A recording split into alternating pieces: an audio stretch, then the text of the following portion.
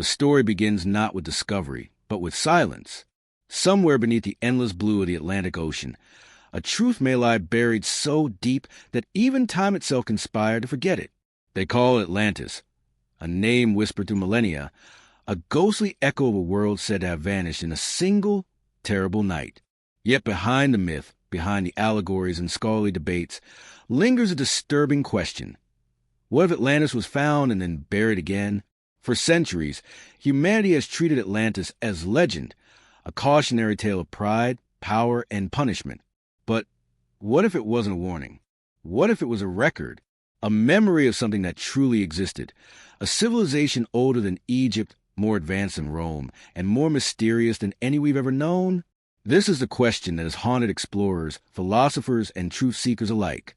From Plato's ancient dialogue to classified underwater expeditions, pieces of forbidden puzzle continue to surface, only to vanish again under the weight of official denial. In the early 20th century, as sonar mapping began to peel away the ocean's secrets, strange anomalies appeared. Geometric formations deep under the Atlantic floor, structures that looked eerily artificial. Reports quietly circulated within naval intelligence, whispers of ancient ruins and megalithic patterns too precise to be random. Then, just as suddenly as they surfaced, those findings were locked away, files classified, data erased, expeditions redirected, scientists silenced. And so the myth was reborn, not as history, but as heresy. The modern story of Atlantis isn't just about a lost continent. It's about the war between truth and control. The more technology reveals, the more history seems to unravel. Ancient maps showing lands that shouldn't exist, underwater pyramids that defy explanation, and mysterious alignments that suggest global knowledge long before recorded civilization. For every discovery, a cover-up seems to follow. And through it all, the same haunting pattern emerges. Every time we get close to uncovering proof, the evidence disappears. Coincidence or design? Consider this: the oldest civilizations we know, Egypt, Sumer, the Indus Valley, all speak of a time before the flood. A time when gods walked among men, when knowledge flowed freely, when humanity reached heights it could barely comprehend. Then catastrophe. Fire, water, darkness. The story repeats itself in every corner of the world, a global memory of a single event that erased an age of light. But memory is stubborn. It leaves traces, myths, ruins, whispers in the earth itself. And in those traces, a chilling narrative takes form. What if Atlantis wasn't destroyed by nature, but by design? What if someone or something decided humanity wasn't ready for what it had become? What if the cataclysm was a reset, and the survivors, the scattered few, carried fragments of that knowledge into the birth of our current world? These are not mere questions of curiosity. They are questions that threaten the very foundation of what we call history. Behind closed doors, whispers persist of classified underwater missions, of energy anomalies in the Bermuda region, of ancient artifacts quietly recovered and never displayed. Researchers who dared to speak of them found their careers dismantled. Institutions that promised transparency suddenly withdrew their findings. The deeper one looks, the darker becomes. Yet through this darkness, one undeniable truth glows faintly, like a beacon beneath the waves. Atlantis may not be lost. It may be hidden. This is not just another myth. It is a cover-up centuries in the making, a secret guarded by power, buried by science, and protected by disbelief. In this journey, we will follow the trail of evidence, the testimonies, the forbidden archives, and the ancient voices that refuse to be silenced. We will uncover what they found and what they buried again. Because the story of Atlantis is not just about the past. It's about who controls the truth of humanity's origin and why. As the ocean keeps its silence, one question rises louder than ever before. If the world truly found Atlantis, who decided we weren't meant to know? Long before satellites traced the outlines of continents or archaeologists sifted through the sands of time, one man wrote words that would haunt humanity for over 2,000 years. His name was Plato, philosopher, visionary, and a reluctant keeper of a secret too profound to be dismissed as fiction. In his dialogues to Timaeus and Critias, he described a civilization so extraordinary that it bordered on the divine, a vast island empire beyond the pillars of Heracles, blessed with advanced knowledge, immense power, and unthinkable wealth. It was called Atlantis, and according to Plato, it vanished in a single day and night of catastrophe. For centuries, historians debated whether Plato was recounting an allegory or chronicling a fragment of forgotten history. Traditional scholars say he invented the tale to teach a moral lesson about hubris and virtue. But deeper reading reveals something more deliberate, a tone of precision, not poetry. Plato provided exact distances, geographical markers, and measurements that no allegory should require. He traced Atlantis' lineage back 9,000 years before his own time, describing a complex society with laws, architecture, and technology that outshone the ancient world. How could a philosopher known for meticulous logic invent details so specific, unless they came from older sources? Plato himself claimed the story originated not with him, but with the priests of Egypt. They, in turn, told it to the Greek lawgiver Solon, a real historical figure, who heard of a once great civilization that ruled beyond the sea and fell to the ocean's wrath. "You Greeks are like children," the Egyptian priest told Solon. "You remember nothing of what came before."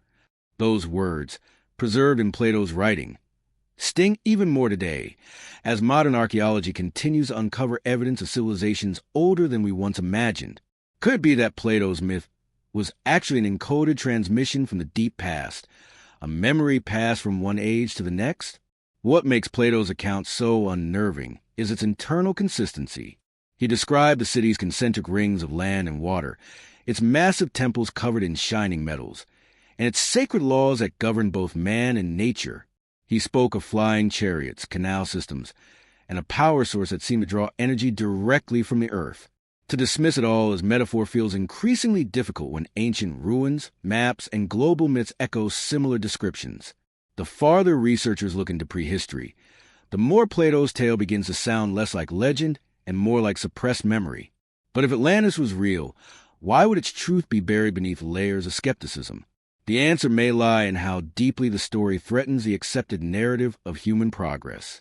Modern academia teaches that civilization arose roughly 6,000 years ago, but Plato's account pushes that date back to at least 11,600 years before present, eerily aligning with the end of the last ice age, when massive floods reshaped coastlines around the world. It's as if Plato was describing not just one city, but the end of an entire global epic, a world that science still refuses to acknowledge. Ancient Egyptian records, according to some scholars, mention the land swallowed by the Western Sea, and Mayan codices tell of ancestors who came from a great island that sank beneath angry waters. In Hindu Vedic texts, too, there's a tale of Dwarka, a radiant city lost to the sea. These aren't just cultural coincidences. They're fragments of shared trauma remembered by different peoples across time. Plato, the most credible philosopher of antiquity, may have been the first to commit this forbidden memory to writing, and that may be precisely why his account became the target of dismissal. What makes this even more mysterious is that Plato died before finishing Critias, the dialogue that was supposed to reveal Atlantis' final secret. How it fell. The text ends abruptly mid-sentence, as if interrupted by something. Scholars have debated whether he intended to complete it or whether the ending was removed later. Was it coincidence that this work, the only historical account linking advanced pre-Ice Age civilizations to recorded history, remained unfinished? Or was the silence deliberate? Over the centuries, many have tried to decode Plato's clues. The Renaissance thinkers saw in him an echo of divine geometry. The early explorers, guided by his words, searched for sunken lands across the Atlantic. And yet, every time someone claimed to find evidence, they were ridiculed, ignored, or mysteriously silenced. The establishment maintained that Plato's account was pure fiction, a useful myth. But what if the real reason for that denial lies not in protecting truth, but in preserving a version of history built on illusion that we were the first? Modern scientists who dare revisit Plato's writings with fresh eyes notice something chilling. His coordinates align strikingly with certain underwater plateaus and island chains that once stood above sea level during the last glacial period. And when oceanographers run simulations of sea level rise during that epoch, vast regions, including the mid-Atlantic ridge, disappear beneath the waves, exactly where Plato placed Atlantis. Is this coincidence or confirmation? It's possible that Plato's dialogues were never intended to convince everyone. only those who could read between the lines. His writing carries the cadence of a warning, a message wrapped in philosophy to survive the fires of censorship and the erosion of time. He may have known that the truth about Atlantis was too dangerous to tell plainly, a truth about humanity's forgotten greatness, and perhaps its greatest failure. The fall of Atlantis wasn't just about a lost city. It was about a lost identity. If Atlantis truly existed, its memory was buried not only under the ocean, but within our collective amnesia. Plato's words stand as a gateway between history and myth, and through that gateway, a forbidden light still flickers. The question is no longer whether he invented the story, but what he was trying to protect. Because if the philosopher's tale was based on truth, then somewhere beneath the waves lies not just the ruins of an ancient city, but the evidence of a chapter of humanity we were never meant to remember. Throughout the world's oldest myths, fragments of forgotten knowledge shimmer like pieces of a shattered mirror. From the cryptic hymns of Sumer to the cosmic diagrams of the ancient Maya, every early civilization seems to echo the same haunting truth, that something magnificent once existed before them, something that fell into silence long before recorded history began. The story of Atlantis does not stand alone. It is part of a wider pattern, a network of suppressed memories and forbidden wisdom scattered across the ruins of antiquity. And perhaps hidden in plain sight is the reason that knowledge vanished, because it was meant to. In the libraries of Nineveh, archaeologists unearthed clay tablets from Mesopotamia describing star maps, advanced mathematics, and engineering techniques that appeared far too sophisticated for their supposed time. In Egypt, hieroglyphs spoke of Zep Tepi, the first time when gods and men coexisted and civilization flourished under celestial guidance. In the Andes, Incan legends told of Viracocha, a luminous being who arrived after a great flood to rebuild humanity with tools of light. Across the Pacific, Polynesian priests spoke of a vanished homeland submerged beneath the sea. These are not isolated inventions. They are echoes of a lost scientific and spiritual unity that the world once knew and forgot. But forgetting rarely happens by accident. As the great empires of history rose and fell, their rulers rewrote the past to consolidate control. Libraries burned, temples were desecrated, and the old symbols of knowledge, the language of geometry, astronomy, and frequency, were rebranded as superstition or blasphemy. Every time a new order emerged, it erased what came before. The knowledge of cycles, of cosmic timing, of the deep connection between human consciousness and the earth itself, was methodically stripped away from public awareness. What remained was myth, stripped of its scientific meaning, left to linger as fantasy. Consider the great library of Alexandria, once a beacon of knowledge said to contain records from every known culture. Within its walls, ancient scholars reportedly studied scrolls from civilizations long forgotten, including references to cataclysms that wiped entire continents from existence. But then came fire, war, and deliberate destruction. History tells us the library was burned multiple times, each inferno consuming the memory of humanity's earliest epics. The loss was not just academic. It was existential. Without those records, mankind's origins were rewritten in fragments, conveniently reshaped to fit a narrative of slow, linear progress instead of cyclical rise and collapse. Even older still, beneath the sands of Saqqara and Giza, lie inscriptions that hint at engineering feats modern science still cannot replicate. Massive stones weighing hundreds of tons cut with impossible precision, tunnels carved with unknown tools, and alignments matching celestial coordinates accurate to 1,000th of a degree. Were these the works of primitive stonemasons, or descendants of forgotten civilization, preserving remnants of Atlantean technology? The official explanation insists coincidence and human ingenuity are enough to explain everything. Yet, the silence surrounding certain discoveries, sealed tombs never open to public, artifacts locked away in private collections, speaks louder than any denial. Around 12,000 years ago, according to geological data, Earth experienced a violent global transformation. The Younger Dryas period brought abrupt climate change, mass extinctions, and rising seas that swallowed entire coastlines. For archaeologists who study prehistory, this marks a gap, a void in human development. Civilization seemed to emerge fully formed afterward, with agriculture, architecture, and astronomy appearing almost overnight. Mainstream science calls it a miracle of evolution, But what if it wasn't evolution at all? What if it was memory? Knowledge resurfacing after a great fall, preserved by survivors who once lived through Atlantis' destruction. Throughout history, whispers of this ancient wisdom have surfaced through mystics, philosophers, and secret orders. The Hermetic texts, the Emerald Tablet, and the Vedic scriptures all claim that true knowledge was once universal, a science of both spirit and matter, energy and consciousness, that unified humanity with the cosmos. Atlantis, they say, was the last civilization to fully embody this understanding before it destroyed itself through arrogance and misuse of power. Those who survived became the seed-bearers of new cultures, spreading fragments of truth disguised as myth. But over generations, that wisdom was hidden, distorted, and finally forbidden. What's most intriguing is how the remnants of this knowledge continue to reappear, only to be dismissed or suppressed by modern institutions. Discoveries that challenge the established timeline, such as precision-cut megaliths older than Egypt or tools embedded in ancient geological layers, are often reclassified or buried in archives. Archaeologists who propose alternative chronologies find their careers quietly dismantled. Museums quietly hide anomalous finds that don't fit the model. History, it seems, is not written by the victors, but by the gatekeepers of belief. When we study the myth of Atlantis, we are not merely exploring a story. We are tracing the pattern of knowledge itself. Discovered, shared, lost, and suppressed. The ancients warned us that the greatest danger is not ignorance, but the deliberate destruction of memory.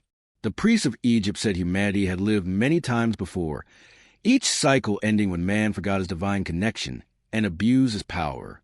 The Mayans carved prophecies of repeating ages, epics of creation and destruction that rise like tides. Perhaps Atlantis was not the first civilization to fall, but the most recent one erased before us. The erasure of ancient knowledge serves a purpose. A species that forgets its origin is easier to control. A civilization convinced it was born from nothing will accept limits imposed upon its imagination.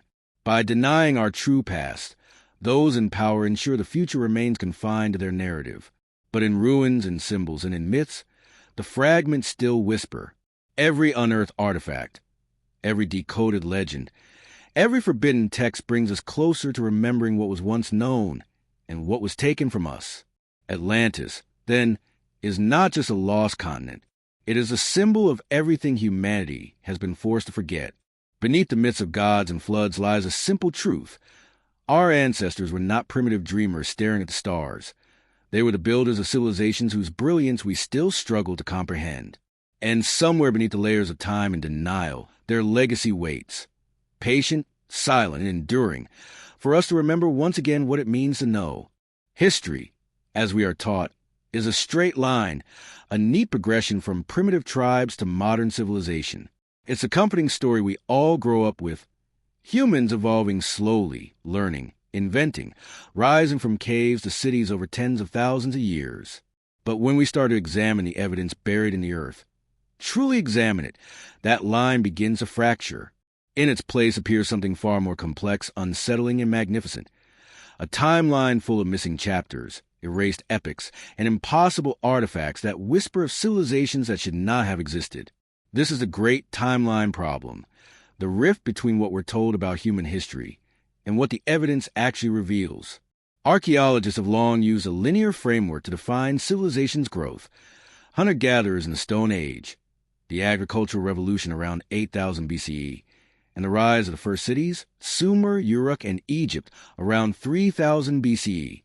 According to this view, before that time, humanity lacked the technology, organization, or resources to build monumental architecture or advanced societies. But sites like Göbekli Tepe in Turkey, discovered in the 1990s, shattered that belief.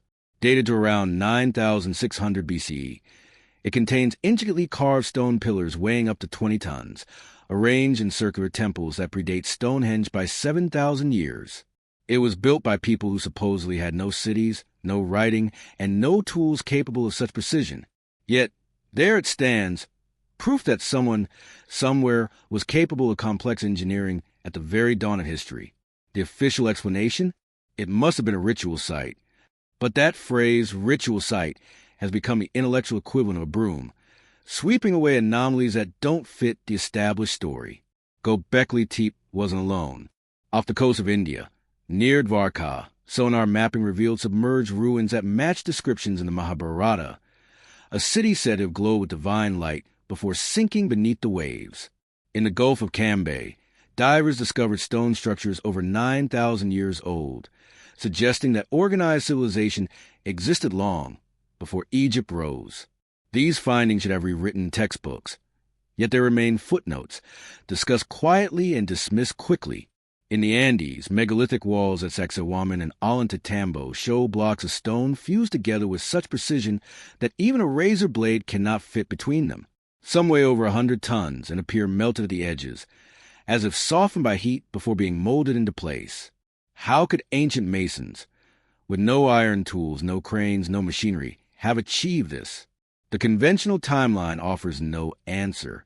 The same mystery echoes across the globe, from Baalbek's colossal foundation stones in Lebanon to precisely cut dolmens of Korea.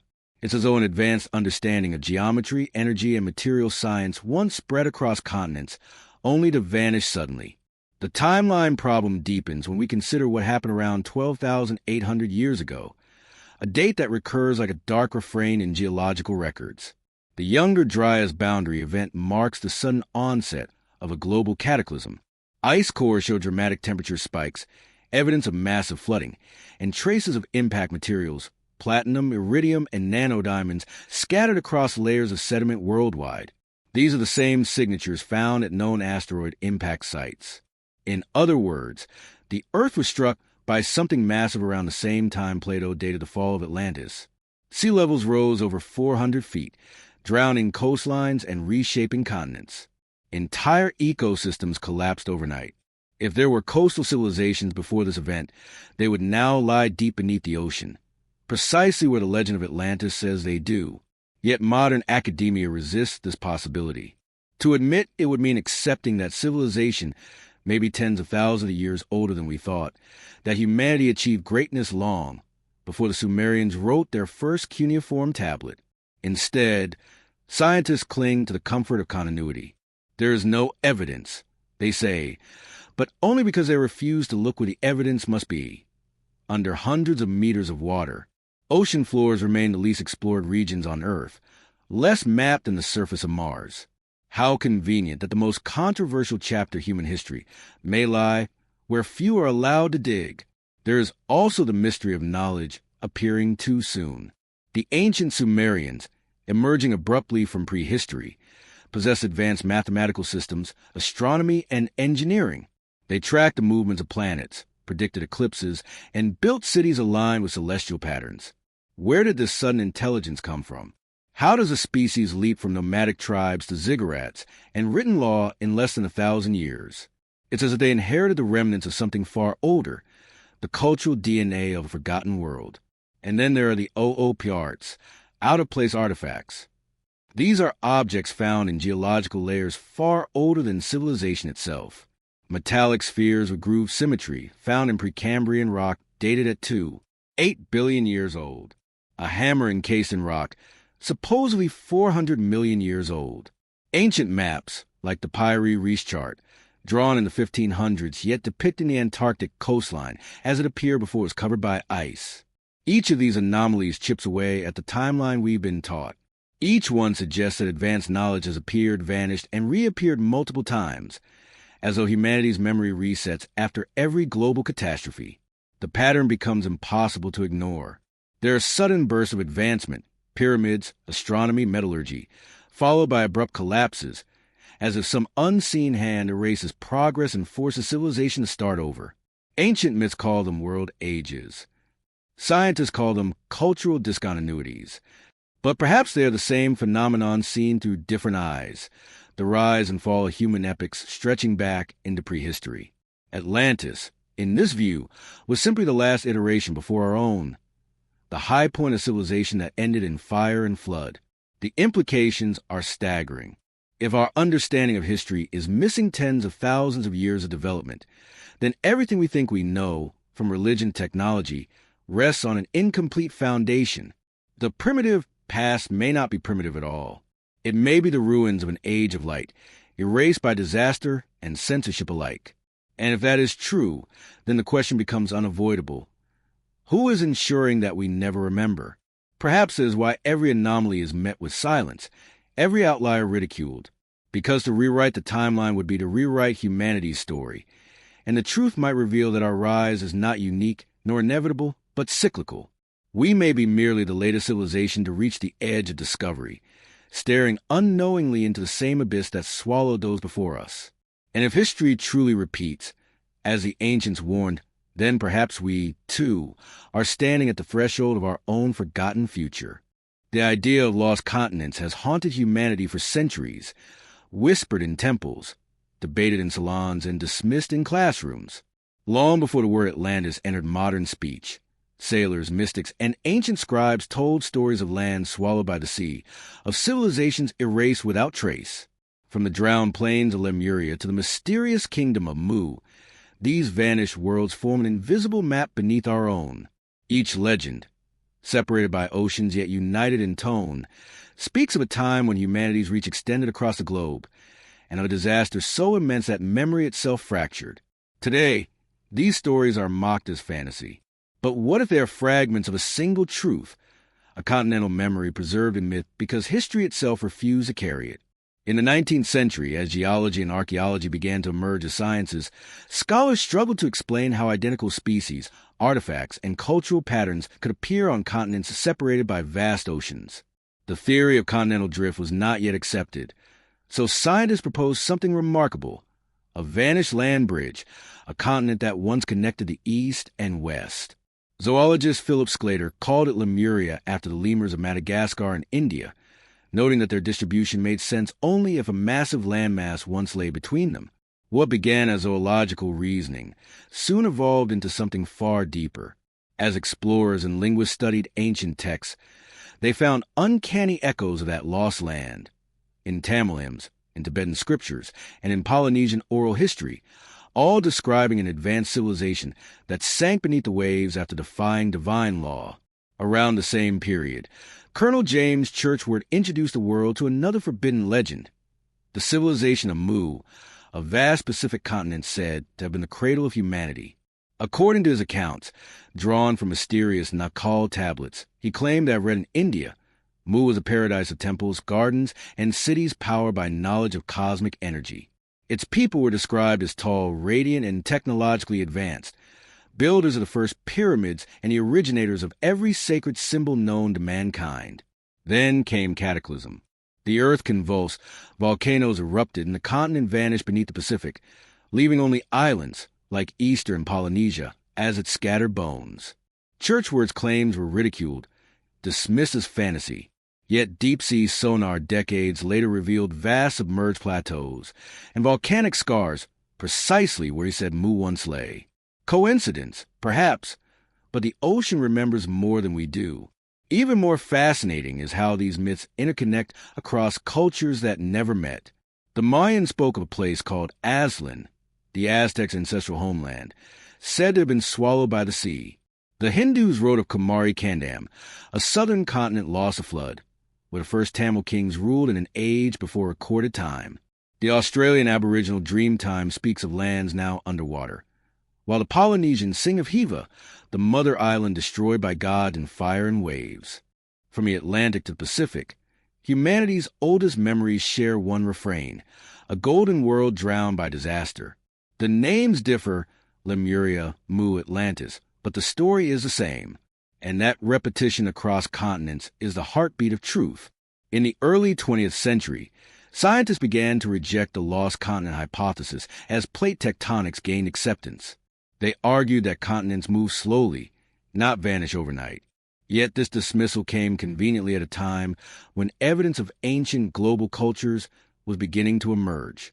Explorers were discovering megaliths and pyramids aligned with the stars, scattered across islands thousands of miles apart, Easter Island and Madel, the Marquesas, and beyond. These structures bore architectural similarities, impossible to explain by chance. Even today, marine geologists admit that large sections of continental crust, called microcontinents, exist submerged beneath the Indian and Pacific Oceans. Some of these regions, like Zealandia near New Zealand, are massive enough to have once supported civilizations before being drowned by rising seas. Modern science, in denying lost continents, has unwittingly rediscovered them under new names. If we strip away the supernatural gloss from these myths, what remains is geological truth. The end of the last ice age saw sea levels rise dramatically, over 120 meters, as glaciers melted. Entire coastlines disappeared. Ancient cities once thriving on continental shelves were submerged, erasing evidence of cultures that lived there. The Indian Ocean, the South Pacific, and the Caribbean are all home to underwater anomalies, roads, walls, and platforms that seem to defy natural formation. The Bimini Road, discovered in the Bahamas, is one example.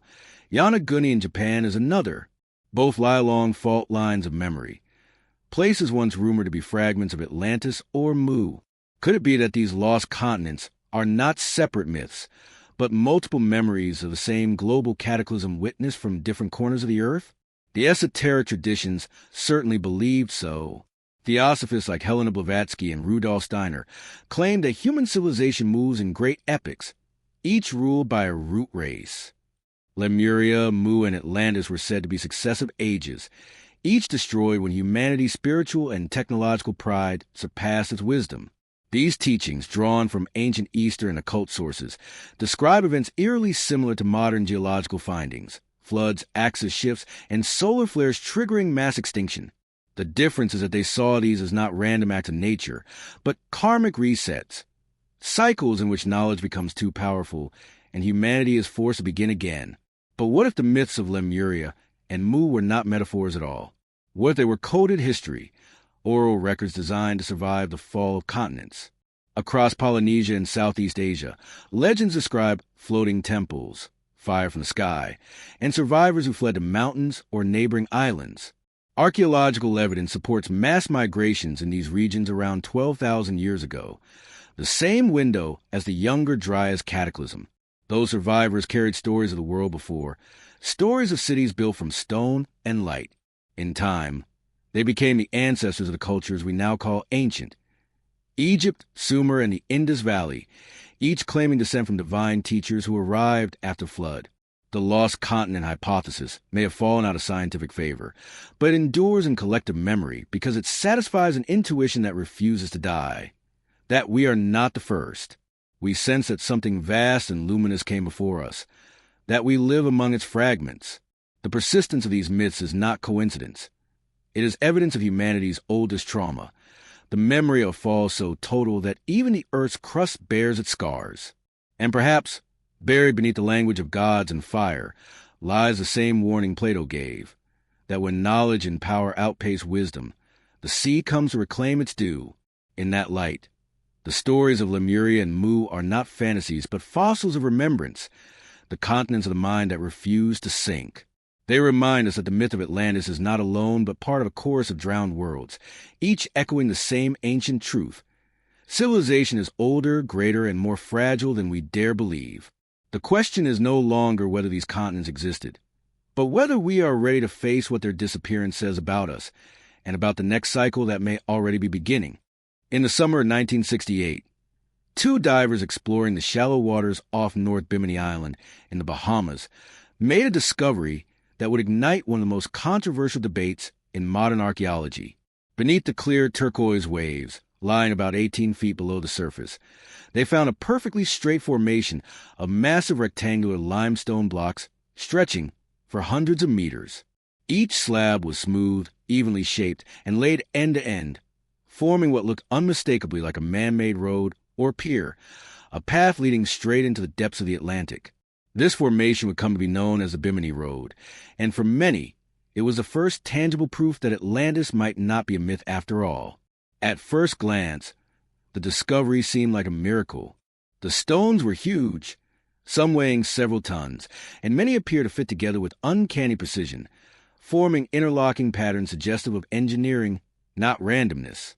Even more astonishing, the blocks were aligned in a way that mirrored certain temple and harbor designs found in ancient Mediterranean civilizations. To some divers, it felt like walking on the ruins of an ancient city swallowed by the sea. But the true shock came when the age of the formation was estimated. Over 10,000 years old, dating back to a period when, according to mainstream history, no such architecture should have existed. As word spread, scientists and explorers descended upon the Bahamas. The story reached American psychic Edgar Cayce's followers, the Association for Research and Enlightenment, who immediately recalled his famous prediction made decades earlier that portions of Atlantis will rise again near Bimini in 1968 or 1969. The timing was too perfect. Newspapers ran headlines like, "Atlantis found?" while skeptics scrambled to calm the public excitement. What began as an innocent diving find quickly transformed into a cultural flashpoint between conventional science and the growing movement of alternative archaeology. Initial studies of the Bimini Road were inconclusive. Some marine geologists claimed the formation was natural, the result of a process called beach rock fracturing, in which sedimentary rock breaks into geometric shapes as it erodes. But others, including experienced engineers and divers, were unconvinced. The angles were too sharp, the stones too uniform, and certain sections showed what looked like deliberate shaping. Underwater photographs revealed right angles, fitted edges, and even circular holes resembling pivot sockets, features unknown in natural formations. More disturbingly, sonar scans hinted at additional structures nearby, buried under coral and sand. The implication was staggering. What we saw at Bimini might be only the edge of a submerged complex stretching far beyond sight. By the early 1970s, multiple expeditions, some privately funded, others with quiet government interest, were mapping the seafloor around the Bahamas and Florida Straits.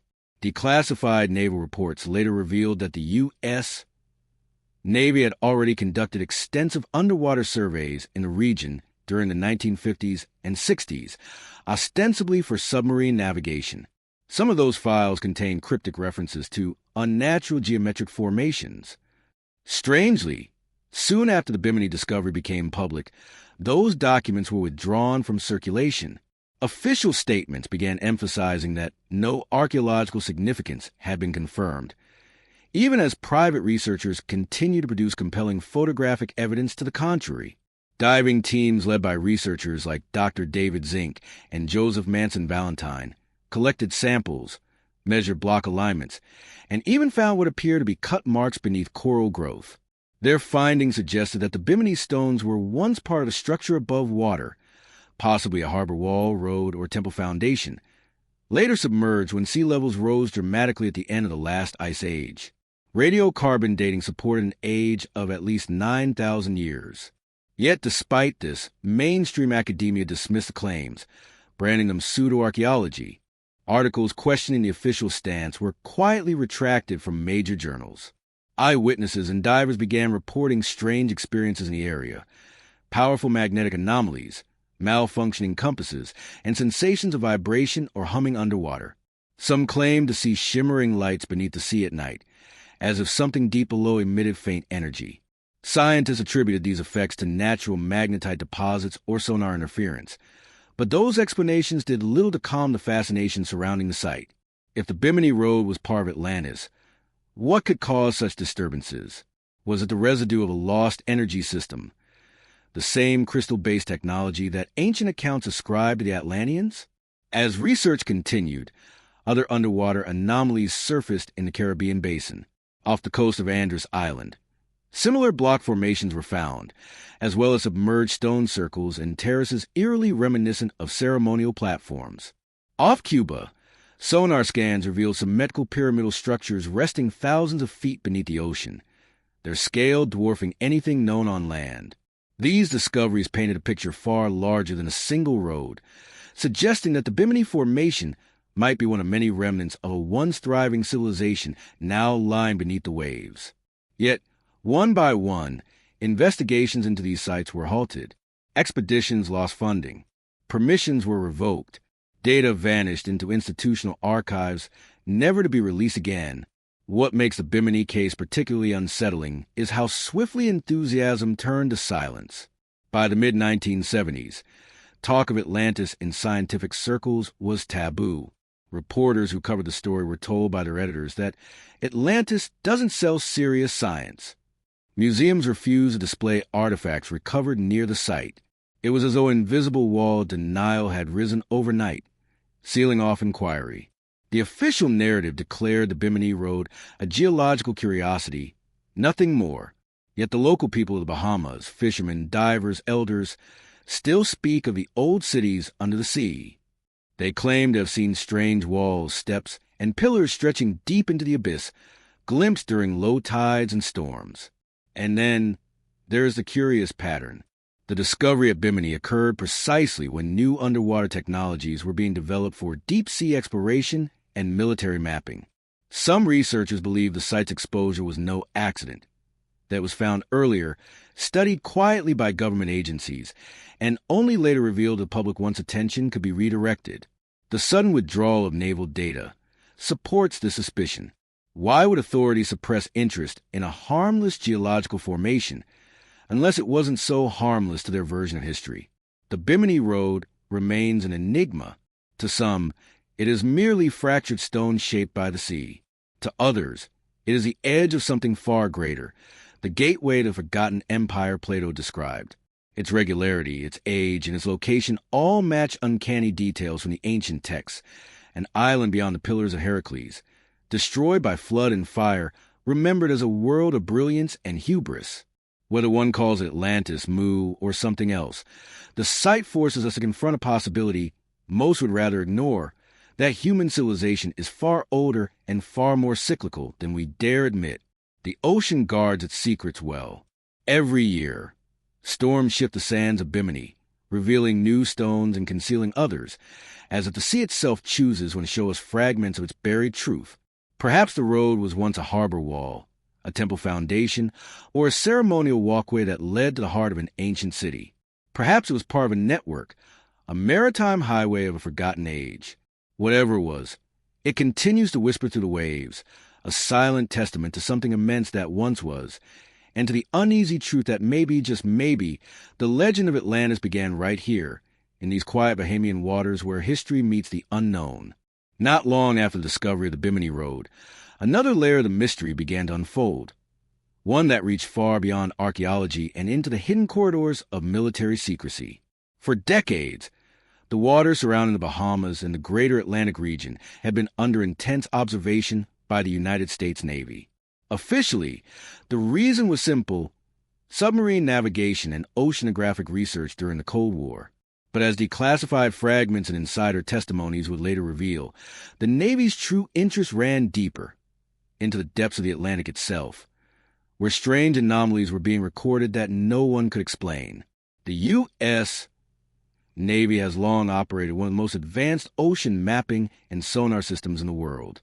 Beginning in the 1940s, its hydrographic divisions conducted surveys to chart the seafloor for strategic defense and submarine communication. These surveys generated vast amounts of data, topographical scans, acoustic readings, and magnetic field analyses that often captured more than just geological formations. Hidden among the ridges and trenches, sonar technicians began to notice something unusual: massive geometric shapes, regular patterns, and symmetrical alignments that did not appear to be natural. Some of these formations were located along the mid-Atlantic ridge, while others were clustered around the Bahamas, Azores, and the Caribbean basin, areas long rumored to be remnants of Atlantis. At first, the Navy classified these anomalies as unidentified seafloor structures, tagging them for later investigation. But as more data accumulated, patterns emerged. In some locations, the sonar reflected unusually smooth surfaces, arranged in rectangular grids covering several square kilometers. Others showed what appeared to be circular depressions, like the foundations of towers or fortifications. One report from the late 1950s described an area north of Bimini where the sonar picked up highly regular stone-like features resembling causeways or platforms. The coordinates were redacted in later versions of the document. When independent researchers filed Freedom of Information requests decades later, most of those files were missing or heavily censored. The few that survived hinted at something astonishing. In one 1961 memo, a Navy oceanographer wrote cryptically, "Observed formation suggests non-geological patterning. Further classification pending." That classification never came. Instead, the data vanished into a restricted archive. The Navy later denied any record of such reports, claiming that the anomalies were instrument errors or natural reef patterns. But insiders quietly told another story. According to multiple retired sonar operators who spoke off the record, certain regions of the Atlantic, especially near the Bermuda Triangle, were flagged internally as zones of magnetic instability. These were areas where compasses failed, sonar signals bounced irregularly, and instruments malfunctioned for no apparent reason. Submarines reported interference consistent with powerful electromagnetic distortions, unlike anything produced by known natural sources. Some crew members even described faint humming sounds that resonated through their vessels, sounds that grew louder as they passed over specific coordinates. These zones, they said, were never publicly mapped, and their data was routed to a compartmentalized branch of naval intelligence.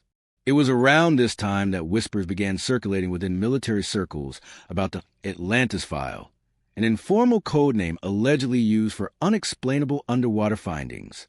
Some of these accounts came from naval contractors involved in early deep-sea sonar calibration. They described visual anomalies resembling stone columns, terraces, and even pyramidal shadows detected thousands of feet below the surface. One technician recalled being instructed to erase entire datasets after an unexpected reading contradicted known geology. Others claimed to have been told outright, "You didn't see that." Why would the Navy suppress geological data? Some suggest national security. During the Cold War, any unexplained underwater structure could be mistaken for enemy installations or experimental technologies. But as decades passed and tensions eased, the silence persisted. If the data had purely military relevance, it would have been declassified like so many other Cold War projects. Instead, it remains hidden, suggesting that what they found was not a Soviet base or a submarine trench, but something far more difficult to explain, something that could rewrite the history of civilization itself. Further intrigue came in the form of NASA's and NOAA's joint oceanographic missions in the late 1960s. Satellite and sonar collaborations were intended to study tectonic activity, yet their focus mysteriously shifted toward the same Atlantic zones the Navy had once surveyed.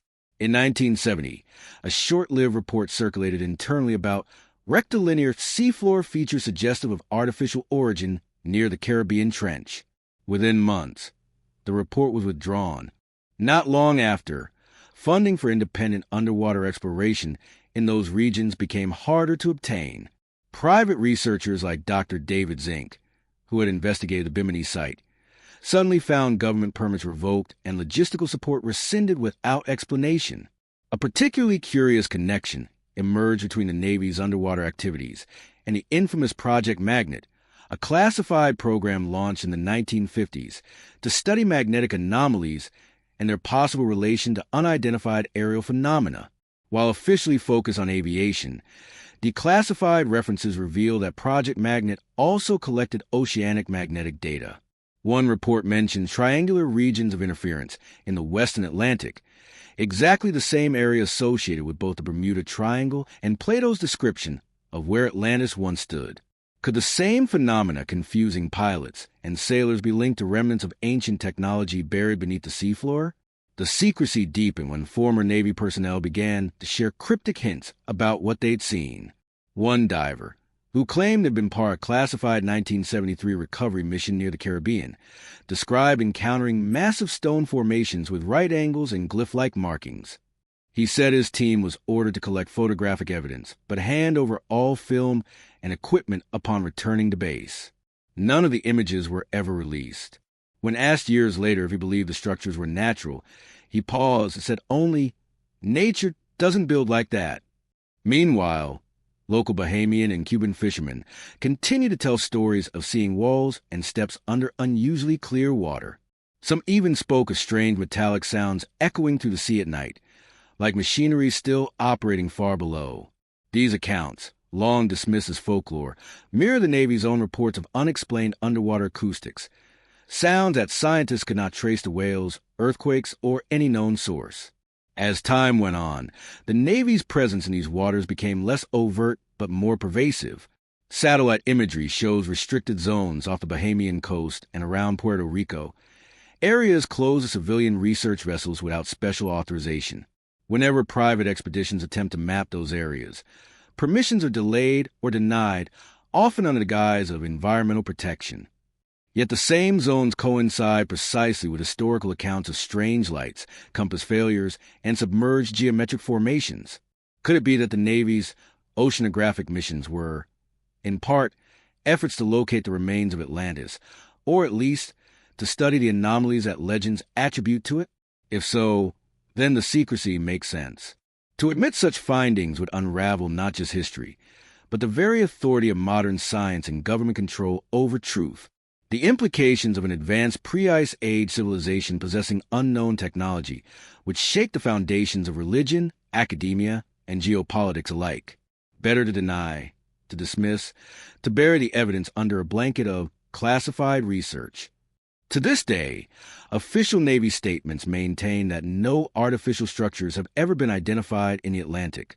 Yet the pattern of suppression speaks louder than words. The areas once surveyed remain curiously off-limits.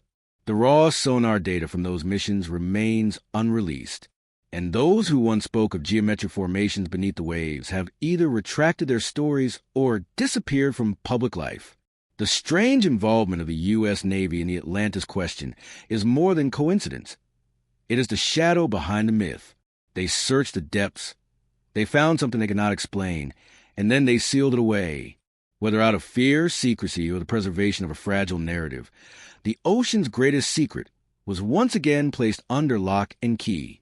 But the sea, as always, keeps its own memory, and sooner or later, what lies beneath the silence of those classified depths will rise again, not through permission, but through truth itself. Long before the term Bermuda Triangle entered pop culture, sailors spoke in hushed tones of a stretch of ocean that defied all reason, a place where compasses spun wildly, radios crackled into static, and entire ships vanished without a trace. This patch of sea, bounded roughly by Miami, Bermuda, and Puerto Rico, has long been a graveyard of mystery. Yet behind the sensational headlines and paranormal speculation lies a far older legend, one that may reach back to the very heart of the Atlantis story. What if the strange phenomena of the Bermuda Triangle are not random at all? What if they are remnants of an ancient power system, a forgotten technology that once fueled the greatest civilization on Earth? The first whispers of a connection between Atlantis and the Bermuda region began soon after the discovery of the Bimini Road in 1968.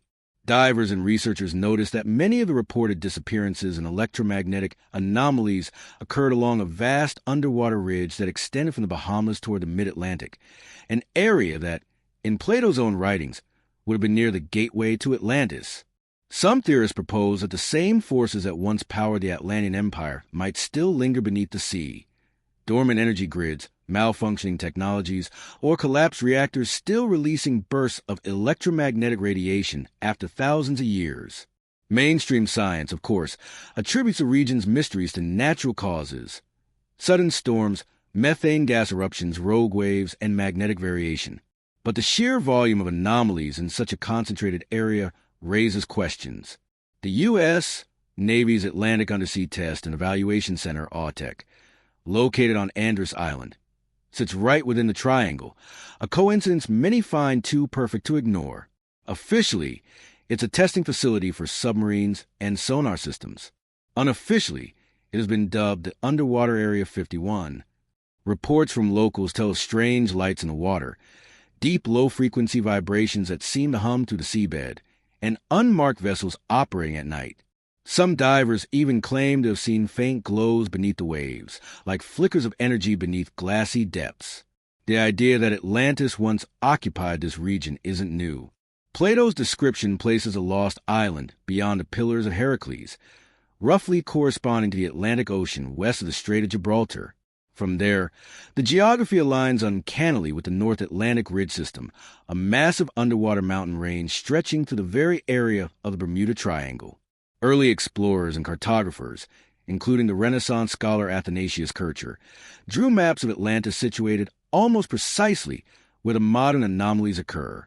When sonar mapping began in the mid-20th century, vast plateaus and terraces were discovered beneath the Atlantic, some arranged in geometric patterns. These formations coincided with the so-called triangle hot zones, where navigation instruments frequently failed. One compelling theory suggests that Atlantis once harnessed Earth's natural magnetic field as a source of limitless energy, a concept echoed in both myth and modern science. According to esoteric texts, the Atlanteans built massive crystalline generators that drew power from geomagnetic ley lines, the same grid that underlies ancient monuments worldwide. If such a system ever existed, its remnants could still be active, buried deep beneath the ocean floor. The magnetic distortions of the Bermuda Triangle under this lens are not supernatural but technological, the decaying heartbeat of a lost civilization's global power network. Skeptics dismiss this as pseudoscience, but the evidence remains unsettling. Pilots flying through the region have reported sudden compass deviations of up to 30 degrees, often accompanied by instrument failure. Entire aircraft have vanished mid-flight without distress signals. In 1945, Flight 19, 5 U.S. Navy bombers on a routine training mission disappeared after their compasses malfunctioned. The rescue planes sent to find them also vanished. The incident remains one of aviation's greatest unsolved mysteries. If these disappearances were caused by natural magnetic anomalies, why are similar patterns not seen elsewhere on Earth? And why do so many coincide with the submerged formations near Bimini, Andros, and the Puerto Rico Trench? Then there are the energy vortices, underwater hot spots recorded by researchers using magnetic sensors. These zones show abrupt surges of electromagnetic activity, sometimes strong enough to interfere with ship navigation. Some speculate that these are ancient power nodes, remnants of an Atlantean energy grid designed to channel planetary forces. Ancient myths describe the Atlanteans as masters of fire from the earth and light of the sun, phrases that may have described advanced energy manipulation. If their power stations sank into the sea, the residual energy could still produce the strange electromagnetic storms now mistaken for natural phenomena. Local legends across the Caribbean seem to remember this lost age. The indigenous Lucayan people spoke of the shining islands that once existed before the sea rose and swallowed them. Bahamian folklore tells of lights beneath the water that move like living things. Even the Taino, the native inhabitants of Puerto Rico, told Spanish explorers of the old gods who fell into the sea and warned sailors not to disturb their resting place. These myths predate modern interpretations of the Bermuda Triangle, yet they describe phenomena eerily consistent with today's accounts. Some scientists have quietly acknowledged that the region's anomalies are unique. Studies conducted in the 1970s by oceanographers revealed powerful magnetic fluctuations unlike any other measured area on Earth. These fluctuations were periodic, almost rhythmic, as if pulsing from a buried source. Though officially dismissed as localized crustal variations, the data was never fully released. Could it be that these readings were the faint signatures of the same energy once harnessed by the Atlanteans? Energy still trapped and discharging beneath the sea after millennia? Interestingly, a 2001 expedition by Cuban oceanographers discovered symmetrical, city-like structures nearly 2,000 feet below the surface off the western tip of Cuba, massive stone formations arranged in geometric patterns resembling pyramids, roads, and plazas. The discovery made headlines briefly before vanishing from mainstream coverage. When journalists sought updates, the research team fell silent, and the data was never published. The coordinates of the site fall along the same geological line connecting Bimini, Andros, and Puerto Rico, the same invisible path through which countless ships and planes have disappeared. The pattern is too perfect to dismiss. The Bermuda Triangle may not be a place of random misfortune, but rather a relic of a power grid that once spanned the Atlantic, a system built to draw energy from Earth's magnetic core. If Atlantis truly harnessed such forces, the collapse of that system could explain the catastrophic destruction Plato described. A massive energy overload, triggered by geological instability or misuse, could have caused earthquakes, floods, and magnetic disruptions powerful enough to sink entire regions. What we now call the Bermuda Triangle could be the scar left behind, a wound where the energy still leaks through. This interpretation redefines a mystery. The strange disappearances, the compass anomalies, the ghostly lights, they may not be supernatural at all. They may be the byproduct of a lost science far beyond our comprehension, still echoing through time. The U.S. Navy's secretive research, the censored sonar maps, and the reluctance of governments to allow full exploration of the region suggest that the truth may already be known, or at least suspected. If the Bermuda Triangle is a graveyard of Atlantis, then the military silence may not be about protecting secrets from enemies, but protecting the public from truths too destabilizing to reveal. Today, the waters remain deceptively calm, their surface betraying no hint of the power that hums beneath. Ships pass, planes fly, and the world goes on, unaware that below them might lie the ruins of humanity's first empire and the remnants of the very technology that destroyed it. The Bermuda Triangle stands as both mystery and monument, a warning written in the language of the sea. For those who dare to look deeper, it whispers a haunting possibility, that the ancient Atlanteans never truly vanished. Only their cities did. Their legacy lives on, buried beneath the waves, still pulsing with the energy of a forgotten world. And perhaps, in the flicker of a compass needle or the glow of a light beneath the deep, that world still calls to us, urging us to remember what we once were and what we lost. Among the most enduring and fascinating claims surrounding the legend of Atlantis is that its people master a form of energy science far beyond what modern civilization has achieved, a power said to come not from fire, fuel, or machines, but from the earth itself. According to ancient accounts and esoteric traditions, the Atlanteans possessed a technology that harnessed natural frequencies and crystalline energy to power their cities, heal their bodies, and manipulate the very forces of nature.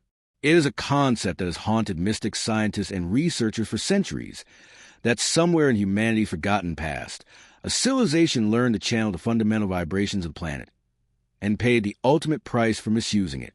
The idea of crystal-based energy in Atlantis was popularized by the clairvoyant Edgar Cayce, who described it in a series of trance readings in the early 20th century. He spoke of vast crystal towers, firestones, that captured solar, lunar, and geothermal energies, amplifying them into usable power for transportation, communication, and even weaponry.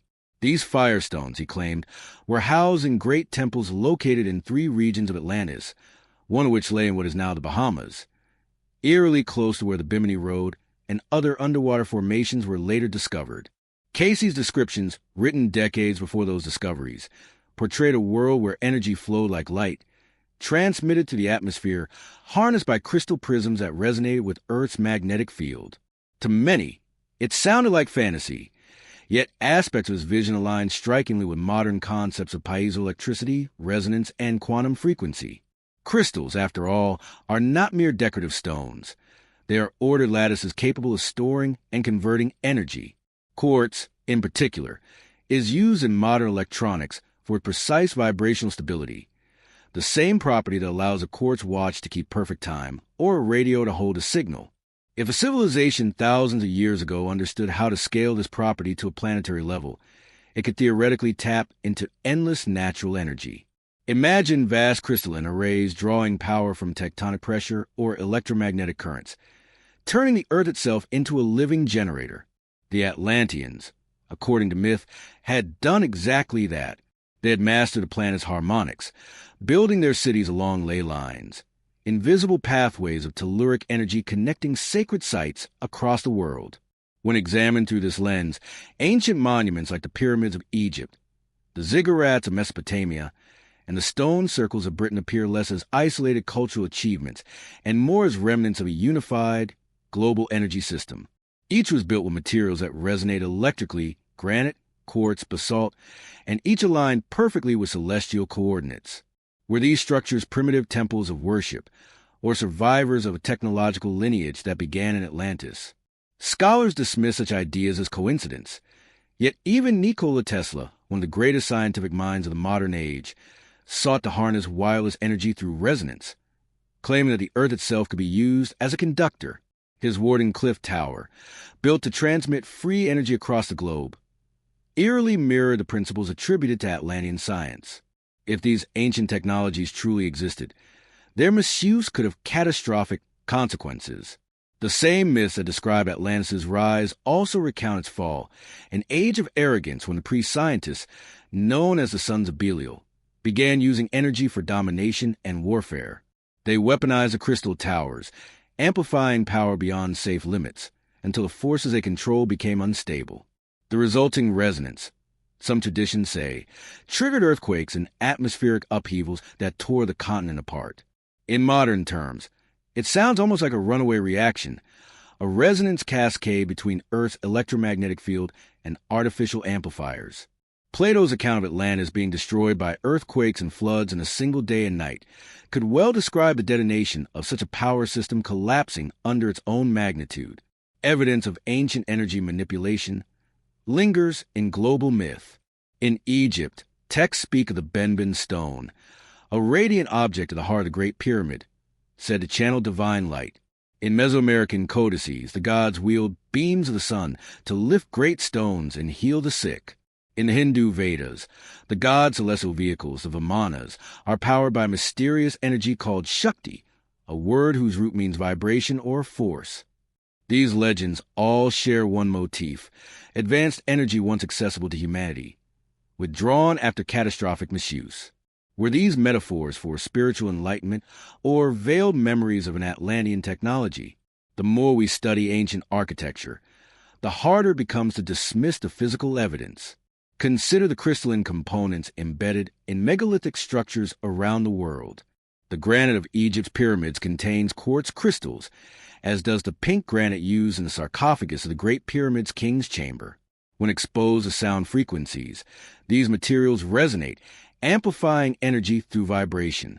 Researchers who have studied the acoustics inside ancient temples have discovered that their architecture enhances specific frequencies, often matching the Earth's own Schumann resonance.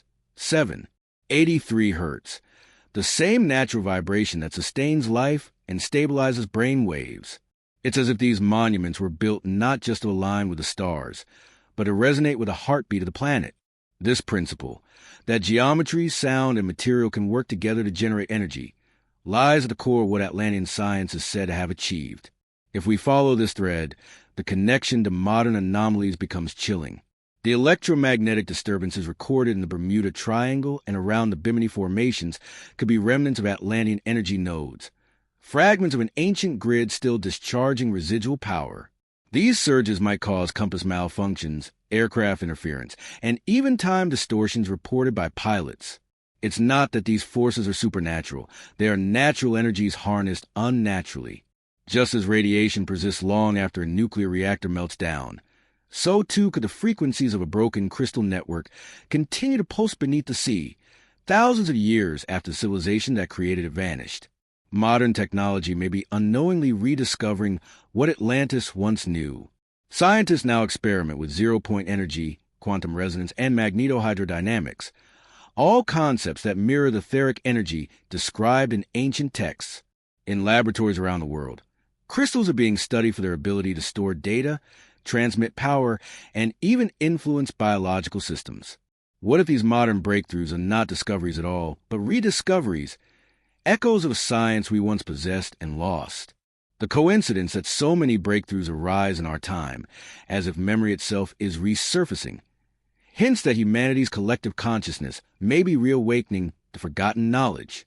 Yet there is a shadow side to this awakening. If the myths are true, the fall of Atlantis was not caused by ignorance, but by hubris, by a civilization that believed it could control nature itself.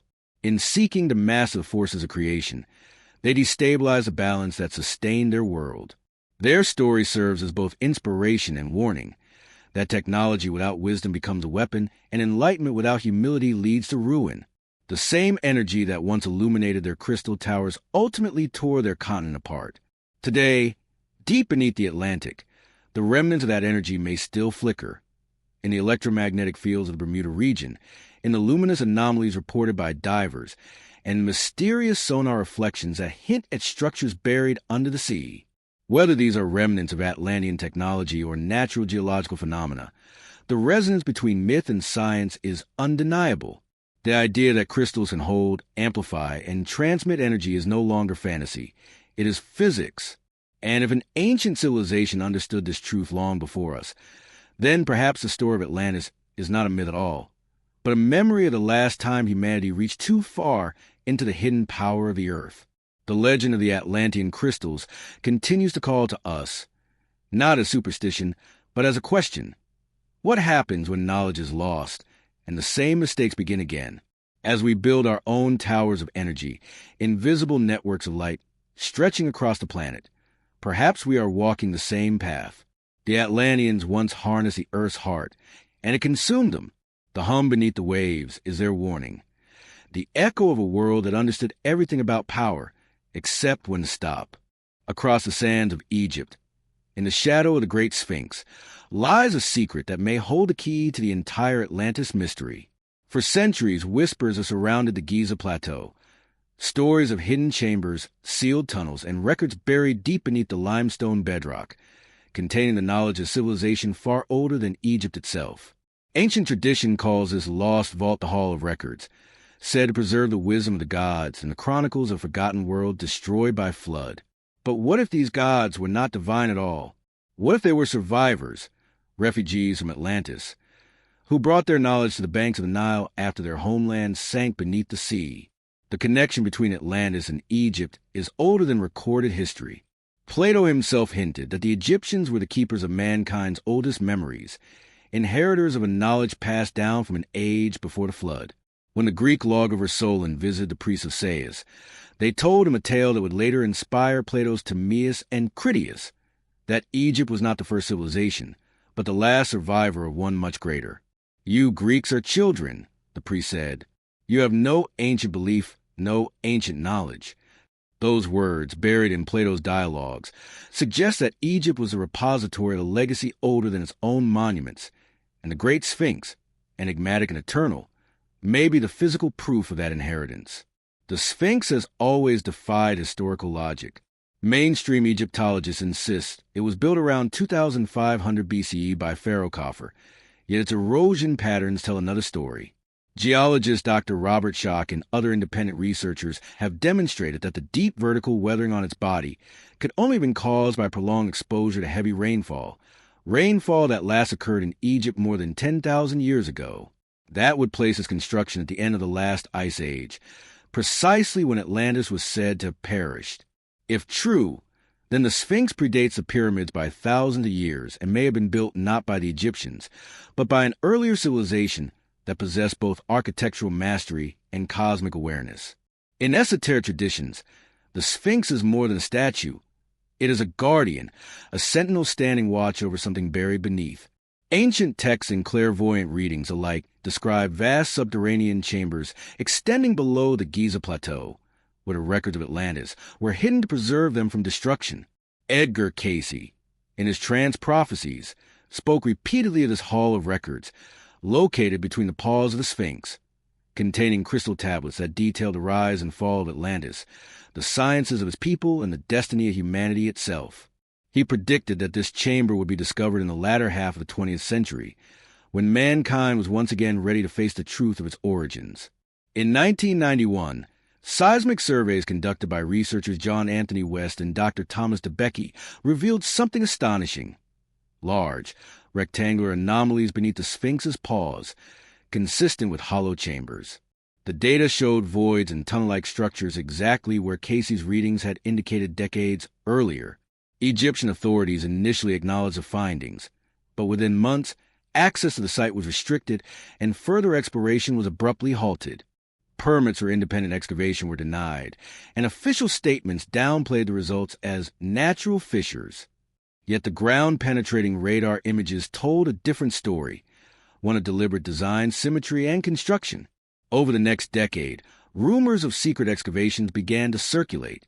Several Egyptian workers reported seeing foreign teams working under tight security near the Sphinx enclosure, often at night. In 1997, a joint American-Egyptian archaeological team briefly conducted an unpublicized dig, reportedly reaching a sealed entrance under the Sphinx's left paw. What they found has never been disclosed. Photographs from the dig site vanished, and the project was classified as a geological study. Officials denied that any chamber had been entered, yet multiple witnesses later claimed to have seen crates being transported away under military escort. The story was buried, just like the chamber itself. The idea that Egypt inherited its wisdom from an earlier civilization is not mere speculation. The ancient Egyptians themselves said as much. Their texts speak of Zep Tepi, the first time, when the gods ascended from the stars and built the foundations of the sacred cities. These gods, led by Thoth, the deity of wisdom and writing, were said to have come from a distant land that had been swallowed by the sea. Thoth, known to the Greeks as Hermes Trismegistus, was a legendary author of the Emerald Tablets, which describe advanced knowledge of alchemy, energy, and cosmic law. The texts proclaim, "I built great pyramids upon the plains of Egypt, yet I came from the land of Atlantis." Was Thoth not a mythological god, but a historical survivor, one of the Atlantean scientists who seeded a new civilization after the old world fell? Even the alignment of Giza's monuments suggests an origin older than Egypt's dynastic age. The Great Pyramid and the Sphinx align with the constellation of Leo as it appeared around 10,500 BC, the same period when geological evidence suggests the Sphinx was built. The coincidence is too precise to ignore. This alignment, combined with the advanced engineering of the site, implies that whoever built the Sphinx and the Great Pyramid possessed astronomical knowledge thousands of years beyond their supposed time.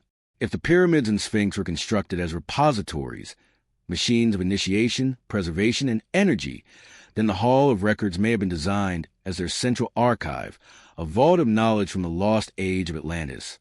The notion of hidden chambers beneath Giza has long been supported by ancient travelers. The Greek historian Herodotus wrote of labyrinthine tunnels under the pyramids. Arab chroniclers in the Middle Ages described secret passages leading to treasures buried before the flood.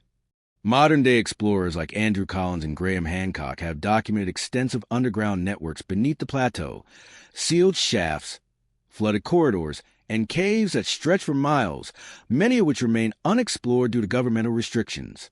Egyptian authorities continue to claim that no hidden chambers exist, yet leaked infrared scans from a 2015 thermal survey revealed significant heat anomalies beneath the Sphinx, consistent with voids or artificial cavities. Why the secrecy? If the Hall of Records truly exists, its contents could upend everything we know about history. Imagine discovering records proving that an advanced civilization existed more than 12,000 years ago, mastering science, astronomy, and engineering long before Egypt, Sumer, or Babylon. It would dismantle the linear model of human progress and reveal that knowledge has risen and fallen in cycles, that civilization is not a straight line but a spiral. Such a revelation would shake academia, religion, and politics to their core.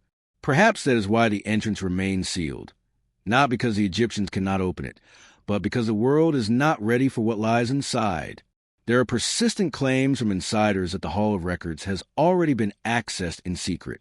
A handful of researchers allege that in the late 1990s, during a period of excavation led by Egyptian authorities and foreign consultants, a chamber was indeed entered and its contents removed. According to one unverified account, what was found inside were crystalline discs covered in symbols unlike any known writing, stored within metal containers that resisted corrosion. Another report mentions a machine-like object made of polished stone and copper coils, its purpose unknown. Whether fact or fabrication, these stories share one common thread. The moment the discovery was made, it vanished from public view. If the Egyptians were the heirs of Atlantean survivors, then the Sphinx is not merely a monument. It is a message carved in stone, a reminder of forgotten past.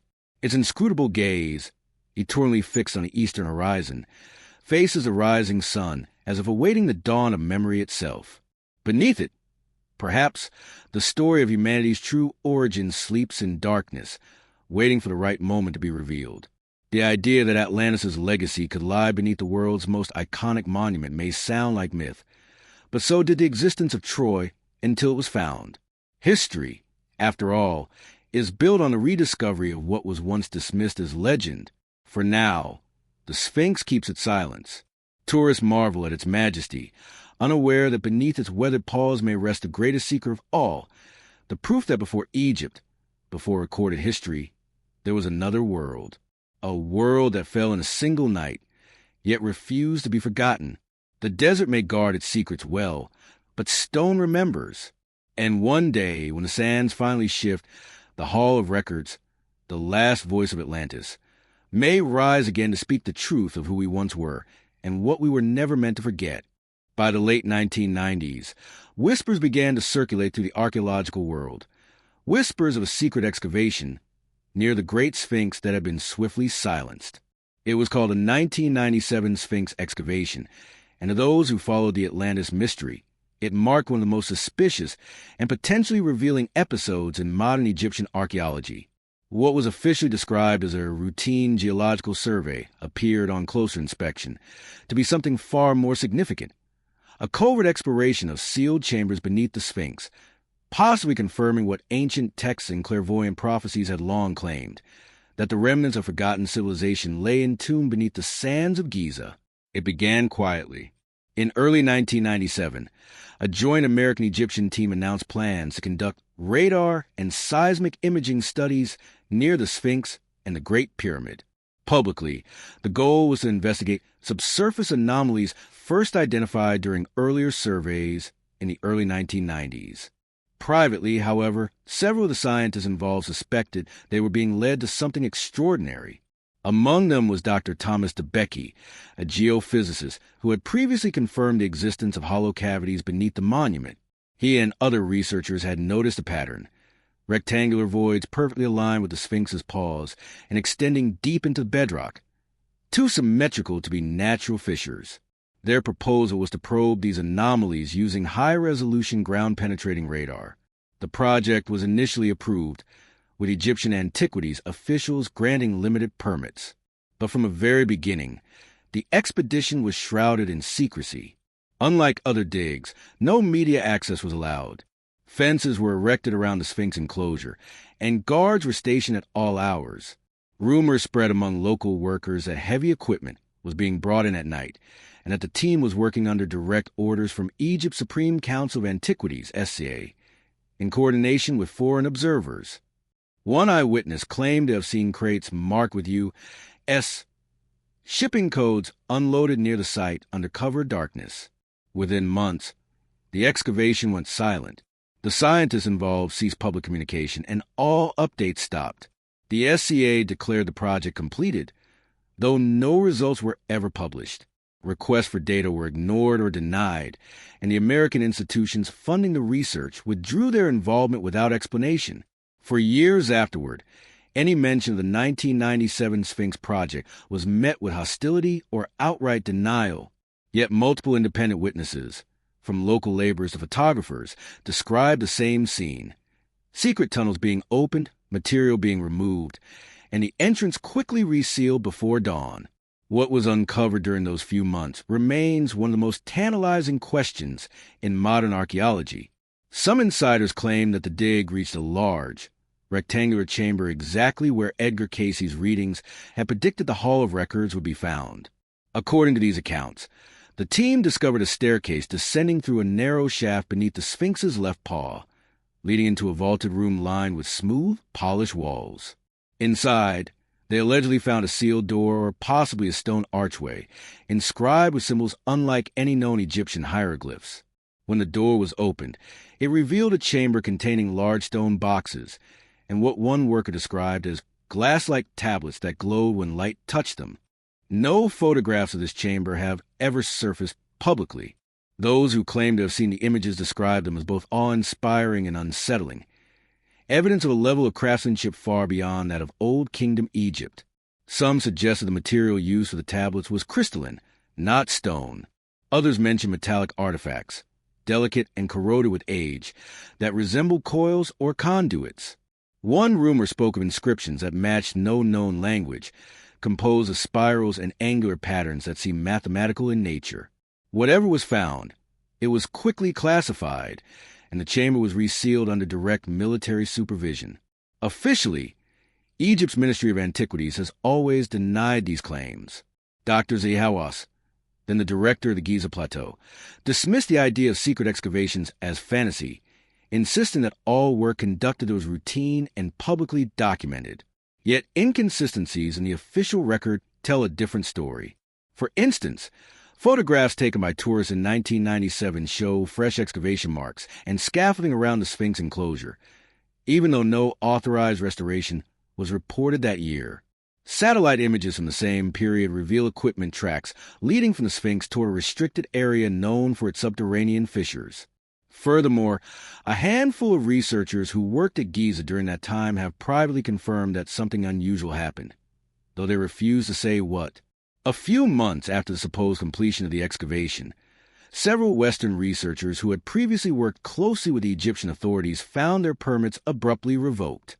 John Anthony West, who had championed the theory of an older Sphinx, was among them. In interviews, West alluded to a political clampdown surrounding the site, saying that something was found that changed the entire dynamic of access. The timing coincided perfectly with the disappearance of the 1997 project's documentation. It was as if someone had wiped the record clean, erasing data, silencing participants, and ensuring that whatever lay beneath the Sphinx would remain buried. But secrets have a way of resurfacing. In 2002, leaked correspondence between members of the excavation team hinted at the discovery of anomalous material artifacts beneath the Giza Plateau. The emails referenced non-Egyptian typology and a containment protocol, language more suited to intelligence operations and archaeology. One scientist mentioned that samples had been sent for analysis to a private facility in Europe but were never returned. Another warned colleagues to speak of this no further. Too many eyes are watching. Shortly thereafter, the individuals involved disappeared from public discourse entirely. To understand why such secrecy would exist, one must consider what the discovery of pre-dynastic, technologically advanced artifacts would mean. If the Sphinx excavation truly revealed evidence of a civilization older than Egypt, perhaps the remnants of Atlantis itself, it would dismantle the established timeline of human history.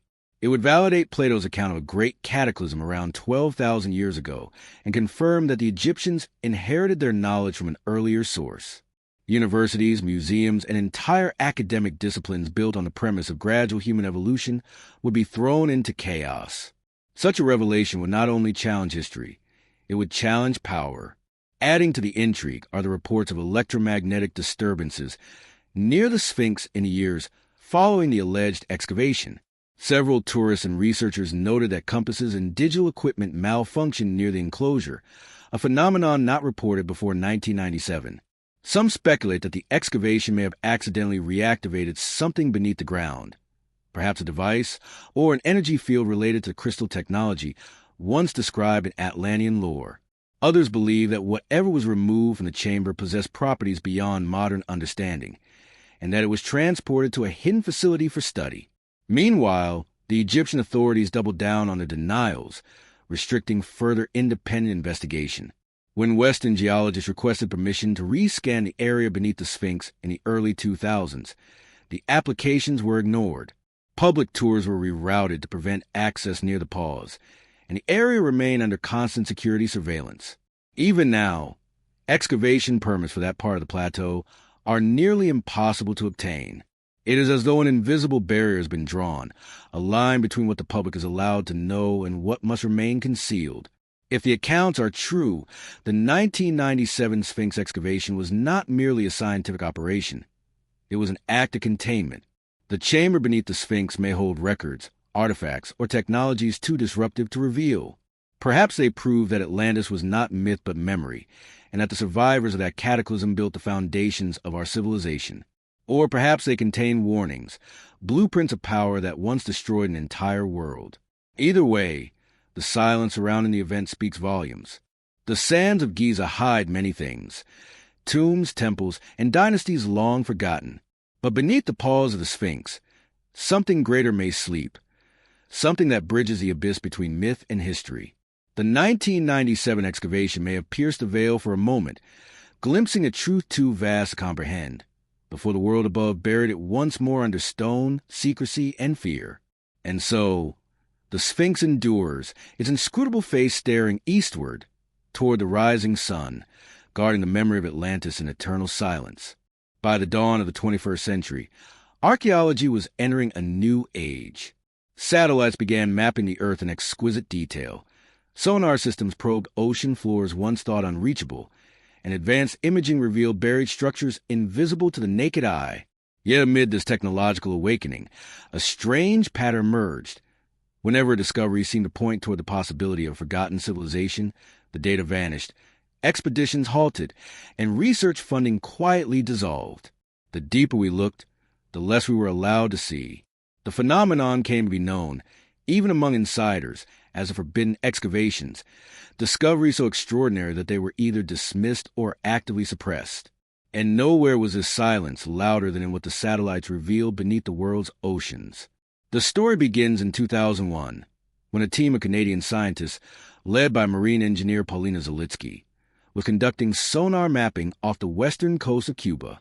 Their goal was to survey the ocean floor for geological formations, but what they found defied every expectation.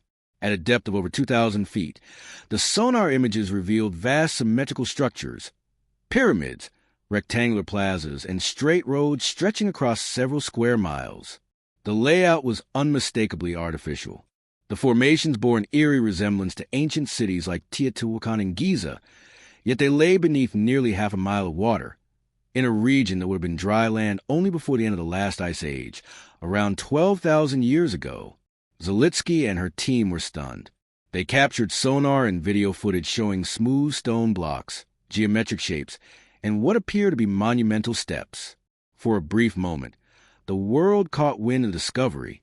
CNN and Reuters reported on it, speculating whether it could be evidence of a lost civilization. But within weeks, the story vanished from headlines. When journalists requested access to the raw data, they were told it had been transferred to the Cuban government for review. Soon after, Zalitsky's team was denied further diving permits. The site was never revisited, and the footage disappeared into bureaucratic oblivion. To this day, no official explanation has been provided. The Cuba anomaly was not an isolated case. Throughout the late 1990s and early 2000s, satellite and sonar scans uncovered dozens of underwater anomalies around the world, and almost every one of them met the same fate. In 1999, Japanese divers off the coast of Yonaguni discovered a massive step structure resembling a ziggurat, with terraces, platforms, and staircases carved into solid stone. Geological tests dated parts of the site to at least 10,000 years ago, predating any known civilization in Asia. Scholars initially celebrated the find as proof that prehistoric humans had achieved monumental architecture. But when the Japanese government sought to preserve the site, international archaeologists intervened, declaring it a natural formation. Funding evaporated. The divers were discredited. Yet underwater footage showed clearly defined corners, walls, and even animal carvings. It was as though academia could not afford to accept what lay plainly before its eyes. Around the same time, satellite imagery of the Sahara Desert began to reveal enormous geometric patterns beneath the sand, rectangular outlines and circular depressions stretching for miles. These were visible only through thermal imaging and infrared scans, suggesting buried cities and river systems beneath what is now barren desert. Independent researchers noted that several of these formations aligned perfectly with Plato's description of Atlantis' concentric design and its supposed location near the western coast of Africa. One site, in particular, the Rikhat structure in Mauritania, also known as the Eye of the Sahara, displayed an almost exact match to Plato's measurements. Yet official institutions brushed aside the evidence, labeling it a coincidence of geology. When private expeditions applied for excavation permits, they were repeatedly denied. Why this pattern of suppression? The official explanation is always the same: lack of evidence, lack of context, lack of funding. But behind the scenes, a different story emerges. Archaeologists who attempt to challenge the established timeline of human civilization often find themselves ostracized, their research defunded, their reputations attacked. Those who uncover anomalies that predate accepted history are accused of pseudoscience, no matter how rigorous their data. It's as though the guardians of academia have drawn a line in the sand. Anything suggesting civilization before 4000 BC must be buried, literally and figuratively. One of the most striking examples came from satellite data released briefly in 2003 by NASA's Shuttle Radar Topography mission. The scans revealed vast underwater formations off the coast of the Canary Islands, stone-like terraces, and linear features arranged in grid-like patterns. The data sparked interest from geologists who suspected these might be remnants of an ancient shoreline civilization. Within days, the images were removed from public archives, and the explanation issued was data corruption. Coincidentally, this same region corresponds to one of the prime hypothesized locations of Atlantis, a chain of islands near the mid-Atlantic ridge. The timing and geography were too precise to ignore. Similar mysteries appeared in the Indian Ocean, where sonar surveys uncovered what appeared to be submerged ruins off the coast of India's Gulf of Cambay. The structures included perfectly aligned walls, pottery fragments, and stone tools dating back more than 9,000 years. Scientists from India's National Institute of Ocean Technology confirmed that the site predated the Indus Valley civilization by millennia, but the discovery was met not with celebration but with silence. Western institutions dismissed the findings outright, claiming contamination of dating samples. It was as though the global academic establishment had collectively agreed to protect a single narrative, that advanced civilization began only after 3000 BCE, and anything older must be an error or a hoax. Even satellite specialists began to notice anomalies in data management. High-resolution imaging often revealed submerged geometric formations, only for those areas to later appear blurred or edited out in subsequent updates. Researchers tracking oceanic patterns through Google Earth and other mapping services reported that sections of the seafloor, particularly around the Azores, the Caribbean Basin, and the Mediterranean, were quietly corrected or pixelated. The official reason given was data stitching errors, but the effect was unmistakable. Something was being hidden. Some insiders claim that these restrictions are not merely academic, but governmental. According to leaked documents from various international research agencies, underwater anomalies that could have geopolitical implications are automatically classified. If a discovery challenges existing cultural or religious narratives, it becomes a matter of national interest. This bureaucratic mechanism ensures that certain findings never reach the public eye. In the case of Atlantis, the implications would be seismic. Proving the existence of a pre-Ice Age civilization with advanced knowledge would not only overturn history books, but also force humanity to reconsider its origins, its myths, and its sense of identity. Occasionally, fragments of suppressed data slip through. In 2013, independent researchers analyzing declassified satellite archives discovered a faint but distinct rectangular pattern beneath the Atlantic near the Madeira abyssal plain. It appeared to outline a grid roughly 250 kilometers long, with straight intersecting lines resembling streets or canals. NASA dismissed it as artifacts of the sonar mapping process, yet the coordinates aligned suspiciously with historical accounts of Atlantis' location given by Plato, an island larger than Libya and Asia combined, beyond the Pillars of Heracles. For a few weeks, the internet buzzed with theories and debates, but then the coordinates were quietly removed from future mapping databases. Beyond the oceans, even land-based discoveries that threaten the orthodox timeline have faced similar suppression. Satellite scans in Turkey, for example, reveal buried city structures around Göbekli Tepe extending far beyond the excavated area. When archaeologists requested to expand the dig, the region was abruptly declared a protected site, halting all new excavation. In Egypt, infrared imaging uncovered potential hidden chambers beneath the sands near Abu Roash, chambers that align with the Great Pyramid geometry. But the Egyptian government blocked any foreign access. Every time technology edges closer to rewriting history, an invisible hand seems to pull it back. The pattern is unmistakable. Discoveries that confirm the official story are celebrated. Those that threaten it are buried. In the context of Atlantis, this suppression begins to look less like caution and more like orchestration, a deliberate effort to conceal evidence that humanity's past is far older and more advanced than we've been told. The satellite images, the sonar scans, the unacknowledged underwater cities, all point to a lost chapter in human history that modern powers appear determined to keep closed. What could possibly justify such secrecy? Some suggest that revealing the truth about Atlantis would destabilize global power structures.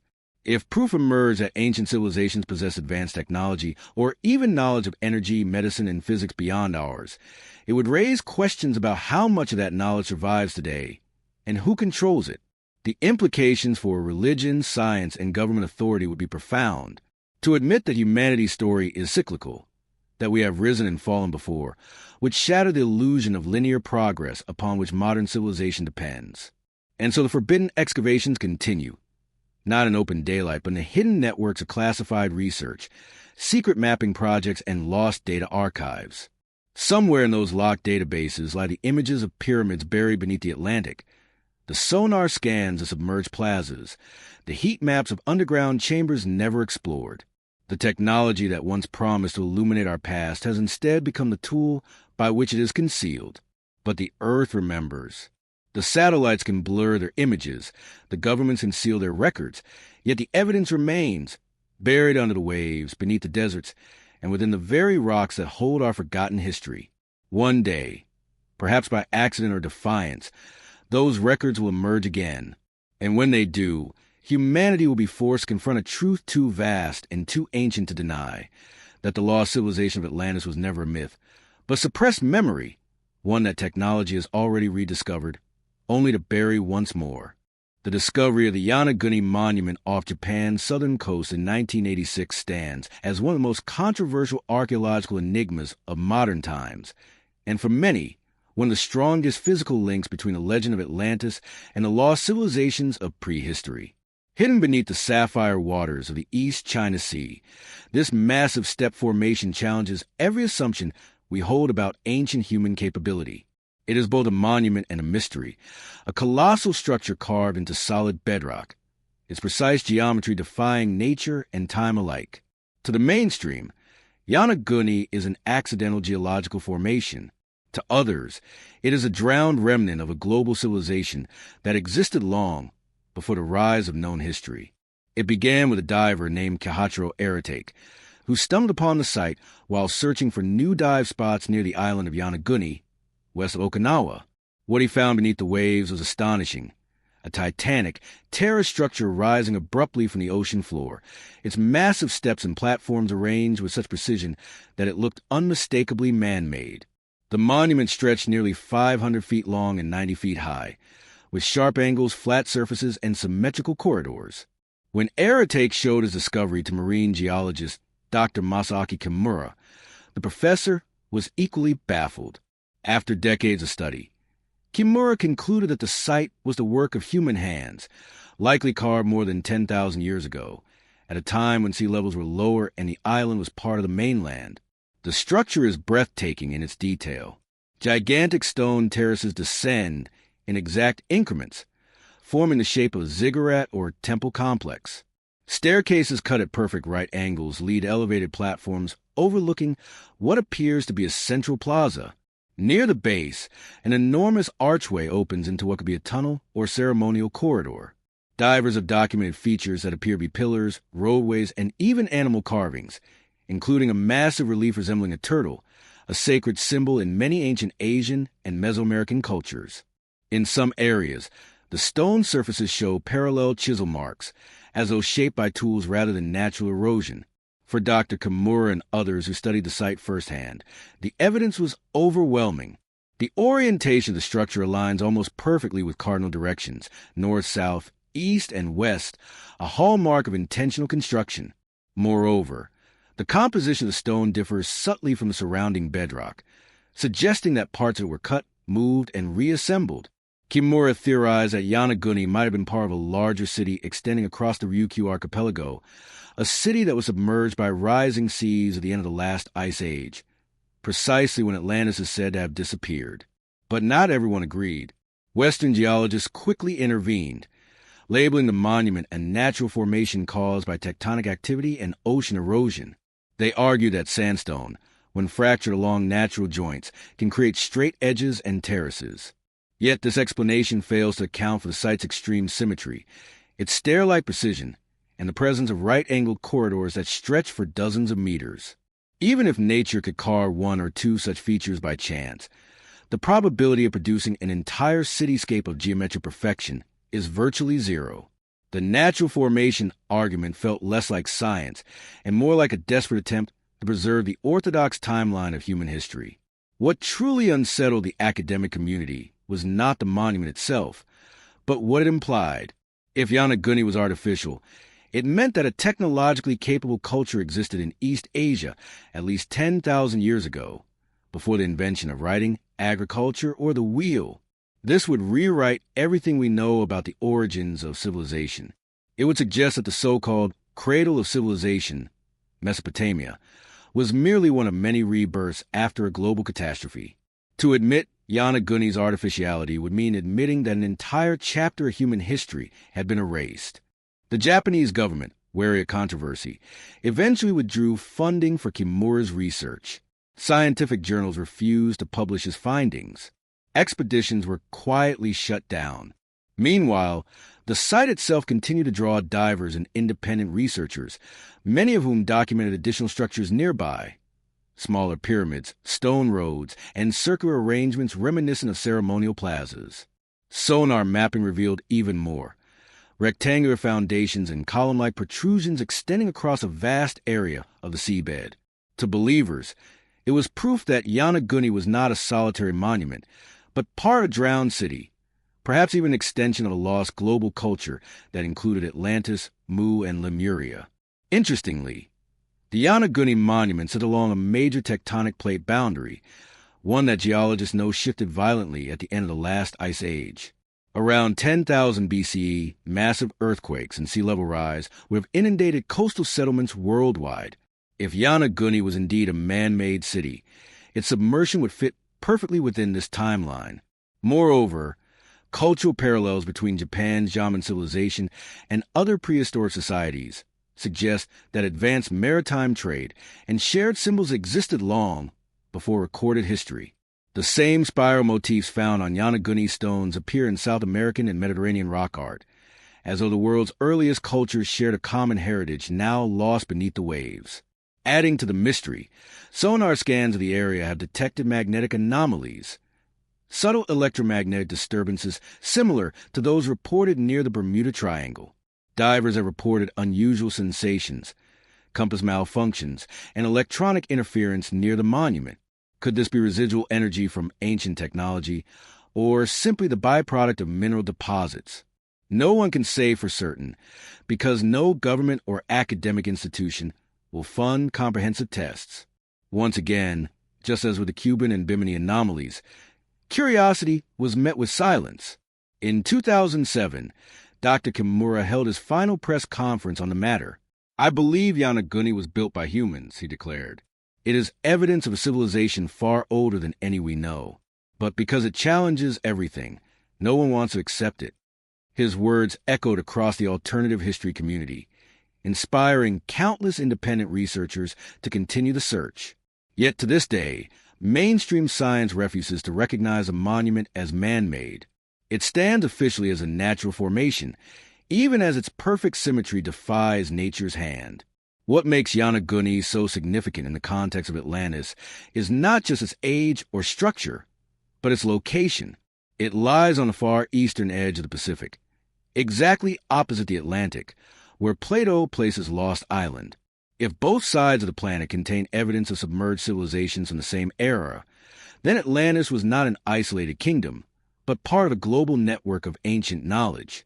The same geometric design principles, the same astronomical alignments, and the same myths of catastrophic floods unite these distant cultures.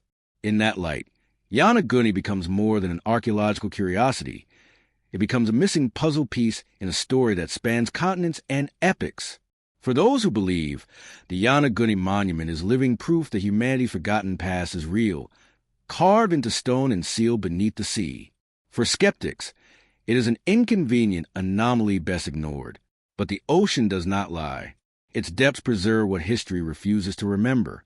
Beneath the waves near Okinawa, a staircase of stone rises toward the surface, a silent testament to a time when the earth was younger and when civilizations we cannot imagine shaped the world with knowledge we no longer understand. Whether it was Atlantis, Mu, or a lost empire yet unnamed, Yanaguni remains a message from prehistory, that we have lived this story before, and that, once again, we are standing on the brink of rediscovering it. In every age of discovery, there are those who glimpse the forbidden truth and then vanish into silence. The story of Atlantis is not just about lost continents and ancient ruins. It is also the story of those who dare to expose what they found. From the early 20th century to the modern day, countless researchers, divers, and scientists have reported uncovering evidence that challenges the accepted timeline of human civilization. Many of them began as respected professionals. Yet, once their findings crossed the invisible line separating conventional science from the forbidden, their careers disintegrated. Some were discredited. Others mysteriously disappeared, and a few lost their lives under circumstances that defy coincidence. These are the scientists who spoke out and vanished. It began subtly in the early decades of underwater exploration.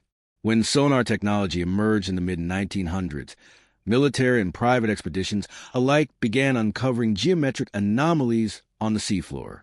A few daring researchers went public, suggesting that these might be the remnants of ancient structures. One of the earliest was Dr. William Lawrence, a marine geologist who claimed in 1952 to have discovered a massive plateau with concentric stone rings near the Azores. He reported his findings in a brief radio interview, promising to publish photographs within months. Those photographs were never released. 2 weeks later, Lawrence's research vessel was found drifting, engines dead, the crew missing. The investigation concluded equipment malfunction and crew evacuation, but the logbooks had been removed. His name quietly faded from scientific journals, as if erased. Similar fates befell others who pursued the truth. In the 1960s, Dr. Dmitry Rybakov, an underwater explorer and pioneer of submersible photography, captured images of unusual stone structures off the Bahamian coast, precisely in the region where the Bimini Road would later be found. Rybakov described seeing step-like terraces and symmetrical walls extending beyond the visible range. When he attempted to present his findings at a marine science conference, his session was abruptly canceled. Soon after, his lab in France was raided under vague customs violations, and much of his photographic archive was confiscated. To this day, only fragments of his work survive. Then came Dr. James Manson Valentine, a respected archaeologist and one of the first to document the Bimini formations in the late 1960s. Initially hailed as a pioneer of marine archaeology, Valentine soon became a pariah. After publicly linking his discoveries to Plato's Atlantis, his funding evaporated overnight. He reported receiving anonymous threats and being followed during fieldwork.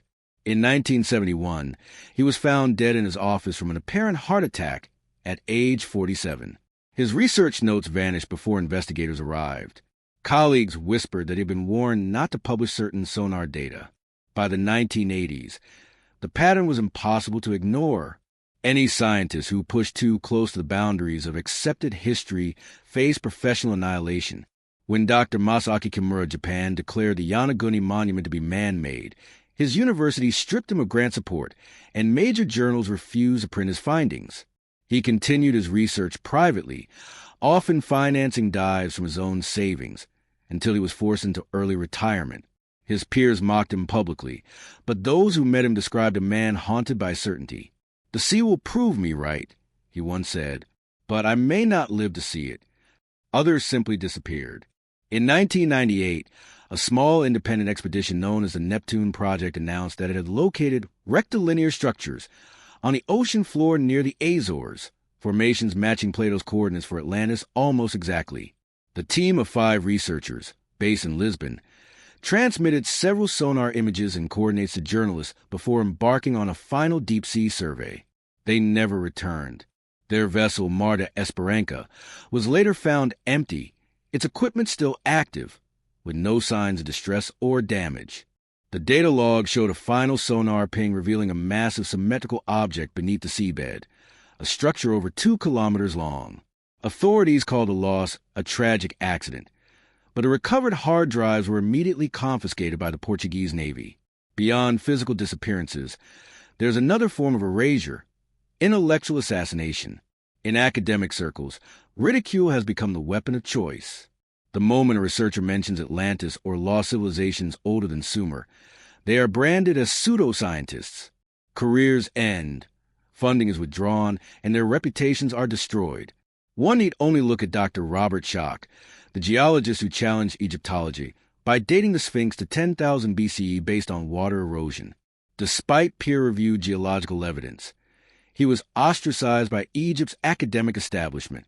His findings threatened to connect the Sphinx to Atlantis' time frame, and that was unforgivable. Whistleblowers within research institutions have spoken of deliberate censorship. In the early 2000s, leaked emails from an oceanographic research center revealed directives instructing scientists to avoid speculative historical associations when publishing anomalous data. We do not discuss pre-Holocene civilization under any circumstances. One memo read. Another instructed researchers to delete sonar images showing unverified geometrical structures from public databases. The justification, to prevent misinterpretation by non-experts. Yet to those who saw the deleted data, the structures were anything but random. They're also the stories that never make headlines. Quiet deaths and vanishing acts dismissed as coincidence. In 2005, an American diver named Hannah Cole uploaded footage from an unexplored section of the Caribbean seafloor, showing what appeared to be a pyramid-like formation. Within weeks, her website disappeared, her social media accounts were deleted, and no one could reach her. Her family reported her missing after she failed to return from a solo diving trip near the Cayman Trench. The Coast Guard found her boat drifting, camera and dive log gone. To this day, her footage has never resurfaced. Why does this happen? Theories abound. Some say these disappearances are coincidences, the cost of working in dangerous conditions. Others believe there are deliberate efforts to conceal discoveries that could destabilize historical and political control. If humanity learned that a technologically advanced civilization existed 12,000 years ago, and that its knowledge may have survived in fragments, the implications would be revolutionary. It would expose the fragility of our understanding of progress, and the institutions built upon it. Even in the digital age, suppression takes new forms. Researchers who upload satellite data showing possible underwater ruins find their videos flagged, their content demonetized, and their accounts shadow banned. Algorithms bury their findings beneath layers of noise. The pattern mirrors out of the past. Exposure, dismissal, disappearance. The methods evolve, but the intent remains the same, to ensure that the truth about humanity's forgotten past remains buried. Yet the voices of the silence refuse to die. Across decades and continents, their stories converge on a single timeline, one that points to a civilization annihilated by cataclysm, but remembered by those who inherited its echoes. Whether through mysterious deaths, missing data, or academic exile, these scientists share one legacy. They saw what the world was not ready to acknowledge. And if history repeats itself, they are the modern equivalents of the priests of Sais, the keepers of memory who spoke the truth to Solon only to be forgotten by the world that followed. The scientists who vanished are not ghosts of conspiracy. They are warnings. Their absence speaks louder than any discovery could. They remind us that the greatest danger to truth is not ignorance, but fear, the fear of overturning everything we think we know. Somewhere beneath the ocean's silence, the ruins they sought still wait. And perhaps, when humanity is ready to face what those explorers found, their names will resurface, not as heretics, but as the first witnesses to the return of Atlantis. For centuries, researchers have tried to decode the true meaning of Plato's words about Atlantis. But buried within his dialogues Timaeus and Critias are more than philosophical allegories. They are encrypted coordinates, references, and measurements that seem to point toward a real place. Those clues have long taunted explorers and historians, leading some to believe that the key to locating Atlantis lies not in legend or mysticism, but in geometry and geography. When analyzed with modern tools, from satellite imaging to bathymetric mapping, Plato's coordinates appear to align with several real-world sites. Among them, the most striking correspondences fall between the Azores archipelago and the ancient landscapes surrounding the Sahara Desert. Plato described Atlantis as an island larger than Libya and Asia combined, located beyond the Pillars of Heracles, the ancient name for the Strait of Gibraltar. It was a powerful maritime empire that ruled over the islands and continents within the Atlantic Ocean until it fell victim to violent earthquakes and floods, sinking beneath the sea in a single day and night. To the conventional scholar, this is poetry. To the forbidden archaeologist, it is a map. The clues are explicit. Atlantis lay beyond the Mediterranean, in the open Atlantic, rich in mountains, rivers, and fertile plains. Its capital was built in concentric rings of land and water, surrounded by a vast plain measuring 3,000 by 2,000 stadia, about 345 by 230 miles. These numbers, long dismissed as exaggeration, turn out to fit astonishingly well with actual geographical measurements of submerged plateaus on the Atlantic seabed. The Azores Plateau, a massive underwater landmass between Europe and North America, matches many of these dimensions. Even more intriguingly, The region sits atop the Mid-Atlantic Ridge, a tectonic boundary where volcanic activity and subsidence could easily cause large-scale land collapse. Geological studies reveal that during the late Pleistocene era, when sea levels were much lower, vast portions of this plateau were above water, forming a superisland larger than modern Spain. When glacial meltwater flooded the oceans around 9,600 BC, precisely the date Plato gives for Atlantis' destruction, the entire landmass would have been engulfed. Satellite imaging has even revealed ridgelines, valleys, and ancient riverbeds beneath the Atlantic, suggesting that parts of this island once supported life. Researchers like Charles Berlitz and Ignatius Donnelly were among the first to correlate Plato's numbers with real geography. Though often dismissed by academia, their mathematical extrapolations show that the Azores region, located roughly 900 miles west of Portugal, fits not only the physical description, but also the cultural context. Ancient mariners from the Mediterranean would have known of such lands only through rumor or distant trade routes. The Greek term Atlantis itself, derived from Atlas, refers both to the Atlantic Ocean and to the island of Atlas, the mythical titan said to hold up the heavens. Coincidentally, the Atlas Mountains in North Africa lie directly east of the Azores, hinting at an ancient continental connection. When scholars re-examined Plato's writings with this in mind, they began to notice additional clues hidden in plain sight. He wrote that Atlantis lay in front of the Pillars of Heracles, not beyond the sense of far west, but directly opposite them. If one draws a straight line westward from Gibraltar, it passes directly through the Azores archipelago. The islands, 9 in total, form a volcanic chain arranged in a rough semicircle, a natural echo of the concentric rings Plato described. Underwater mapping around the central islands has revealed circular depressions and plateaus arranged in a similar pattern. These could easily have been the remains of artificial harbors or city walls later swallowed by the sea. But there's another theory, equally compelling, one that brings Atlantis not to the ocean floor but to the edge of the desert, the Eye of the Sahara, or the Rickhat structure in Mauritania. When viewed from above, this vast circular formation, nearly 25 miles wide, looks eerily like the concentric city Plato described, alternating rings of land and water, perfectly proportioned, aligned with cardinal directions, and located near the coast of what was once a fertile plain.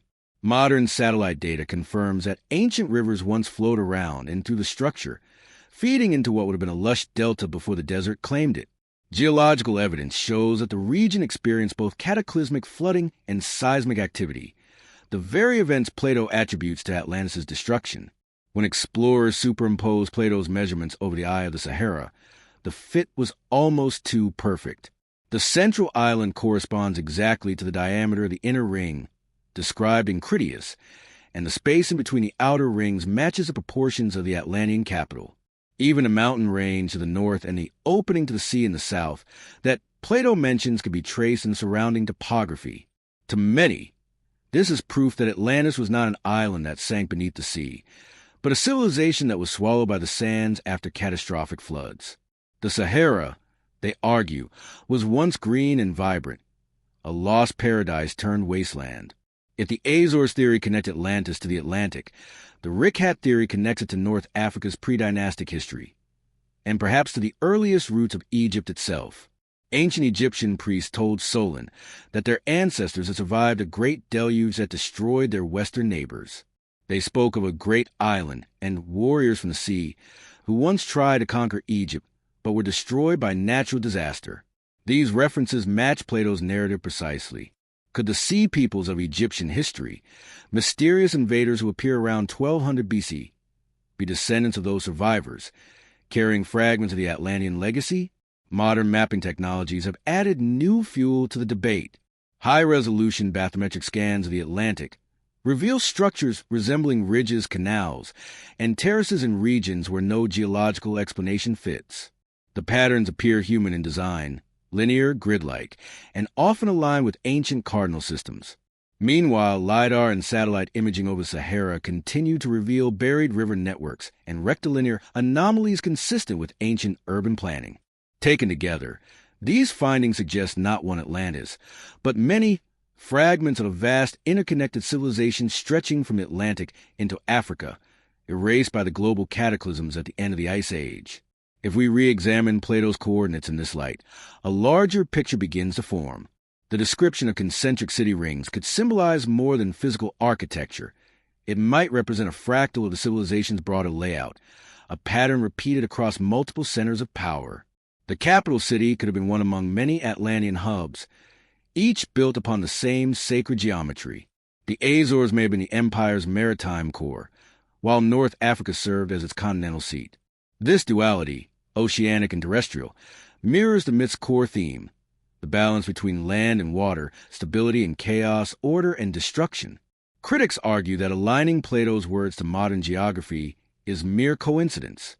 But coincidences lose their strength when they pile up into patterns. The distances match. The proportions match. Even the date, 9,600 BCE, correspond precisely with the Younger Dryas impact event, when massive flooding and abrupt climate shifts devastated the planet. It was the same moment that saw sea levels rise by more than 400 feet, erasing coastal settlements worldwide. Whether under the Atlantic or beneath the Sahara, the evidence converges on a single epoch, the twilight of the Ice Age, the dawn of civilization. Perhaps the truth lies somewhere between the sea and the desert, in the connection between them. The survivors of the Atlantic catastrophe may have migrated eastward, founding new colonies in North Africa and the Mediterranean. Their knowledge of astronomy, architecture, and energy became the seed of later civilizations. Egypt, Sumer, Minoan, Crete. The Egyptians remembered them as gods, the Greeks as legends. But in Plato's coordinates, in the alignment of islands and rings, the memory endures as geometry, the one language that cannot lie. Atlantis, then, may not be a single location but a pattern etched across the earth, in the drowned ridges of the Azores, in the circular heart of the Sahara, in the very coordinates of our forgotten history. Plato did not invent this pattern. He inherited it, and by decoding his coordinates, we are not merely searching for a lost island. We are retracing the blueprint of a world that once was, and may yet rise again from beneath the veil of myth. When viewed from the sky, deep within the desolate expanse of the western Sahara Desert, lies one of the most breathtaking and perplexing geological formations on Earth, the Rick-Hatch structure, also known as the Eye of the Sahara. Perfectly circular and immense, spanning nearly 25 miles across, this colossal spiral of stone has become one of the most compelling candidates for the location of Atlantis. To most geologists, it is merely an eroded dome, the result of wind, time, and tectonic uplift. But to others, those who have read Plato's clues, compared the measurements, and studied the satellite data, it is something far more profound. It is the silent, sand-choked ghost of the city that once ruled the known world. At first glance, the Rick-Hatch structure seems almost supernatural in its perfection. From space, it appears as a massive blue and ochre bullseye, concentric rings of rock and salt stretching endlessly across the desert. Each ring is nearly proportional to the next, forming a pattern that mirrors Plato's description of Atlantis' capital, alternating circles of land and water radiating outward from a central island. For centuries, explorers dismissed the structure as a natural curiosity. But in recent years, modern tools, satellite imaging, ground-penetrating radar, and digital elevation mapping have revealed details that align so precisely with Plato's words that coincidence begins to fade into impossibility.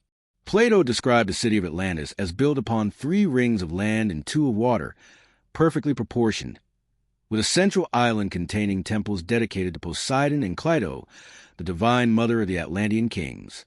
The Rick-Hatch structure's 3 dominant land rings, separated by flat depressions that once held flowing water, mirror this layout exactly. Ancient riverbeds, visible through infrared imaging, run through the region like veins, proof that the area once teemed with lakes and rivers long before the Sahara became a desert. Fossilized shells, coral fragments, and marine deposits found throughout Mauritania testify that this land was once coastal, lush, and fertile, exactly as Plato described the Atlantean plain before the floods. Even the scale matches. In Critias, Plato gives exact measurements of the city and its surrounding plain, a metropolis roughly 23 kilometers across, and a vast rectangular plain of fertile land stretching 3,000 by 2,000 stadia, about 345 by 230 miles. When mapped, the dimensions of the Rick-Hatch structure and its nearby plateau fit this ratio almost perfectly. Its outer ring measures roughly 23 kilometers in diameter, and the flat plains extending southward toward the ancient coastline cover an area nearly identical to Plato's. The mathematical symmetry is staggering, as though an ancient architect had stamped a divine blueprint into the earth itself. Then there is orientation. Plato said Atlantis faced the south and was shielded by mountains to the north. The Rick-Hat structure matches this perfectly. To its north rise the Adra Plateau's rugged cliffs, and to the south lies the ancient route that once opened toward the Atlantic coast.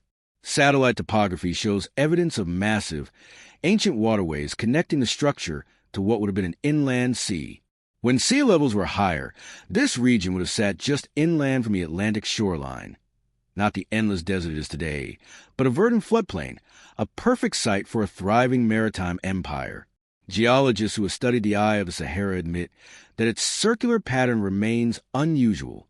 The formation consists of layers of quartzite, sandstone, and volcanic rock that have eroded into near-perfect symmetry. Some propose it was formed by a massive meteor impact, but there is no evidence of melted rock or shock quartz, the telltale signs of impact. Others claim it is a collapsed volcanic dome, but again, the internal structure lacks the kind of central vent typical of such formations. What we are left with is a mystery, a structure that looks designed but stands where no known civilization should ever have existed.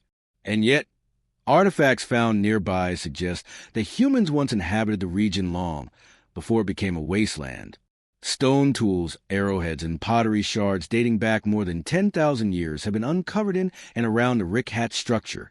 These discoveries coincide perfectly with the date Plato gave for Atlantis' destruction, around 9,600 BC, the very end of the Younger Dryas period, when massive floods and climate upheaval reshaped the world. Could these have been the final remnants of a civilization whose epicenter once stood at the heart of what is now the desert's eye? If the Eye of the Sahara was indeed Atlantis, its destruction fits both geological and mythological timelines.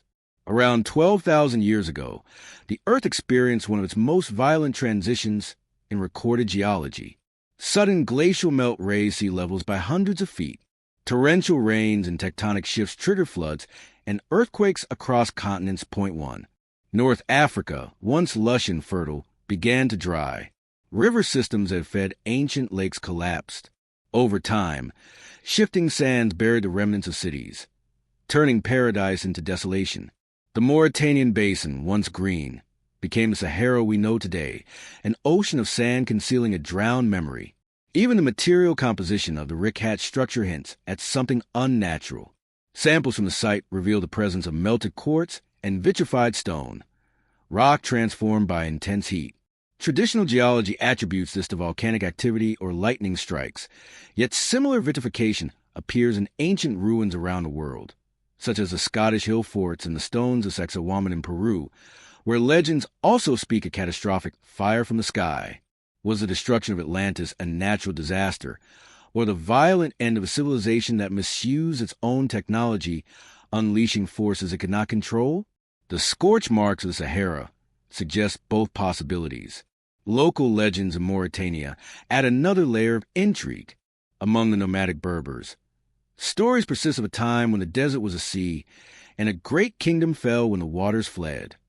The elders speak of ancient ruins swallowed by the sands and of the mountain that circles itself, a perfect description of the rich's concentric shape. These oral histories, passed down for generations, mirror myths from across the world. The Egyptian tale of Zep-Tepi, the biblical flood, the Mesopotamian epic of Gilgamesh. Every culture remembers a world destroyed by water, and every memory seems to point to the same era, the twilight of Atlantis. The modern rediscovery of the Eye's potential connection to Atlantis owes much to the advent of satellite imagery. When explorers like George S. Alexander and Stel Pavlou analyzed the region in the early 2000s, they were astonished at how precisely it matched Plato's geographical description. Their documentary, Atlantis, The Evidence, brought global attention to the theory, though mainstream archaeology swiftly dismissed it. Yet the arguments of skeptics often rely on circular logic. Atlantis cannot have existed. Therefore, the Rick-Hat structure cannot be Atlantis. The data, however, refuses to disappear. Each new scan, each new analysis, adds weight to the hypothesis that Plato's myth was in fact a veiled record of history, a story passed down through Egyptian priests who knew of the cataclysm but encoded it in allegory. Why would such a discovery be resisted so fiercely? Because if the Eye of the Sahara truly is Atlantis, it rewrites everything we know about human history. It proves that civilization did not begin in Mesopotamia or Egypt, but in an epoch long before, an age of global knowledge destroyed in a single cataclysm. It suggests that human beings were building monumental cities while ice still covered much of Europe, and that our current civilization is not the first, but the latest in a long cycle of rise and fall. Such an admission would shatter the linear narrative of human progress and force science, religion, and history alike to confront the idea that we have lived and lost advanced epochs before. Perhaps the most haunting thought of all is that the desert itself is not the tomb of Atlantis, but its disguise. The winds of time have buried what the waters revealed. Somewhere beneath the dunes may still lie the remnants of its temples, its walls, its sacred metals. Ground-penetrating radar has already detected rectangular voids near the periphery of the structure, anomalies that could be collapsed chambers or buried foundations. They are dismissed as natural sinkholes, yet their placement mirrors the positions of Atlantis' outer harbors as described by Plato. The coordinates are too precise to ignore. Standing before the Eye of the Sahara, one cannot escape a sense of awe and of loss. It feels less like a geological feature and more like a fossilized memory, as though the earth itself remembers what humanity forgot. The winds moan across its circular ridges like whispers of a vanished empire. Whether it is Atlantis or not, it embodies everything that legend foretells: grandeur, destruction, and silence. Perhaps Plato's Atlantis was not swallowed by the sea but buried by the sands, its history erased, its voice muted by millennia of wind. And perhaps the eye is not just a relic of geology, but the literal eye of memory, staring eternally upward, waiting for us to see again what once was. For in those perfect circles of stone lies not only the echo of a civilization, but the mirror of our own, a reminder that the line between myth and history is not drawn in water or sand, but in the limits of what we dare to believe. Beneath the golden waves of Sahara, far from the living rivers of today, lie the ghostly veins of forgotten world. They are not visible to the eye, but to the satellites that pierce the sand, long, winding channels stretching across thousands of miles, once coursing with water. These are the lost rivers of Sahara, the buried arteries of a land that was once fertile, green, and alive. Their discovery changed everything we thought we knew about Africa's ancient past. They tell a story that fits too neatly, too perfectly, with the legend of Atlantis, a civilization that flourished when the Sahara was not a desert, but a paradise. For centuries, explorers gazing across the Sahara's endless dunes could not have imagined that this barren landscape had once been a sea of life. Yet archaeological and geological evidence now proves beyond doubt that Sahara was once a lush region filled with rivers, lakes, and forests. Thousands of years before the pyramids rose along the Nile, this desert bloomed with vegetation, supported vast herds of animals, and was home to thriving human settlements. It was, by every measure, a cradle of civilization, one erased by time and climate, and the rivers that sustained it vanished not slowly, but catastrophically, as if the earth itself turned its face away from life. Modern satellite imaging has revealed the truth hidden beneath the sand. Massive, sinuous riverbeds, some over 1,000 kilometers long, wind invisibly beneath the dunes of Mauritania, Mali, and Chad. One of these ancient waterways, known as the Tamanrasset River, is the most astonishing of all. Once wider than the Nile, it flowed from the central Saharan highlands westward toward the Atlantic Ocean. Its delta located near the exact area now occupied by the Mauritanian coast, not far from the Rikat structure, the so-called Eye of the Sahara. Scientists estimate that during the late Pleistocene epoch, this immense river system watered a landscape of plains and lakes, supporting a complex ecosystem and, possibly, human civilization. If the Rikat structure was indeed the site of Atlantis, then the Tamanrasset River was its lifeline.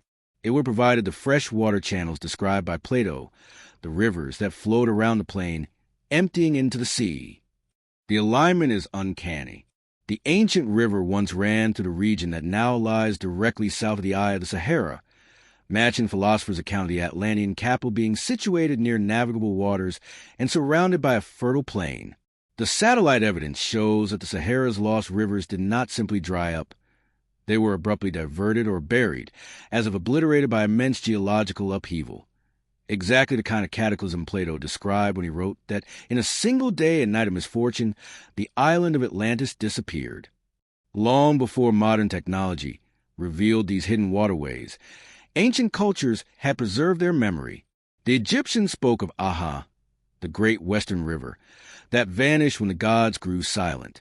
The Berbers of North Africa passed down stories of lakes that died, and valleys of stone where the rain forgot its name.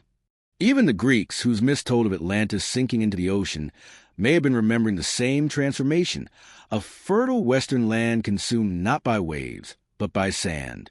The flood that destroyed Atlantis, in this view, was not a rise of water but a retreat of it, the drying of an inland sea, the draining of a continent's veins. The scale of this transformation defies comprehension. Around 12,000 years ago, at the end of the Younger Dryas period, Earth's climate shifted abruptly. Vast glaciers melted and global weather patterns changed. Monsoons that had nourished North Africa for millennia moved southward, cutting off the region's water supply. The rivers dwindled. The lakes evaporated. In just a few centuries, the Sahara, once green and thriving, became the desert we know today. What had been a land of abundance turned into a graveyard of stone. And if a civilization had flourished there, if Atlantis had indeed made its home in this once temperate basin, it would have been wiped away almost overnight. The archaeological traces of that world still whisper beneath the dunes. In the Central Sahara, stone circles, burial mounds, and ancient rock art tell the story of people who lived where no life should be. Petroglyphs carved into walls of caves depict giraffes, elephants, crocodiles, and boats, unmistakable evidence that these were once riverlands. Some of the carvings even show men guiding large ships across water, thousands of miles from any ocean. Who were these seafarers of the desert? How did they know the shape of vessels capable of crossing great distances, unless they had descended from a maritime culture, one that remembered the sea even after it had turned to sand? In 2015, NASA's radar satellites captured a discovery that sent shockwaves through the scientific community. The Megalake Chad Basin, an enormous ancient lake that once stretched across 400,000 square kilometers, larger than the Caspian Sea. Its dried remains lie at the eastern edge of the Sahara. The sediments and deltas associated with it reveal a network of smaller lakes and rivers once connected to the Atlantic through the Tamanrasset system. Taken together, this evidence paints a vivid picture of a once hydrated continent, interlaced with trade routes, settlements, and fertile plains. The Sahara, it seems, was not always isolation and death. It was civilization. The sudden disappearance of those rivers may explain the vanishing of entire cultures. When the Tamanrasset dried up, the people who depended on it were forced to migrate. Some moved toward the Nile Valley, perhaps becoming the first dynastic Egyptians. Others fled west toward the coast, carrying their myths of a land lost to flood and drought. Their memory of a drowned paradise could have evolved, over generations, into the legend of Atlantis, a story passed from desert nomads to priests, from priests to philosophers. And when Plato finally recorded it, he described not only the loss of an island, but the death of an entire world. What makes the lost rivers even more mysterious are the hints of ancient engineering found along their paths. Satellite images show geometric anomalies, rectangular outlines, canal-like trenches, and linear patterns that suggest human modification. Some researchers believe these could be remnants of irrigation systems or even attempts to redirect water flow after the climate began to shift. If so, it would mean that whoever lived in this region understood hydrology on a sophisticated level, possibly comparable to the irrigation systems of Mesopotamia, but thousands of years older. Such knowledge could only have come from an advanced society, one that refused to surrender easily to the coming drought. To this day, the Sahara continues to reveal fragments of its buried past. Archaeologists have unearthed polished stone tools, pottery with intricate designs, and ruins of circular dwellings in areas that have not seen rain for 10 millennia. These artifacts belong to no known culture. They appear suddenly in the archaeological record, then disappear just as abruptly, as if the people who made them were swallowed by the sands. The timing of their disappearance aligns almost perfectly with the end of the Younger Dryas, the same period when global cataclysmic floods were recorded in myths from every corner of the world. If Atlantis truly existed, the lost rivers of Sahara might be its final testimony. Nature's handwriting on the world's oldest parchment. The rivers were the veins of a civilization that once pulsed with life, connecting its heart, perhaps the Rick-Hat structure, to distant seas. When those veins dried, the heart stopped beating, and the memory of that world faded into myth. But the desert, in its own way, has preserved what the sea could not. Its dryness is a kind of immortality. Beneath the dunes, beneath the silence, lie the fossilized traces of waterways that once nourished the first great empire of man. Standing today at the edge of a dune, where nothing but wind moves, it is almost impossible to imagine rivers roaring here. Ships gliding through valleys now filled with sand, cities rising where only mirages shimmer. Yet the satellites do not lie. The rivers were real. The flood was real. The transformation was real. The only question left is what vanished along with them. Was it merely water, or the memory of civilization that once mapped the stars, harnessed the Earth's power, and watched the world drown beneath its own tears? In the end, the lost rivers of Sahara remind us that deserts are not empty. They are the ruins of forgotten gardens. They tell us that beneath every barren landscape may sleep a civilization erased not by time, but by disaster. And perhaps, as we uncover more of the Sahara's hidden waterways, we are not just tracing the geography of a lost world. We are retracing the arteries of Atlantis itself, the lifeblood of a civilization buried alive beneath the shifting sands of history.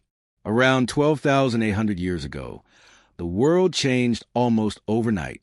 Oceans rose, skies darkened, and continents convulsed under forces so immense that entire species, landscapes, and civilizations vanished. It was an event now known to science as the Younger Dryas Cataclysm, but to ancient mythologies, it was remembered as the Great Flood, the end of an age. Across every culture, from Sumer to Egypt, from the Americas to the Far East, stories tell of fire raining from the heavens, followed by water swallowing the land.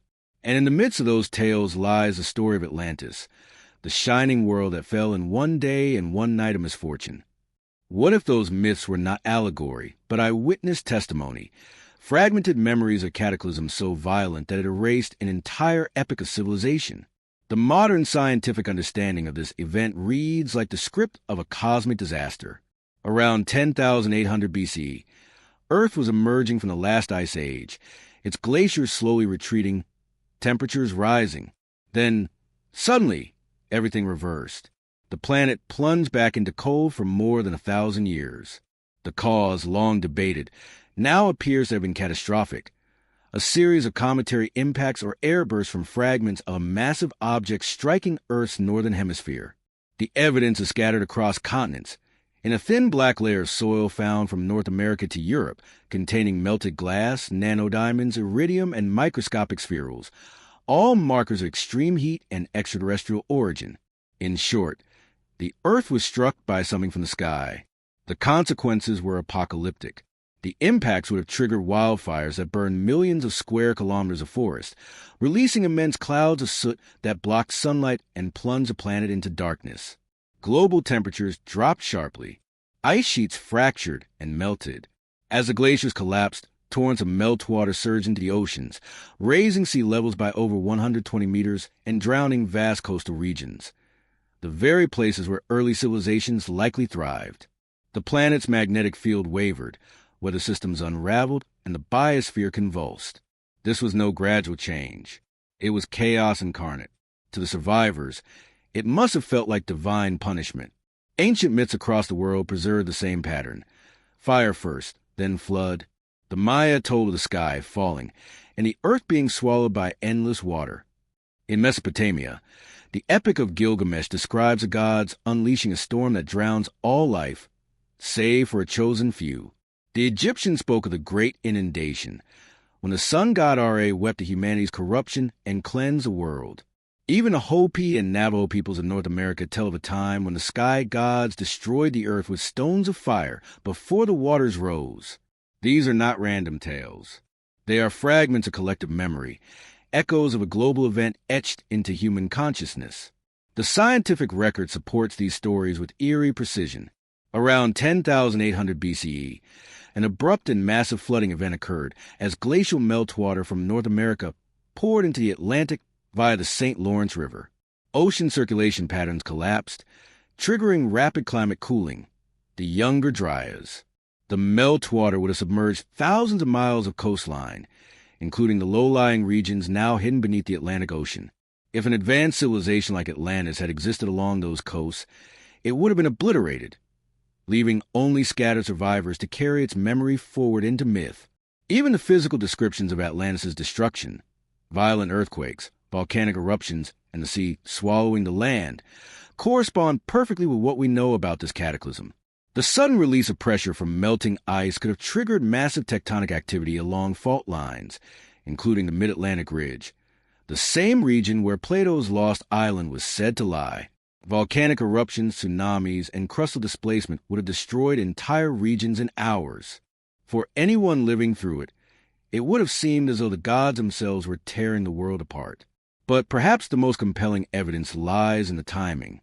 Plato stated that Atlantis was destroyed 9,000 years before Solon, placing the event around 9,600 BC, exactly the same date modern science gives to the end of the Younger Dryas and the Great Global Floods.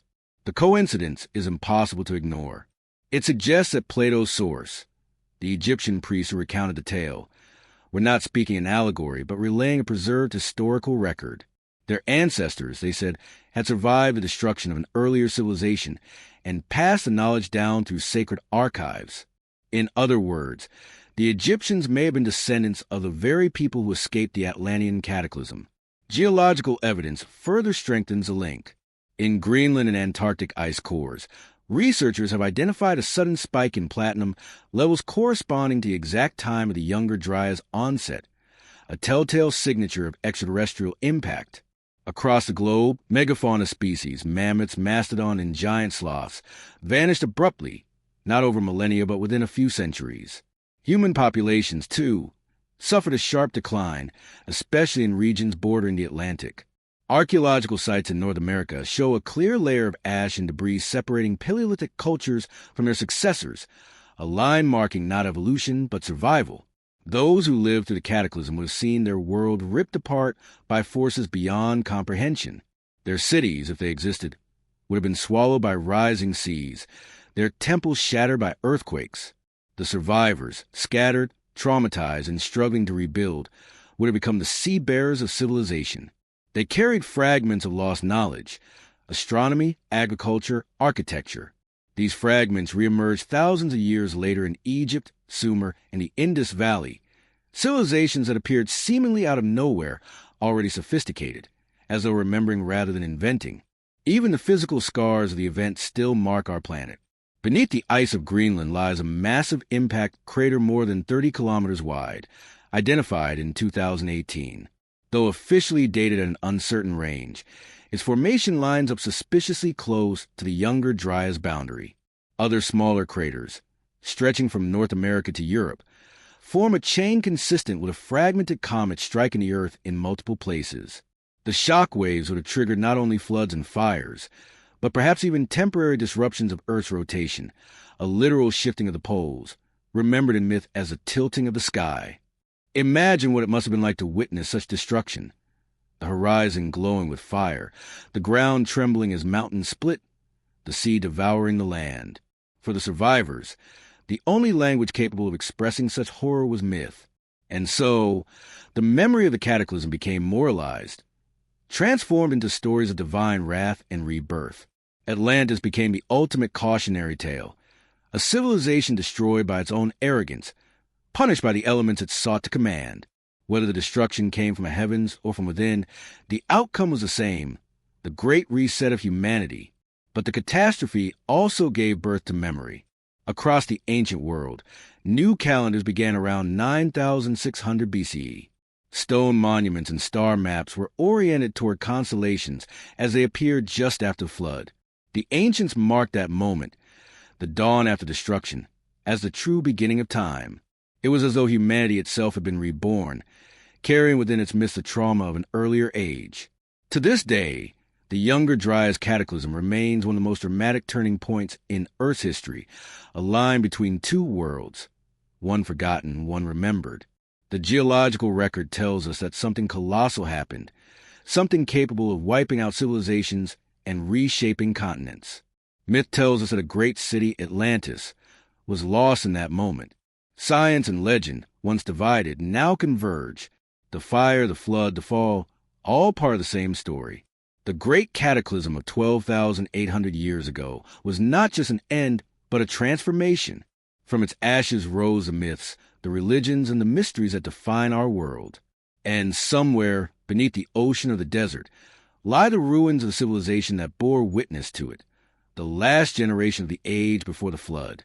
When we uncover their stones, we will not just rediscover Atlantis. We will rediscover ourselves and the fragile truth that civilization, no matter how advanced, always stands one heartbeat away from being washed into myth. Long before the first pharaoh carved his name into stone, or the first cuneiform was pressed into clay, there stood monuments, vast, silent, and incomprehensible, that defied the simplicity of history. Across the globe, scattered like fragments of forgotten dream, lie ruins so ancient, so impossibly sophisticated, that they whisper an epic that existed before the dawn of recorded civilization. They belong to what scientists reluctantly call the pre-Ice Age world, but what ancient lore remembers as a time before the fall, an era of giants, master builders, and cosmic knowledge. These are the Ice Age civilization clues, the evidence that humanity was not born in ignorance, but reborn from catastrophe. For centuries, scholars assumed that human civilization began around 6,000 years ago, when agriculture and writing supposedly sparked the first organized societies. But this neat narrative has been crumbling for decades. With every archaeological breakthrough, the timeline of human history is pushed further into the past.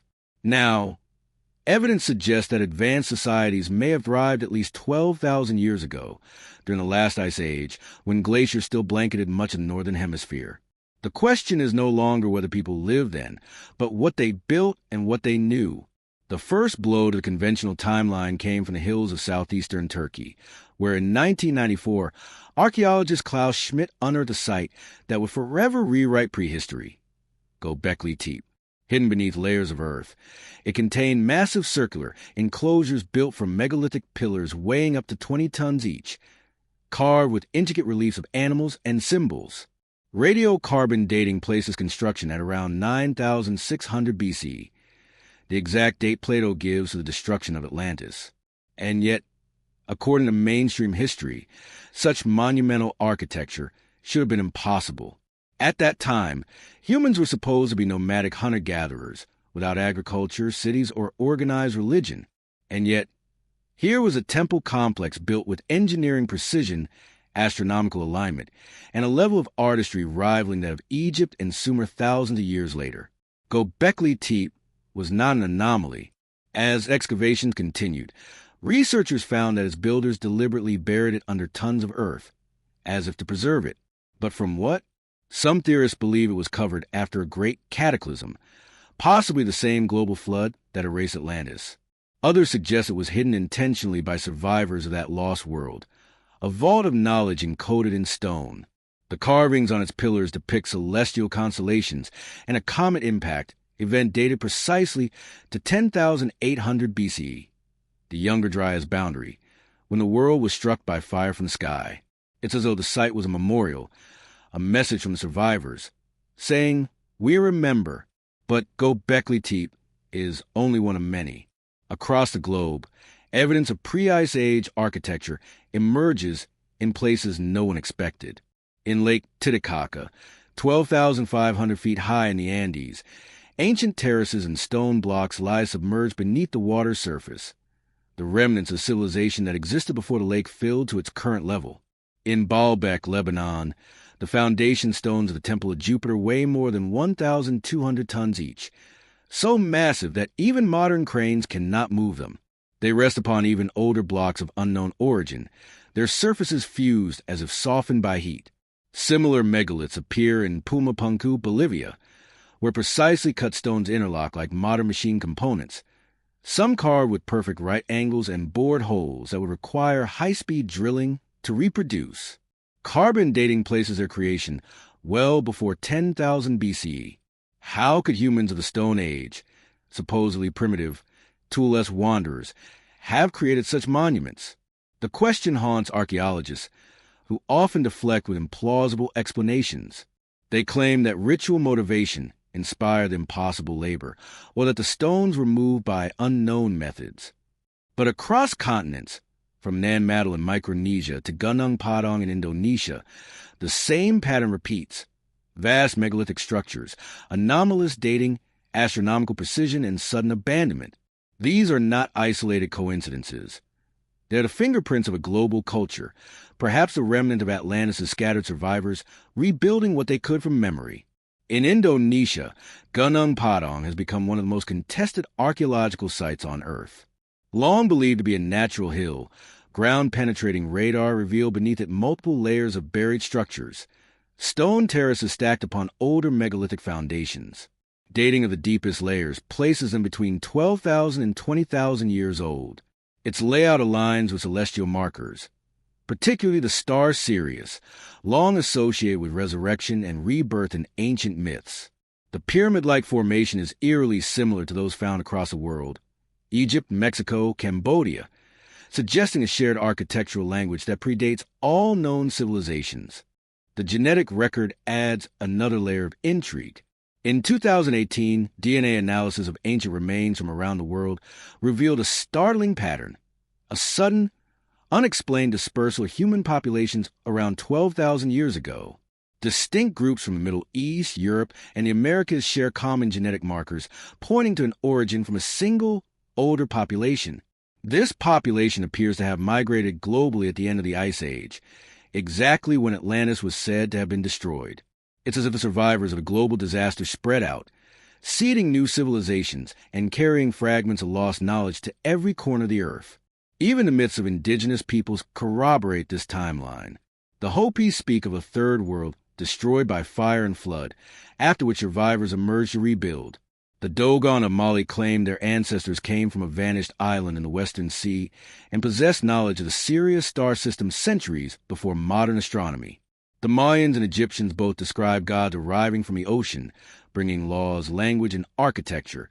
Gods who were always depicted as human, yet distinctly different, tall, bearded, and robed in the symbols of light and water. To the skeptics, these are coincidences. To the seekers, they are a fragment of the same story, the diaspora of Atlantis. Modern science is beginning, reluctantly, to confirm what the ancients always knew. Archaeologists can no longer ignore that advanced construction, astronomical alignment, and social organization existed long before the accepted dawn of civilization. New radiocarbon tests from submerged ruins in India's Gulf of Cambay date human settlements to at least 9,000 BCE. In the Americas, sites like Carroll in Peru and Monte Verde in Chile reveal sophisticated urban planning thousands of years before the Inca. Even the stone circles of Nabta Playa in Egypt's Nubian desert predate Stonehenge and align precisely with the rising of Orion's belt, the same constellation worshipped by builders across the ancient world. If we view these sites collectively, a pattern emerges, not a random scattering of isolated cultures, but continuous thread of knowledge stretching back to a common source. That source, loss of time and catastrophe, could only have been a civilization capable of global navigation, astronomical observation, and monumental engineering, the hallmarks of Atlantis. Plato described its people as masters of both the sea and the stars, builders who used geometry to mirror heaven on earth. And everywhere we look, from Göbekli Tepe's celestial carvings to Egypt's Orion-aligned pyramids, we see echoes of that very philosophy. The deeper question, then, is not whether an Ice Age civilization existed, but why its memory was buried. Perhaps humanity was not ready to face the truth, that we are not the first, that our greatness is cyclical, that every rise contains a seed of its own fall. Atlantis may not have been a single island, but the last beacon of a global age destroyed by cataclysm. Its people, scattered to the winds, became the progenitors of the myths and monuments we marvel at today. The Ice Age clues are all around us, hidden in plain sight, in the weathered stones of ancient temples, in the DNA of forgotten tribes, in the flood myths of every nation. They tell the same story over and over, that civilization is older, wiser, and more fragile than we dare believe. What we call prehistory may in fact be the memory of a world that reached for stars and fell into the sea. And as the ice once melted, ending one age and beginning another, perhaps we too stand at the same precipice, destined to repeat the forgotten cycle, unless we finally listen to the voices buried in stone. At the heart of nearly every ancient civilization, from the desert of Egypt to the jungles of Central America, from the mountains of Peru to the plains of Mesopotamia, stands one enduring symbol, the pyramid, towering, precise, and mathematically impossible for their supposed era. These structures seem to defy coincidence. They rise across continents separated by oceans, built by cultures that allegedly never met, yet share uncanny similarities in design, orientation, and cosmic purpose. Scholars have long called this a mystery of parallel evolution, that humans, scattered across the planet, somehow all decided to build the same shape. But what if it's not coincidence at all? What if the world's pyramids are the fingerprints of a single, forgotten civilization, the scattered remnants of Atlantis' legacy? The pyramid is more than a building. It is an equation written in stone. It embodies geometry, astronomy, and metaphysics, a three-dimensional code linking heaven and earth. The Egyptians said their pyramids were copies of the primeval mound, the first land to rise from the waters of creation. The Mayans called theirs mountains of the gods. The Chinese described them as steps to the sky. Each civilization built them for the same reasons: to align with the stars, to harness the earth's energies, and to preserve the knowledge of immortality. These are not mere tombs or temples. They are machines of memory, designed to outlast floods, wars, and time itself. Let's begin where mainstream history does, with the Great Pyramid of Giza, officially dated to 2500 BCE and attributed to Pharaoh Khufu. This monument remains the most precisely engineered structure ever built. Its sides align almost perfectly with true north, deviating by less than 1/20th of a degree. Its dimensions encode fundamental constants of mathematics. The ratio of its height to its base equals pi/2, and its perimeter corresponds proportionally to the circumference of the Earth. Inside, its chambers and shafts point directly to the stars of Orion's belt and Sirius, the same constellations revered by ancient priests as the gates of the afterlife. Yet these feats of precision appear abruptly, without precedent, as if the Egyptians suddenly inherited engineering knowledge from nowhere. If we look deeper, the mystery compounds. Beneath the Giza Plateau lie tunnels and chambers carved into the bedrock, their origins unknown. Some align with magnetic anomalies, regions where compasses spin and energy fields distort. Legends claim these are remnants of the Zep Tepi, the first time, when gods walked among men and taught them sacred architecture. Could these gods have been the survivors of Atlantis, engineers and astronomers preserving fragments of a dying science? If so, the pyramid's mathematical perfection may not be Egyptian genius alone, but gift from an older world that refused to vanish entirely. Across the ocean, the same patterns appear. In Teotihuacan, Mexico, the Pyramid of the Sun mirrors Giza's geometry almost exactly. Its base perimeter is nearly identical in length, and its orientation aligns to the same celestial targets, the Pleiades and Orion. The entire city is laid out as a cosmic map, reflecting the solar system's proportions. The builders of Teotihuacan claimed their city was founded by gods who came before the flood, a civilization that vanished long before the Aztecs ever arrived. Archaeologists call this legend mythology, yet the site's astronomical alignments and mathematical codes are unmistakable. They're the same signature we see in Egypt, China, and Peru. In China, thousands of pyramids, many still sealed or hidden by forest. The landscape near Xi'an. The most famous, the White Pyramid, was photographed by U.S. pilots during World War II, its base measuring nearly as large as the Great Pyramids. The Chinese government later restricted access, claiming they were imperial tombs. But satellite imagery shows that many align precisely with star systems, such as Draco and Orion, again echoing the celestial obsessions of Egypt and Mesoamerica. The same layout repeats in Cambodia's Angkor Wat, whose towers form the pattern of Draco's constellation in 10,500 BC, the same date that marks the proposed destruction of Atlantis.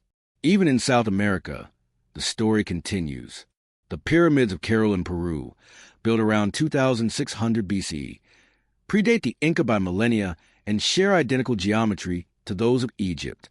Further south, At Tiwanaku and Pumapunku, the remnants of even older stone platforms suggest an Atlantean-like precision, blocks cut to microscopic accuracy, fitted without mortar, resistant to earthquakes.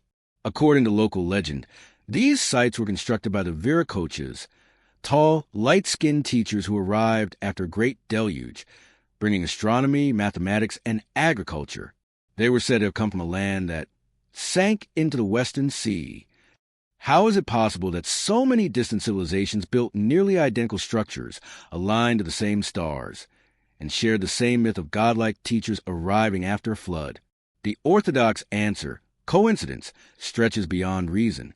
The alternative, that these societies inherited knowledge from a single source, a prehistoric global culture, fits the evidence far more cleanly. The pyramids, then, are not independent miracles. They are survivors of a unified design philosophy. They are the world's oldest language, spoken in stone. Recent discoveries lend weight to this hypothesis. Using satellite analysis and advanced mapping, researchers have uncovered grid-like relationships between ancient pyramid sites. The Great Pyramid of Giza, Teotihuacan, Easter Island, and Angkor would all fall on a single great circle path encircling the Earth, a perfect geometric alignment known as the ancient equatorial line. Along this invisible line lie dozens of the world's oldest sacred sites, each built with mathematical precision. This cannot be random. It suggests global navigation, advanced geodesy, and knowledge of Earth's curvature, technology supposedly unknown to ancient man. But to the Atlanteans, masters of sea travel and astronomy, such mapping would have been second nature. The spiritual function of pyramids also reveals a shared metaphysical understanding. Many ancient traditions describe them as repositories of cosmic energy, devices that could connect the physical and the divine. The Egyptians spoke of the resonance of stone. The Mayans believed their pyramids amplified the breath of the earth. In modern times, scientists have recorded unusual electromagnetic fields around pyramid sites. Acoustic tests inside the Great Pyramid show that it resonates precisely at frequencies corresponding to the human brain's alpha waves. Was this coincidence or evidence of a lost science of harmonics, a technology that used sound, geometry, and magnetism to alter consciousness or even manipulate energy itself? If Atlantis truly existed, its builders would have mastered such interdisciplinary sciences, combining physics, spirituality, and mathematics into a unified worldview. When their empire fell, their refugees may have carried the sacred knowledge across the world, encoding it into enduring monuments. The pyramid, then, would serve as both memorial and manual, a message in stone to future generations. We were here. We knew the stars. We understood the earth. One cannot overlook the symbolism of the pyramid itself, the union of heaven and earth. Its base represents a material world, the foundation of human existence. Its apex points to the divine, the celestial, the realm of the eternal. Every side converges toward that single summit, suggesting that all knowledge, science, art, religion, ultimately ascends toward one truth. It is the same truth Atlantis was said to embody, that the cosmos and the soul are reflections of one another, and that harmony between them is the key to immortality. But perhaps the most haunting aspect of the global pyramid network is its endurance. Thousands of years after their builders vanished, these structures still stand, immutable, defiant, and silent. Floods could not destroy them. Empires could not erase them. Time could not defeat them. They are the survivors of a forgotten age, standing as reminders that civilization is not linear but cyclical, that we are not the peak of human evolution, but merely another iteration of an ancient rhythm. If Atlantis once existed, its fingerprints are written in the angles of every pyramid, encoded in the geometry that spans continents. They are not the tombs of kings, but the bones of memory, a global architecture of remembrance. And perhaps when we finally learn to read their message, to decode the universal language carved in stone, we will understand that the pyramids are not relics of the past, but prophecies for the future. They remind us that what was once built can be built again, that knowledge lost can be rediscovered, and that beneath every ruin lies the blueprint of a civilization that refused to die. For in the end, the pyramids of the world are more than monuments. They are mirrors. They reflect not just what our ancestors achieved, but what they remembered. They are the shadows of Atlantis, standing silently against the march of time, calling across millennia. Remember who you were before the flood. Across the ancient world, from the temples of Egypt to the ziggurats of Mesopotamia, one symbol repeats with haunting consistency: the serpent. Sometimes it is coiled around a staff, sometimes entwined with the sun, and often crowned with wings. It slithers through myths, religions, and sacred carvings, carrying with an air divine knowledge and forbidden power. To most, it is merely a mythological creature, a symbol of duality, wisdom and deceit, creation and destruction. But to those who study the deeper currents of hidden history, the serpent represents something more tangible. The keepers of Atlantean knowledge, the survivors of a lost world who carried the light of civilization across the globe after flood.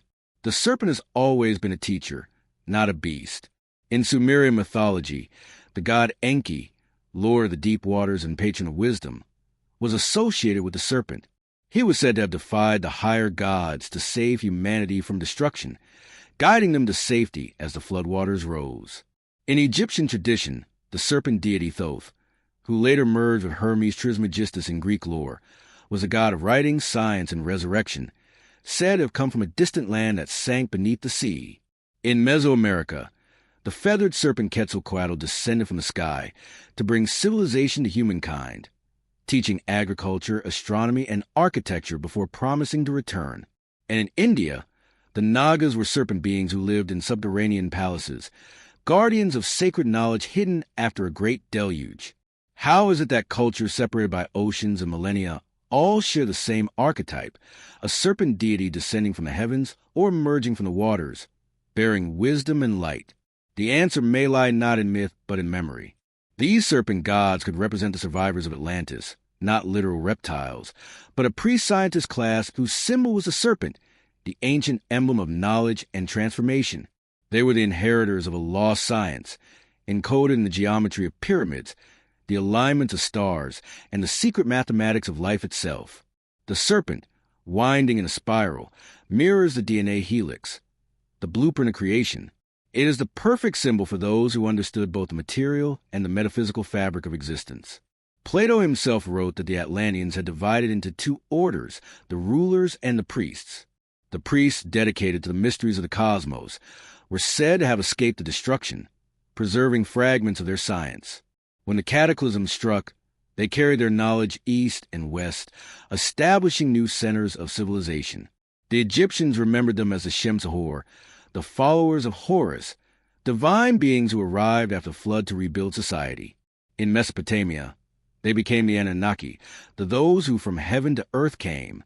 In the Americas, they were the Viracochas, bearded gods who emerged from the sea to teach humankind. In each case, they arrived suddenly, performed miracles of knowledge, and then vanished, leaving behind temples, calendars, and mythologies of the serpent. The serpent symbol itself seems to encode advanced astronomical and scientific knowledge. Ancient serpent carvings often spiral in precise mathematical proportions that mirror the golden ratio, a fundamental constant of life, art, and geometry. The Ouroboros, the serpent swallowing its tail, symbolizes a cyclical nature of time, the eternal return, concepts echoed in the Mayan calendar and Hindu cosmology. The twin serpents coiling around the staff of Hermes, known today as a caduceus, form the exact shape of the double helix of DNA, knowledge that modern science only rediscovered in the 20th century. How could ancient civilizations, supposedly primitive, have intuited the shape of life's molecular structure, unless, of course, they inherited that understanding from a culture that already knew? The serpent also holds a deep connection to energy and vibration, the forces said to power the Atlantean world. In Eastern mysticism, Kundalini represents the coiled serpent energy that lies dormant at the base of the spine, waiting to ascend to the chakras and awaken divine consciousness. In Atlantean lore, as preserved through Hermetic and Theosophical traditions, this serpent fire was the key to mastering both body and spirit. The Atlanteans, it is said, used crystal and sound technologies to awaken this energy within themselves and within the earth, channeling the planet's electromagnetic field through pyramidal structures and resonant frequencies. When their civilization fell, fragments of this knowledge survived through mystery schools, hidden orders, and ancient priesthoods who continued to guard the serpent's secret flame. One of the most remarkable representations of this knowledge lies in Serpent Mound in Ohio, USA, a colossal earthen effigy over 1,300 feet long, depicting a serpent swallowing an egg. The mound aligns perfectly with solar and lunar events, marking solstices and equinoxes with astonishing precision. Radiocarbon dating places its earliest construction around 3000 BC, but many researchers argue it is far older, possibly predating the last ice age. Its design mirrors celestial patterns. The coils of the serpent align with lunar nodes and the Milky Way's curve. To the indigenous peoples who inherited it, the mound was sacred ground, a place of renewal and cosmic communion. To the ancient initiates, it may have been a map, a memory of the serpent's celestial journey, connecting the heavens to the earth. The Mesoamerican serpent gods carried the same pattern forward. Quetzalcoatl, Kukulkan, and their Andean counterpart Viracocha are all described as bringers of light, teachers of astronomy, calendar making, and architecture. They are said to have arrived by sea, often after a great flood, and have worn long white robes and beards, features foreign to the native populations. These beings did not come as conquerors, but as redeemers, civilizers, and healers. When their work was done, they departed with the promise to return. The parallels to the Egyptian Thoth, the Sumerian Enki, and the Greek Hermes are undeniable. All are depicted as masters of knowledge, protectors of sacred law, and embodiments of the serpent's wisdom. Even the biblical story of the Garden of Eden, often cited as the serpent's corruption of humanity, may conceal an older, distorted truth. The serpent that offers Eve the fruit of knowledge is not evil, but enlightening. It brings awareness, the very thing forbidden by jealous gods. The punishment that follows, exile, suffering, and ignorance, mirrors the fall of Atlantis itself, when humankind pursued divine knowledge led to disaster. In esoteric traditions, this fall is symbolic of a descent from spiritual unity into material separation. The serpent, then, becomes not a villain but a redeemer, the remnant of Atlantean wisdom, reminding humanity of its lost potential. Archaeological evidence supports the notion of serpent symbolism as a global language of the ancients. Carvings of intertwined serpents appear in the temples of Angkor on the lintels of Mayan doorways, and in the sacred art of India, Africa, and Europe. In many of these depictions, serpents are shown guarding portals, stairways, or suns, gateways between worlds. Some researchers suggest these symbols represent actual technology, energy gates or devices that harness the Earth's magnetic field, later mythologized as serpent power. The motif of twin serpents guarding sacred thresholds may recall Atlantean temples where crystals and magnetic fields were used to channel planetary energy, a technology lost in the flood and remembered only in allegory. The serpent cults that emerged in the post-Diluvian world, the Druids of Britain, the Nagas of Asia, the Ophites of the Near East, may have been remnants of the original Atlantean priesthood. They preserved fragments of cosmology and sacred science under layers of mysticism and symbolism, waiting for the time when humanity would again be ready to understand. Many secret societies throughout history, the Pythagoreans, Gnostics, and later the Freemasons and Rosicrucians, adopted serpent imagery in their teachings, using it as a symbol of enlightenment and the eternal cycle of rebirth. Through them, the Atlantean current of wisdom continued to flow, disguised within the world's religions and philosophies. In every corner of Earth, the serpent endures, not as a relic of superstition, but as a living code embedded in human consciousness. It appears in the sky as the constellation Hydra, in the temples as sacred geometry, and in our very biology as the double helix of DNA. The ancients did not worship reptiles. They revered the principle of the serpent embodied, transformation, renewal, and the awakening of divine power within the human form. It was the ultimate truth of the Atlanteans, that the spark of creation lies coiled within us, waiting to ascend once more. Perhaps that is why the serpent has never truly died. It has simply gone underground, like the Nagas in their hidden palaces, or beneath the waves, like the Atlanteans themselves. It waits, as all ancient symbols do, for the moment when the world is ready to understand again, when the sleeping wisdom of Atlantis can rise, coiling once more toward the light. And when it does, the serpent's promise will be fulfilled, that knowledge cannot be destroyed, only hidden, and that even from the ruins of the drowned world, wisdom will always find its way back to the surface. among the oldest enigmas ever carved into stone. None is more haunting or evocative than the pyramids of Antarctica, the colossal, ice-shrouded shapes that have sparked whispers of forbidden archaeology and lost continents for decades. At first glance, they seem too perfect to be natural. Towering, triangular peaks emerging from the endless white void, their symmetry almost mocking the randomness of nature. Officially, they are just nunataks, mountains whose summits pierce through glacial sheets. But the more one studies them, the more the line between nature and design blurs. Could these icy giants be the final remnants of an Atlantean outpost, buried beneath the frozen wasteland that once was a lush inhabitable land? The story begins with photographs, grainy black and white images taken by American and Soviet reconnaissance aircraft in the 1950s and 60s. During the height of the Cold War, both nations secretly surveyed Antarctica, each hoping to claim a strategic advantage on the last uncolonized continent. What they found was not merely ice and rock, but anomalies, pyramid-like formations so geometrically precise that they could not be dismissed as coincidence. Some of these structures rise over 4,000 meters high, their four faces aligning almost perfectly with the cardinal directions, just like the Great Pyramid of Giza. In the years since, satellite imagery has confirmed their near-perfect symmetry. Even today, these pyramids remain among the most controversial subjects in modern geology, and perhaps in forbidden history. To understand their mystery, one must first remember that Antarctica was not always a frozen wasteland.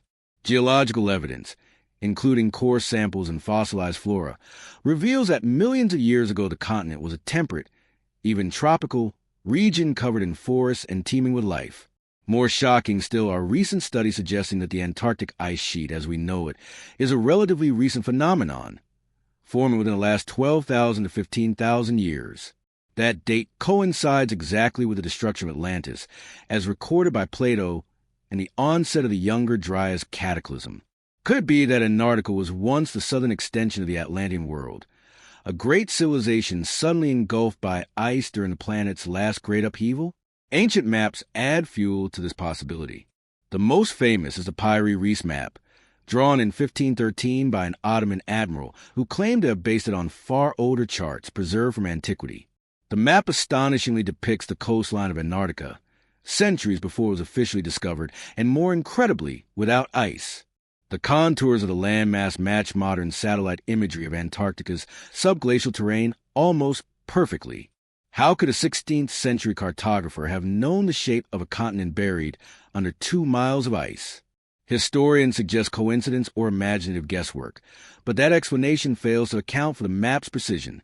If Piri-Reis truly copied from ancient sources, those maps must have originated from a civilization that surveyed Antarctica when it was ice-free, perhaps the same civilization that Plato called Atlantis. Even the orientation of the continent fits the narrative.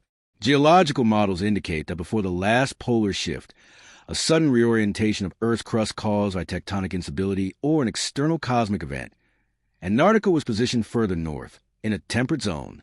In that climate, it could easily have supported advanced life and human habitation. When a catastrophe struck, possibly triggered by comet impacts or crustal displacement around 10,800 BC, the landmass shifted southward, freezing instantly under the new polar conditions. If Atlantis had colonies or centers of learning there, they would have been buried beneath miles of ice, preserved in perfect silence for 12,000 years. The idea of Antarctica as the real Atlantis has long attracted both ridicule and fascination. Early in the 20th century, figures such as Charles Hapgood and Albert Einstein proposed that Earth's crust can shift dramatically, displacing entire continents within centuries. Hapgood's Earth crust displacement theory argued that such a shift could explain the sudden freezing of mammoths in Siberia, the rapid climate change that ended the Ice Age, and the strange, ice-free depiction of Antarctica in ancient maps. Einstein himself supported Hapgood's research, calling a plausible mechanism for global catastrophe. If his theory is correct, Antarctica might not only hide geological secrets, it might hold the physical remains of a pre-Ice Age civilization beneath its glacial tomb. In recent decades, new data has emerged to reignite this theory.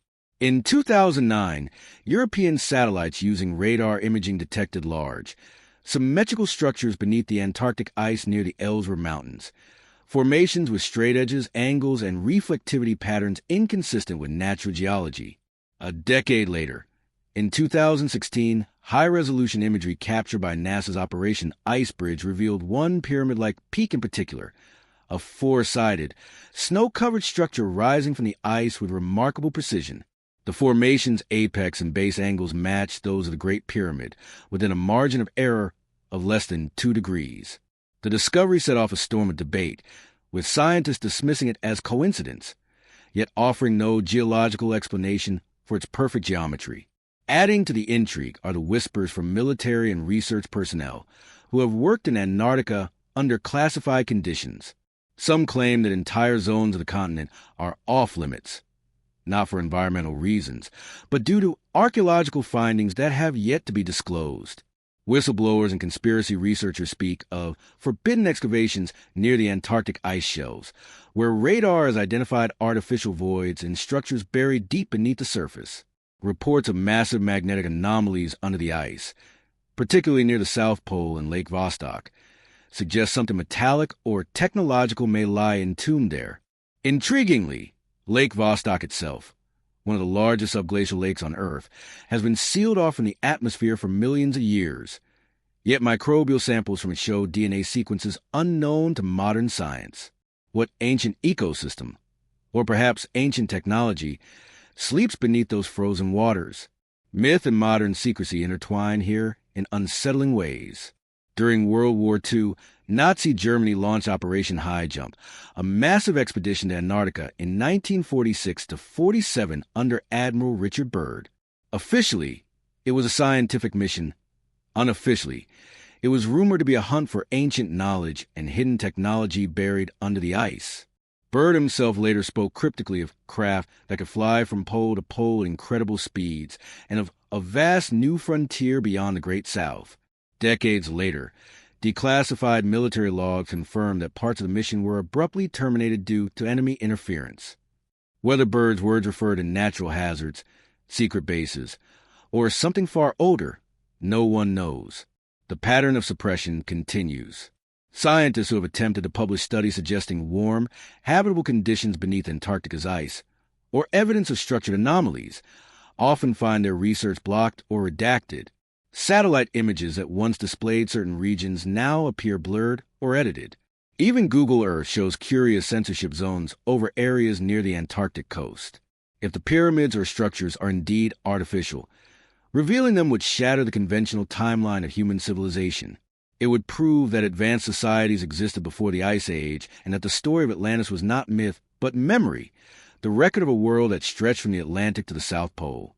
From a symbolic perspective, the Antarctic pyramids stand as the ultimate metaphor for lost knowledge, perfect geometry buried beneath a frozen silence, awaiting rediscovery. Just as Plato's Atlantis was swallowed by the sea, these monuments are entombed in ice, unreachable, untouchable, but undeniably present. They are the frozen echo of a civilization that may have mastered the balance between science and nature, only to perish when the earth shifted beneath them.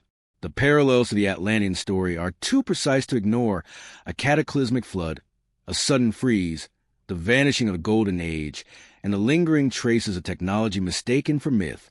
If these Antarctic formations are truly pyramids, and not mere mountains, they represent a final chapter of the Atlantean saga, the ultimate confirmation that our history is far older and far stranger than we have been allowed to believe. They may hold within their icy vaults the last relics of forgotten empire, machines, scrolls, or crystalline devices that once harnessed the planet's magnetic power. The day we uncover them will be the day humanity confronts its own amnesia. Until then, the pyramids of Antarctica remain silent, gleaming white against the endless night, as though guarding the truth beneath a veil of frost. They are Atlantis' last tombstones, watching over the lost southern world that once thrived before the flood. And perhaps, when the ice finally melts, as it slowly begins today, those pyramids will rise again from their glacial grave, and the world will be forced to remember what it tried so long to forget. Throughout the world's most sacred sites, from Stonehenge to Giza, from Angkor Wat to Machu Picchu, a strange and haunting pattern emerges. They are all built along invisible lines of energy, vast pathways that crisscross the planet, like veins of light beneath the skin of the Earth. These pathways are known in esoteric lore as ley lines, the hidden power grid of our planet, the geometric lattice upon which ancient civilizations aligned their temples, pyramids, and monuments. For thousands of years, humanity has sensed that the Earth itself is alive, not merely a sphere of rock, but a conscious being pulsing with electromagnetic energy.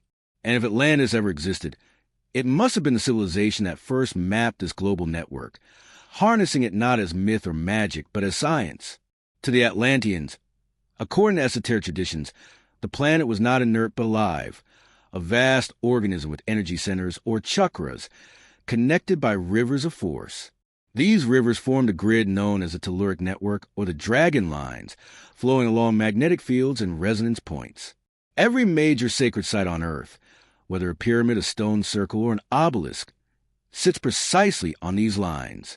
Modern geomagnetic mapping has confirmed what mystics always knew. The Earth's magnetic anomalies and vortex points correspond directly to where ancient monuments were built.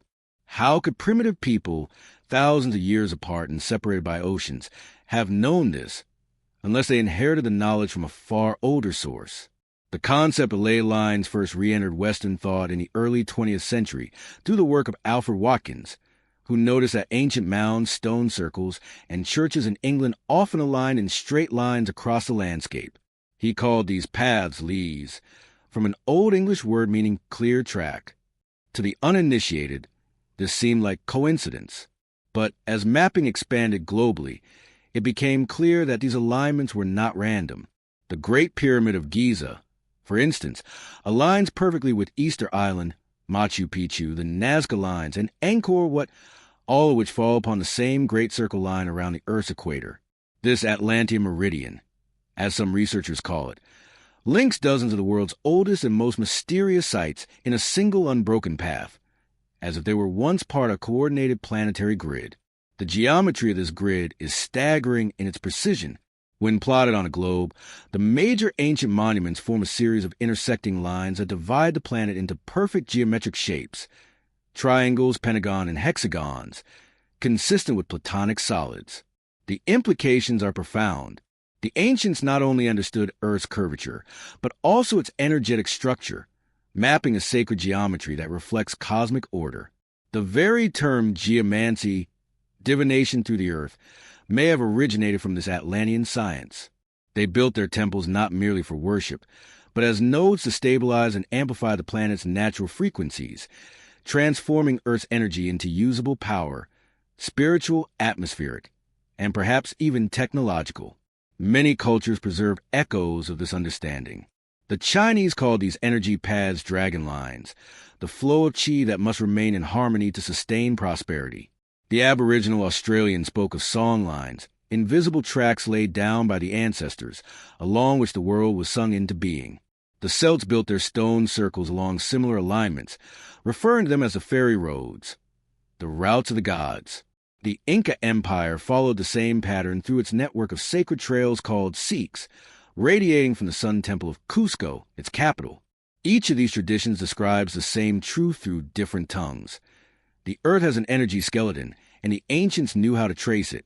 If Atlantis truly existed, it was likely the civilization that discovered, mapped, and harnessed this planetary web.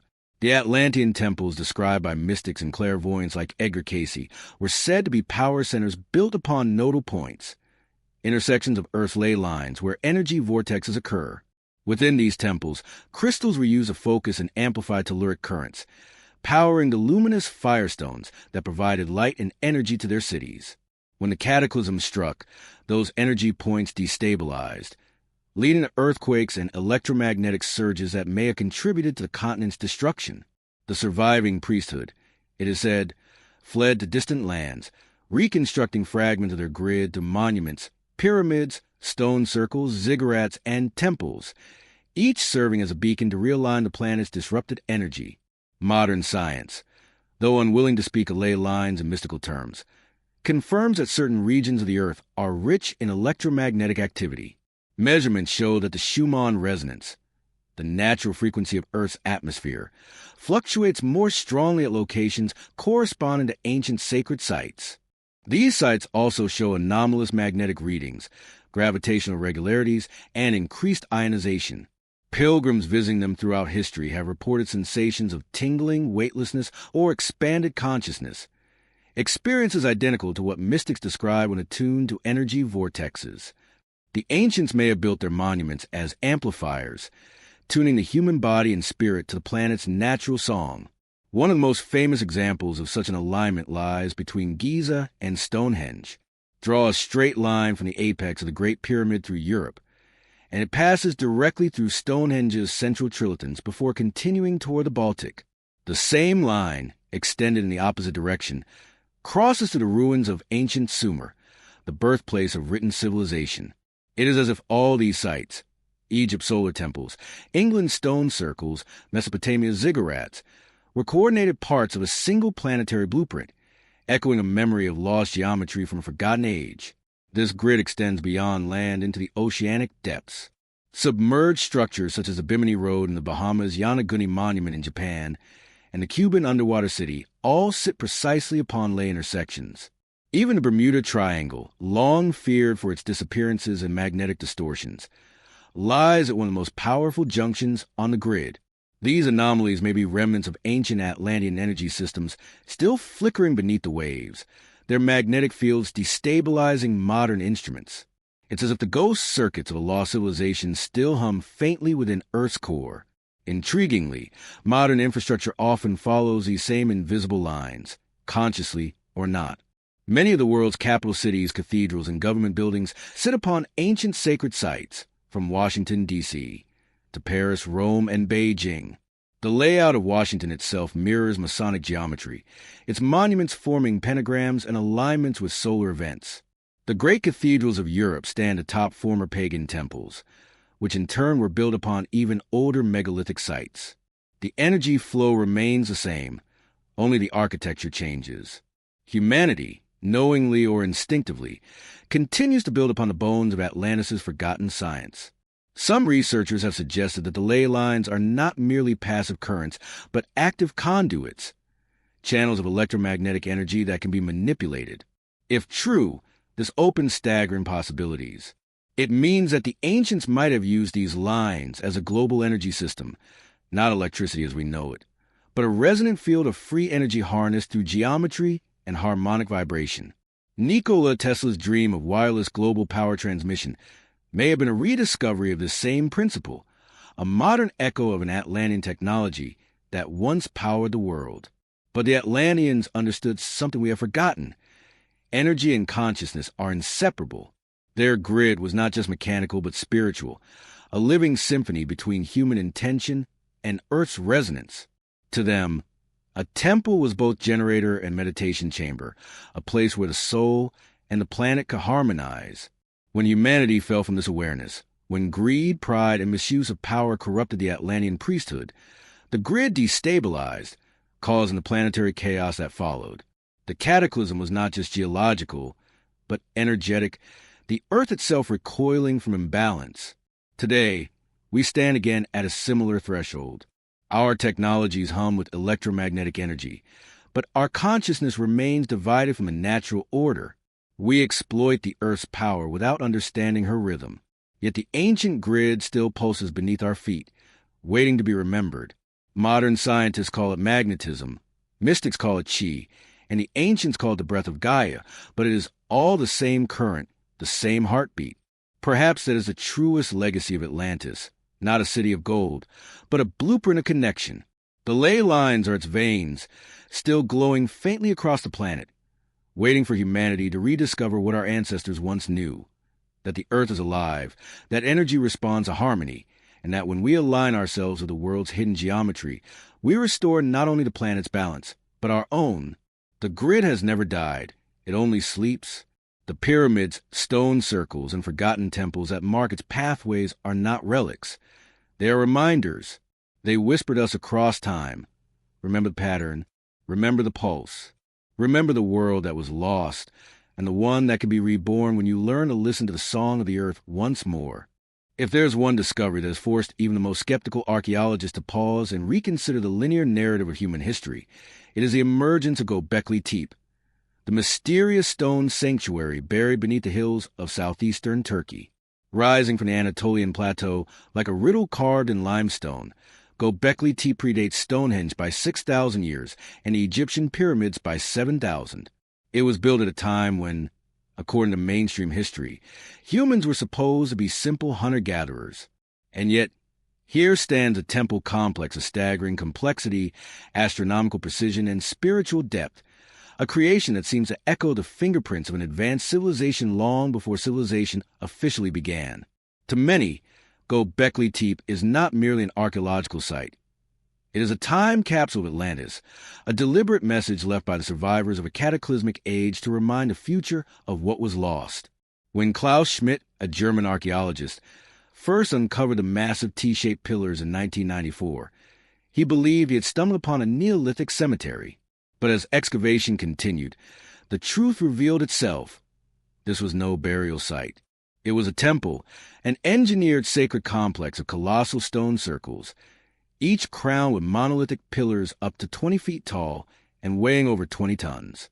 These stones were intricately carved with reliefs of animals: foxes, serpents, vultures, scorpions, and wild boars, all arranged in deliberate symbolism.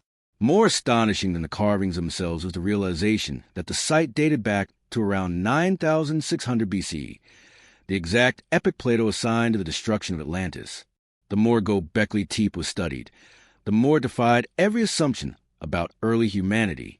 How could nomadic tribes with no metal tools, no domesticated animals, and no permanent settlements have quarried, transported, and arranged megaliths of such size? How did they coordinate labor, plan architecture, and encode astronomical alignments that would require advanced mathematical understanding? And why, after centuries of use, did they deliberately bury the entire site under tons of earth? To hide it? To preserve it? Or to protect its knowledge from an age that was not ready to understand? Many researchers now believe Göbekli Tepe represents a rebirth of civilization after the Great Flood, a sanctuary built by survivors who carried fragments of forgotten science from their drowned homeland. The intricate carvings may not simply be art. They are language, symbolic storytelling frozen in stone. Among the carvings on Pillar 43, known as the Vulture Stone, archaeologists have identified a star map encoding the positions of celestial constellations as they appear around 10,950 BC, the very moment of the Younger Dryas cataclysm. One carving depicts a comet striking the Earth, its impact marked by a shower of symbols, a message that the builders remembered a cosmic disaster that wiped out their ancestors. It is as though Göbekli Tepe was built to commemorate Atlantis' fall and to anchor the rebirth of humanity in sacred geometry and celestial memory. The astronomical alignments at the site are nothing short of breathtaking. The enclosures appear to have been oriented toward the rising of specific constellations, most notably Orion, Cygnus, and Sirius, the same stars that obsessed the builders of Giza thousands of years later. These constellations were often associated with death, rebirth, and divine resurrection. The pattern suggests a continuity of cosmic worship stretching from the end of the Ice Age to dynastic Egypt. Too precise to be coincidence. Could it be that the priests of Egypt, the Magi of Sumer, and the astronomer kings of Mesoamerica were inheritors of an ancient Atlantean star religion, one first recorded at Göbekli Tepe? Even the architecture of Göbekli Tepe hints at advanced metaphysical understanding. The T-shaped pillars resemble human figures, stylized depictions of gods or ancestors. Their elongated forms, hands folded at the waist, seem to guard the enclosures as sentinels of sacred knowledge.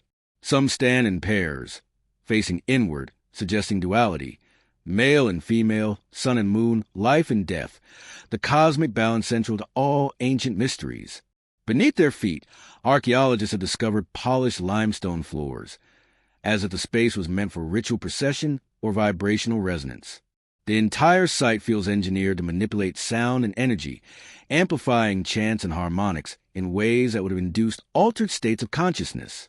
This was not primitive worship. It was technology disguised as spirituality.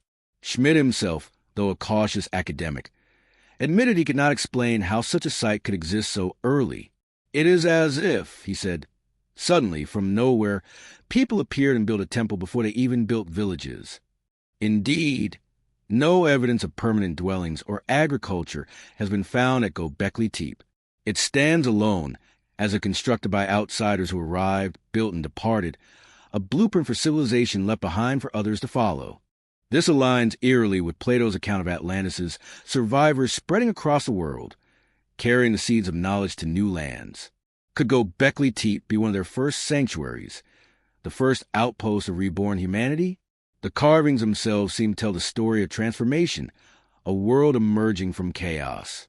Snakes coil around birds.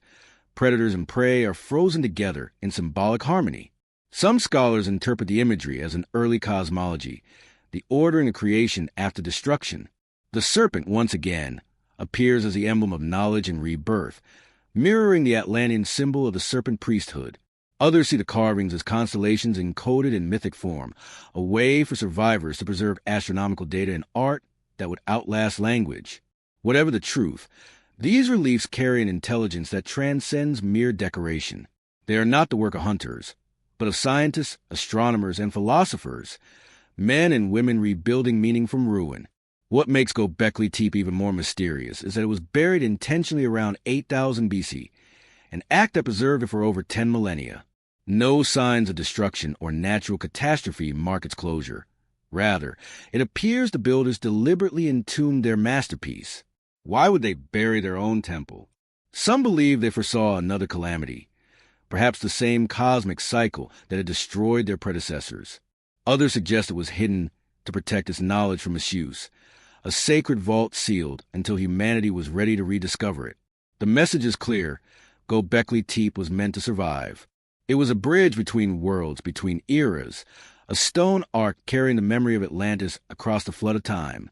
Modern excavations have revealed that Göbekli Tepe is only the beginning. Beneath the surrounding hills lie dozens of similar sites still buried, forming what appears to be a vast ceremonial complex spanning miles, perhaps an entire Atlantean colony, disguised beneath millennia of soil. Recent radar imaging has uncovered additional circular structures, even more massive than those first excavated.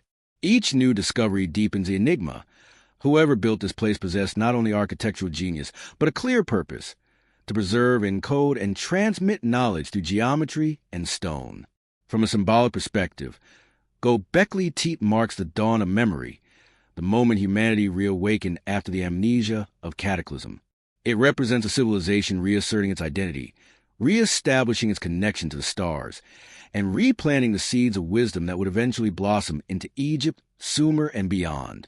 It is no coincidence that the oldest known agricultural sites, language systems, and astronomical observatories all appear within 1,000 miles of Göbekli Tepe shortly after construction.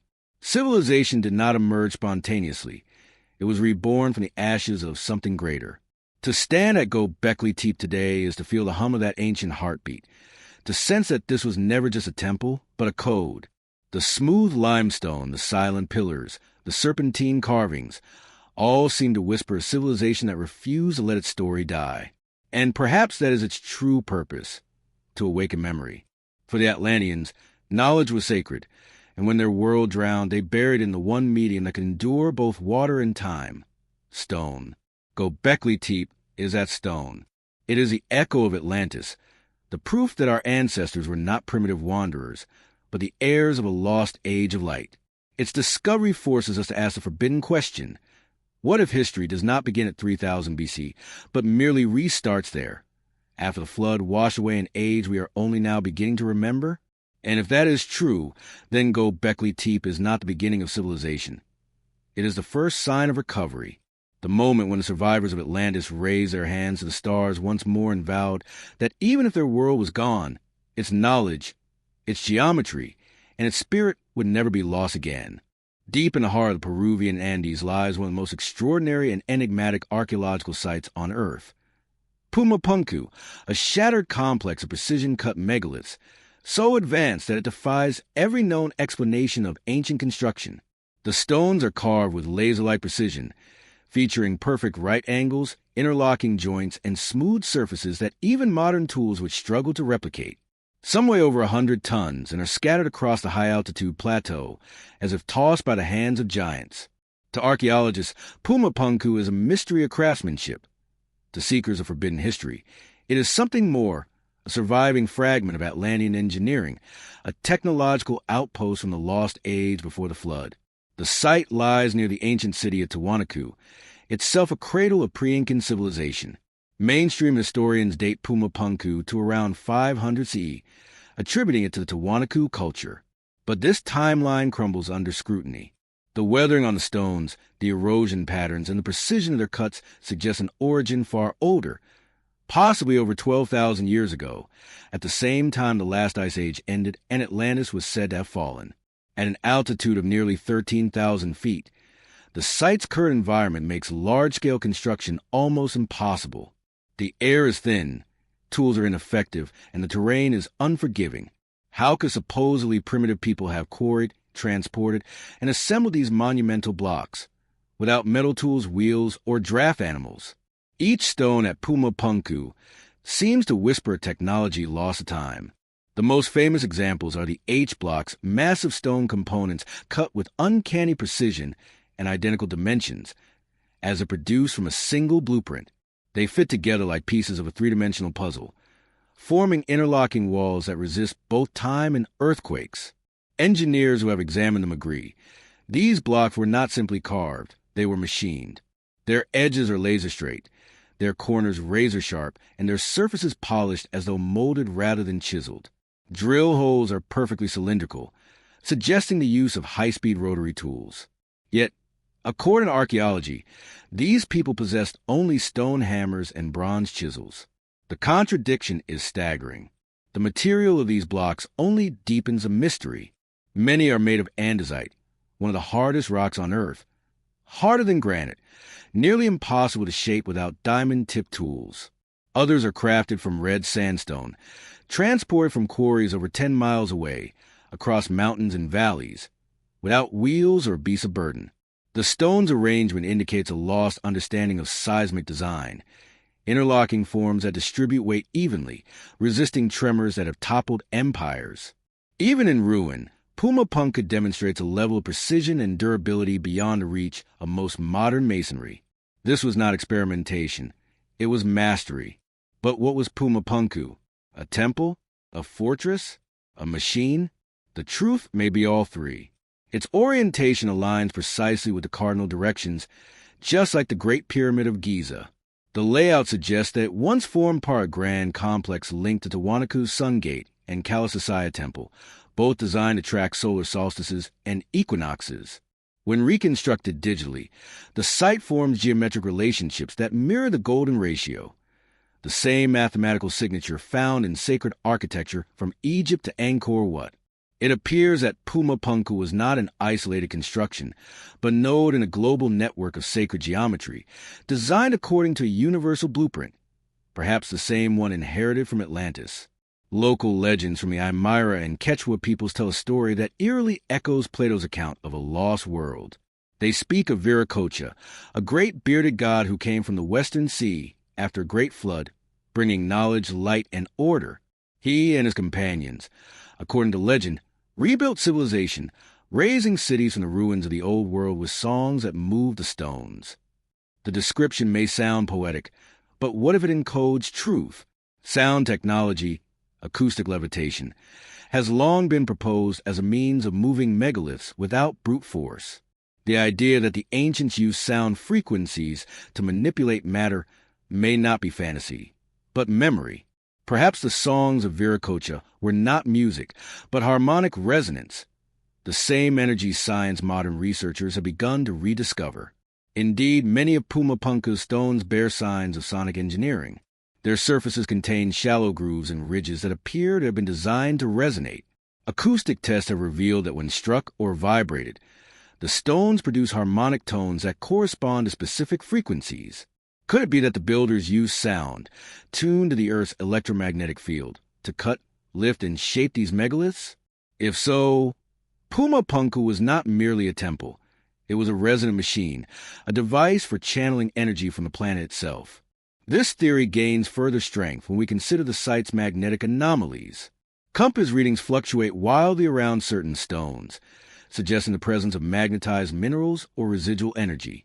Some researchers have speculated that Pumapunku might once have functioned as a type of energy amplifier, channeling telluric currents, the Earth's natural electricity, through its geometric design. Similar anomalies have been recorded at other ancient sites along known ley lines, hinting that Pumapunku may have been part of the same Atlantean energy grid that powered monuments across the globe. The artistic and symbolic elements of Pumapunku also betray a sophisticated cosmology. The recurring motif of the sun gate, a carved monolith featuring a deity with rays emanating from its head, represents not merely the sun, but the cosmic source of creation. The figure holds two staffs, possibly symbols of polarity, positive and negative energy. This image resonates deeply with Atlantean and Egyptian iconography, where the duality of energy, light and dark, life and death, forms the foundation of all creation myths. The builders of Pumapunku were not ignorant laborers. They were philosophers, astronomers, and engineers operating within a sacred scientific tradition that fused spirituality and physics into one unified understanding. Archaeologists often dismiss these interpretations as pseudoscience, insisting that the Tiwanaku culture built Pumapunku with rudimentary tools and sheer labor. But this explanation collapses under the weight of precision. Engineers who have studied the site have stated openly that duplicating these cuts today would require advanced machinery. The technology to shape andesite in such detail did not exist even during the Inca Empire, thousands of years later. So, where did it come from?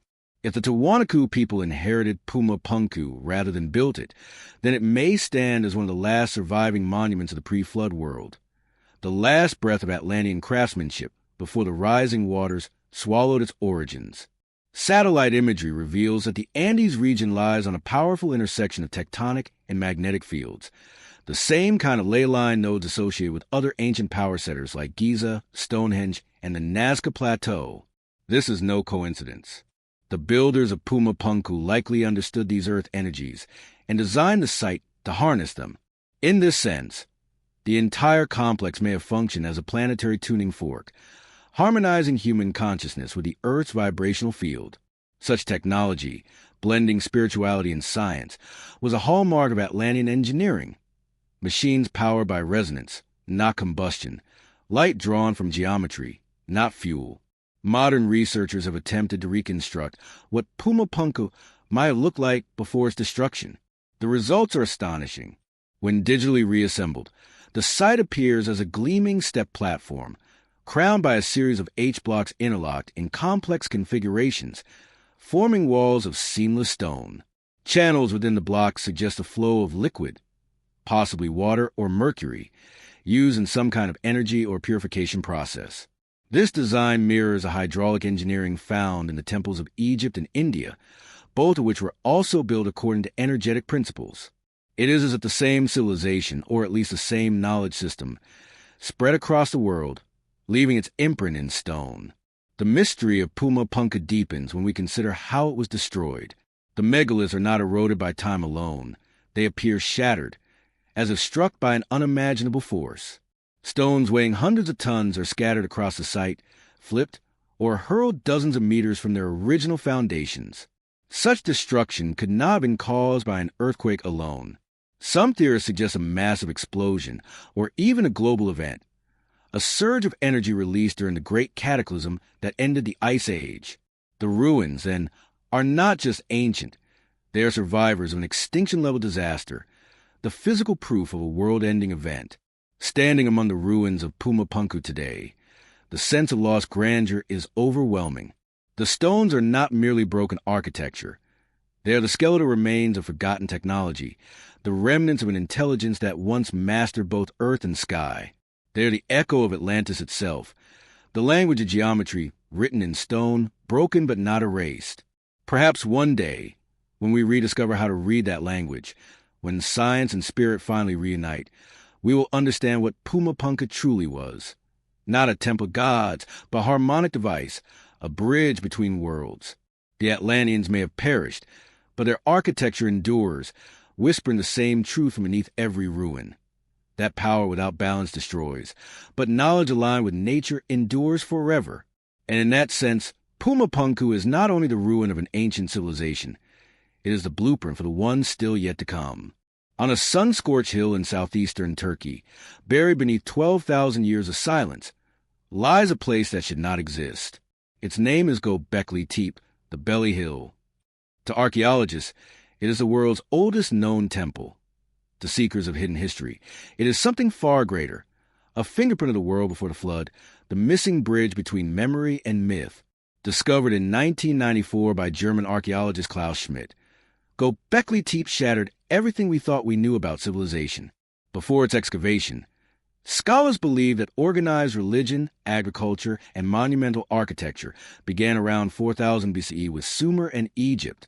But radiocarbon dating of Göbekli Tepe's stone pillars places its origin at 9600 BC, precisely the same date that Plato gave for the destruction of Atlantis. How could hunter-gatherers, without metal, wheels, or writing, carve and raise stones weighing up to 20 tons with laser-like precision? And why build such vast complexity long before the supposed dawn of civilization? Schmidt himself called it the most important archaeological discovery of the 20th century, yet even he admitted the builders seemed to emerge from nowhere, as if carrying knowledge inherited from a lost world. The architecture of the impossible site consists of immense circular enclosures, each formed by T-shaped monoliths arranged like gears within a cosmic machine.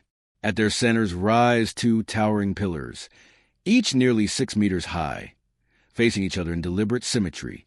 Around them stand smaller pillars carved with animals, serpents, foxes, boars, vultures, and abstract symbols that seem less decorative than encoded, a language of stone describing energy, life, and rebirth. When the carvings were analyzed by archaeoastronomers, a pattern emerged. The reliefs of vultures and scorpions mirror constellations as they appear in the sky over 10,950 BC, a stellar snapshot of the heavens immediately after the last Ice Age cataclysm. The vulture stone, one of Göbekli Tepe's most famous carvings, depicts the constellation Sagittarius aiming his arrow at a circle representing the sun, possibly a record of the Younger Dryas impact when a comet or asteroid struck Earth, triggering floods and destruction worldwide. Every alignment of Göbekli Tepe points to cosmic order. The enclosures are oriented to solstices and equinoxes, and the space in between pillars encodes a precession of the equinoxes, a phenomenon supposedly unknown until Greek times, but perfectly understood here. 7,000 years earlier, the builders were not primitive. They were astronomers, geometers, and acoustic engineers who understood vibration, magnetism, and resonance. A temple that sang recent studies show Göbekli Tepe's limestone rings resonate at specific frequencies when sound is produced within them. The stones themselves contain quartz crystals, which generate energy through the piezoelectric effect when vibrated. This means the enclosures could amplify sound, perhaps even light, turning the temple into a living instrument that interacted with the Earth's natural energy grid. Ancient texts call the early temples of the gods houses of vibration. In Atlantean lore, temples were designed to align with planetary harmonics, their geometry tuned to the human spirit. Göbekli Tepe, with its concentric circles, central pillars, and cosmic alignment, mirrors those same principles. Each circle may have been a frequency chamber, designed to open states of consciousness and connect initiates to celestial energies. The idea may sound mystical, yet the precision of the structure demands an explanation beyond the tools of its era. The cuts are too clean, the balance too perfect. If this was humanity's first temple, it was also the last echo of something older, a civilization that had mastered geometry, sound, and the stars long before recorded time. The mystery of its burial, perhaps the most confounding mystery of all, is that Göbekli Tepe was deliberately buried. Around 8000 BCE, after more than 1,000 years of use, the entire complex was entombed under thousands of tons of earth and stone. This was not natural erosion. The fill was clean, uniform, and intentional. Someone or some group chose to hide this temple, sealing it perfectly for the future. Why? One theory holds that the builders, aware of a coming cataclysm, concealed their sacred knowledge beneath the ground to preserve it for a future age, perhaps ours. Another suggests the burial marked a ritual closing, a symbolic end of the first age of humanity. In the Emerald Tablets of Thoth, an Atlantean priest-king writes of burying the halls of wisdom beneath the desert sands until the sons of light awaken. The parallel is haunting. Could Göbekli Tepe have been one of those buried halls, a memory capsule from Atlantis itself? The survivors of the flood across the world. Myths describe survivors of a great deluge who rebuilt civilization. Teachers of agriculture, law, and astronomy who arrived after the flood. In Sumer, there were the Anunnaki. In Egypt, the followers of Horus. In Mesoamerica, Quetzalcoatl. In India, Manu. Each came from across the waters, bearing knowledge of the heavens. Göbekli Tepe's builders may have been their predecessors, or their descendants. Geologically, the site sits near the Taurus Mountains, one of the first regions to reemerge after the Ice Age floods. For refugees fleeing the inundated plains of the Atlantic or Mediterranean, it would have been a sanctuary, high ground where they could begin anew. If Atlantis had fallen, this was where its last architects might have rebuilt the memory of their world, carving the story of the stars to ensure it would never again be forgotten.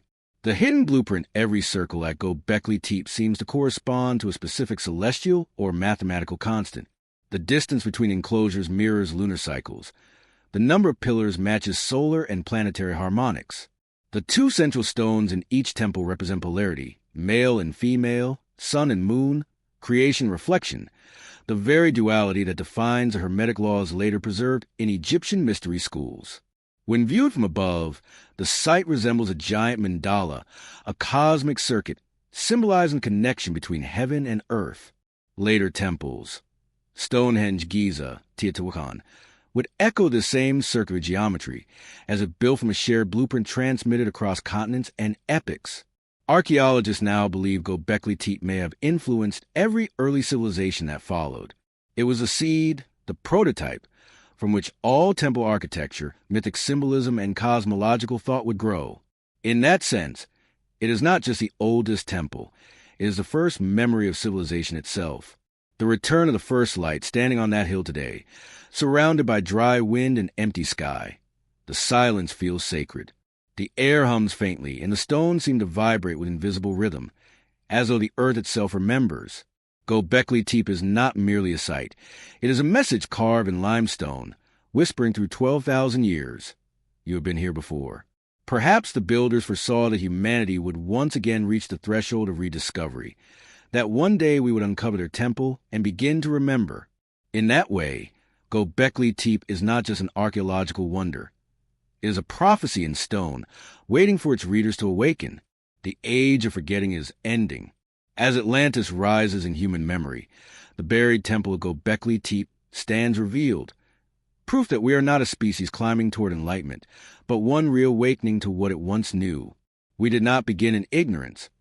We fell from understanding. Göbekli Tepe is the monument of that fall, and the first beacon of our return. In the mid-Atlantic Ocean, the Azores Islands rise from the depths like the broken spires of a sunken world. Geologists know them as volcanic peaks on the mid-Atlantic ridge, yet ancient accounts describe this region as the very heart of Atlantis. Plato wrote an island larger than Libya and Asia combined, lying beyond the Pillars of Heracles, a land swallowed by the sea in a single night. The Azores fit this description perfectly. Submerged plateaus surround these islands, forming vast underwater plains that once stood above sea level before a massive tectonic collapse. Sonar maps reveal terraces, roads, and rectilinear formations hundreds of meters below, evidence that this land was once inhabited. Fishermen have long spoken of stone walls and steps glimpsed through the clear Atlantic water. Local myth keeps the memory alive. The Portuguese call the Azores the Isles of the Blessed, where gods and heroes vanished after flood. Ancient maps, including the Pyrie Reefs and Zeno charts, mark phantom islands near this location centuries before the Americas were known, fragments of something the world forgot. The Azores rest precisely on an energetic intersection of the Earth's geomagnetic grid. Compasses here behave erratically, and sonar readings show magnetic anomalies consistent with crystalline mineral deposits. Some believe these are remnants of the Atlantean power crystals, the same energy cores that once powered temples and ships. Whether natural or constructed, the Azores embody the legend's essence, a drowned civilization's last peaks piercing the waves. The storms and mists that haunt this ocean are not merely weather. They are memory. Here, the sea still murmurs with the echo of Atlantis. its mountains rising from eternity like the bones of a world that refused to disappear. Off India's western coast, beneath the Arabian Sea, lie the ruins of Dwarka, the legendary city of Lord Krishna.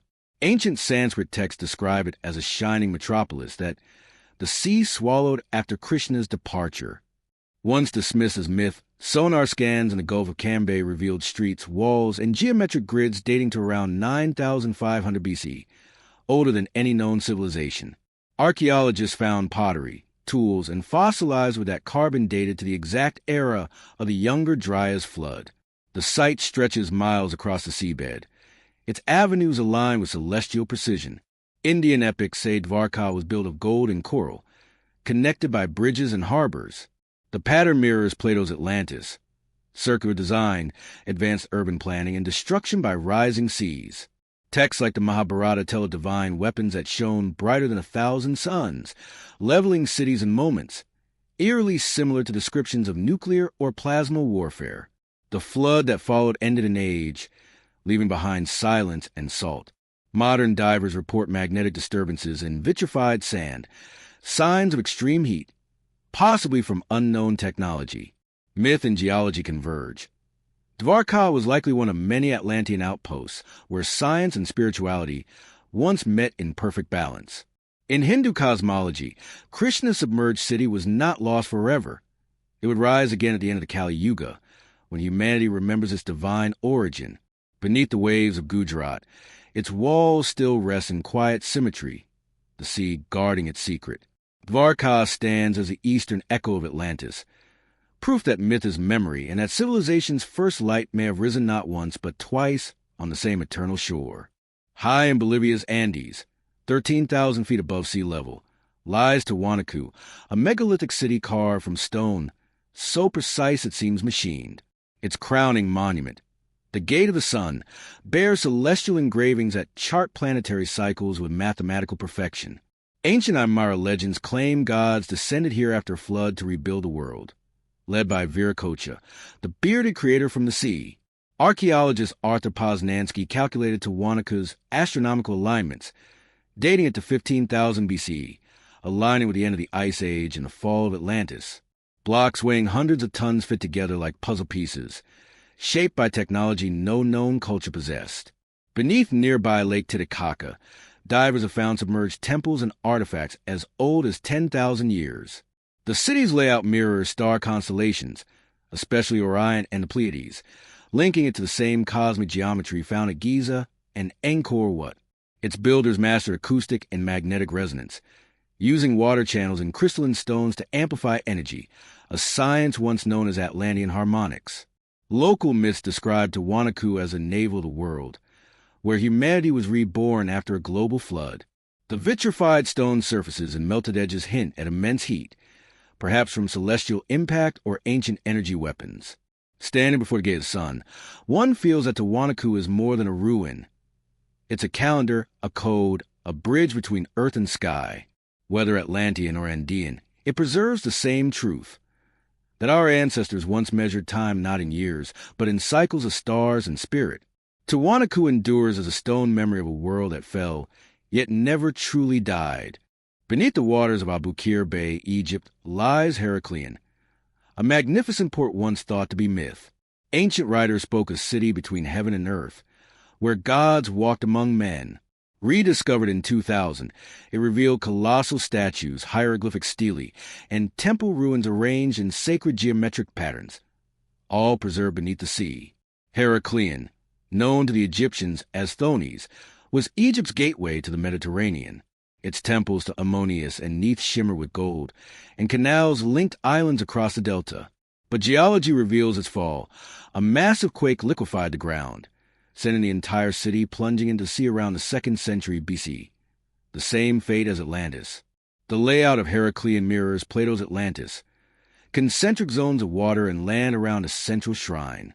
The city's engineers understood magnetism, buoyancy, and alignment with celestial events, far beyond conventional Egyptian design. Artifacts like polished discs, crystalline tools, and inscriptions of gods from the Western Sea hint at older, inherited knowledge, perhaps Atlantean. The temple's architecture echoes sacred harmonic ratios and energy geometry, linking Heracleon to other submerged cities like Pavlopetri and Varka. Together they form a global pattern, fragments of a single lost maritime culture.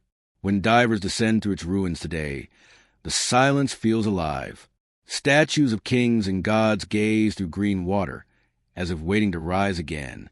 Heracleon's story is not just Egyptian, it's universal.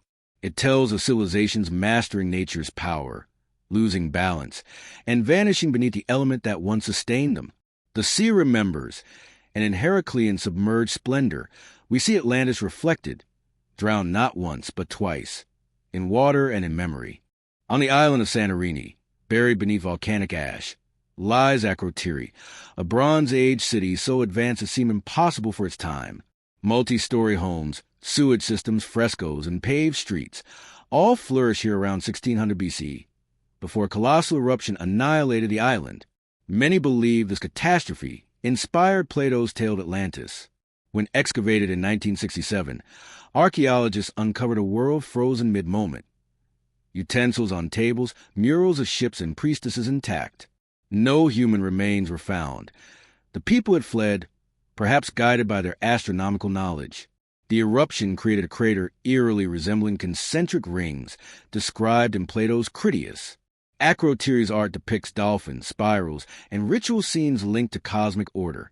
The flotilla fresco shows fleets navigating vast seas, evidence of maritime culture and mathematical precision. Its builders mastered engineering, hot and cold plumbing, seismic design, and symbolic architecture based on harmonic ratios. These hallmarks mirror the Atlantean union of science, spirituality, and geometry. Many scholars now believe the Minoans inherited their brilliance from earlier cultures, survivors of a prehistoric civilization destroyed by floods.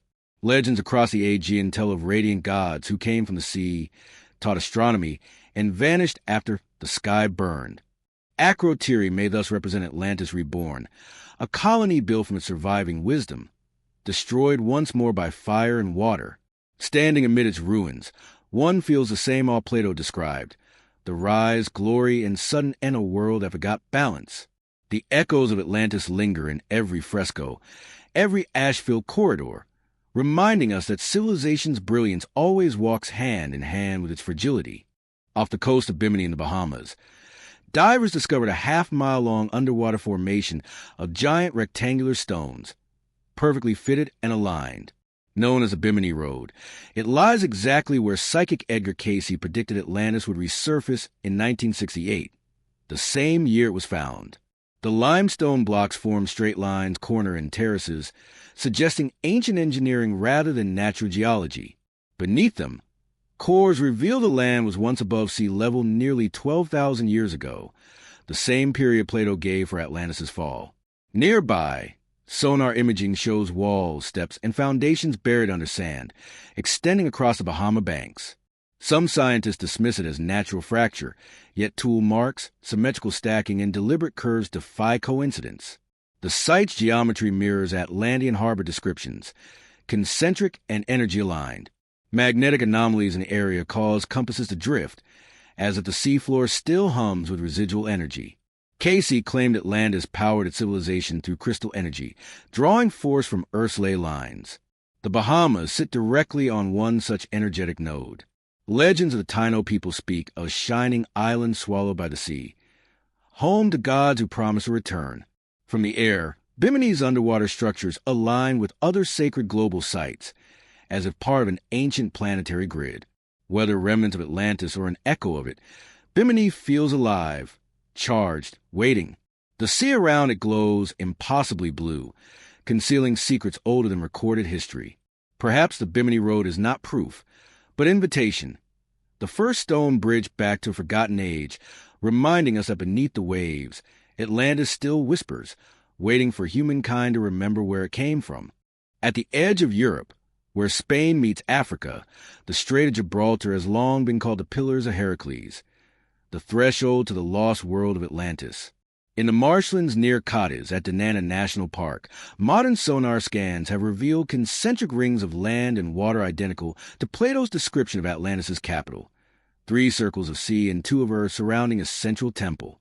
This region, once the Bay of Tartessos, flooded around 9000 BC. Beneath its mud lie geometric foundations and stone blocks aligned with celestial north. Ancient accounts describe Tartessos as a shining, wealthy city that vanished after earthquakes and sea surges. The same fate as Atlantis. Even the nearby Atlas Mountains preserve the name of the Titan King. Satellite imaging and ground radar show subsurface walls and harbor outlines stretching miles across the plain. Egyptian and Greek records speak of Atlantean traders beyond the Western Sea, suggesting a powerful maritime culture that connected the Mediterranean to the Atlantic. Local myths tell the queen whose city was swallowed by divine wrath, while the Pyre Reefs map and other ancient charts depict coastlines now underwater. Geologically, the area matches an Ice Age landmass later drowned by rising seas. Today, divers still report symmetrical ruins and monolithic shapes under the waves west of Gibraltar. Whether the remains are Tartessian or Atlantean, the symbolism endures. This narrow strait is a doorway between epochs where myth and memory converge. It stands as a reminder that whole worlds can vanish in a single night, and that our own civilization, too, balances on that same trembling threshold. High in the Caucasus Mountains, legends say the gods once chained Prometheus for giving humanity fire, a metaphor for forbidden knowledge.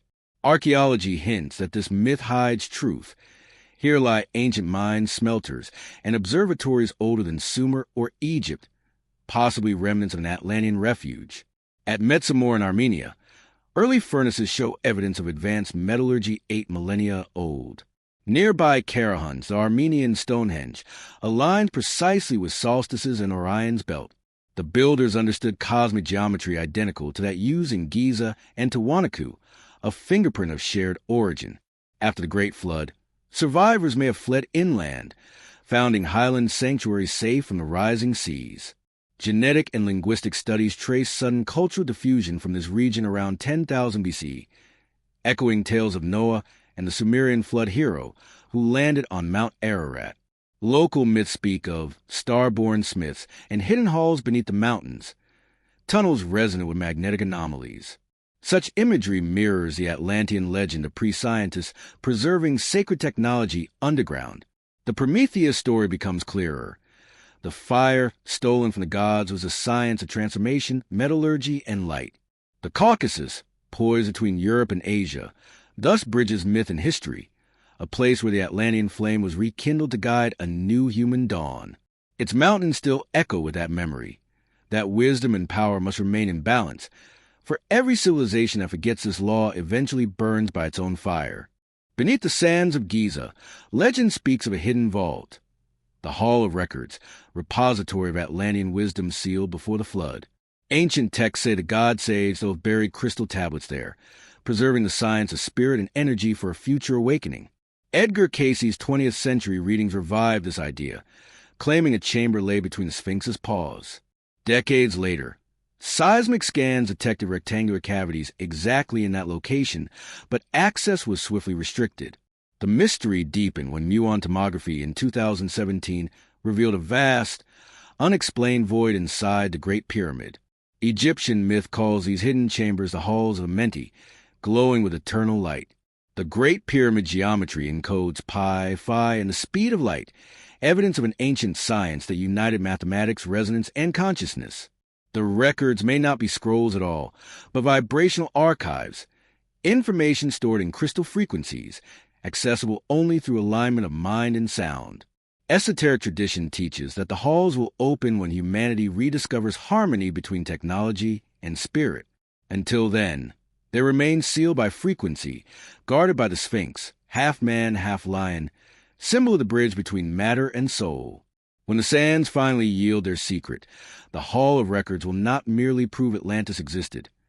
It will remind us that the true library lies within, the same wisdom of light and balance the ancients tried to preserve for the age now dawning. Beneath Earth's surface, legends speak of Agartha, the luminous inner realm said to shelter the last descendants of Atlantis.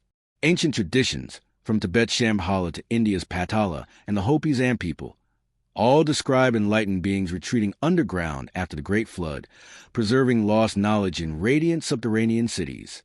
Occult sources like Blavatsky and the Emerald Tablets claim the Atlantean priest had opened portals into the planet's magnetic tunnels, founding crystal-lit sanctuaries powered by the Earth's electromagnetic currents. Science now confirms vast underground cavities and glowing mineral chambers deep within the crust, hinting that such refuges might not be purely myth.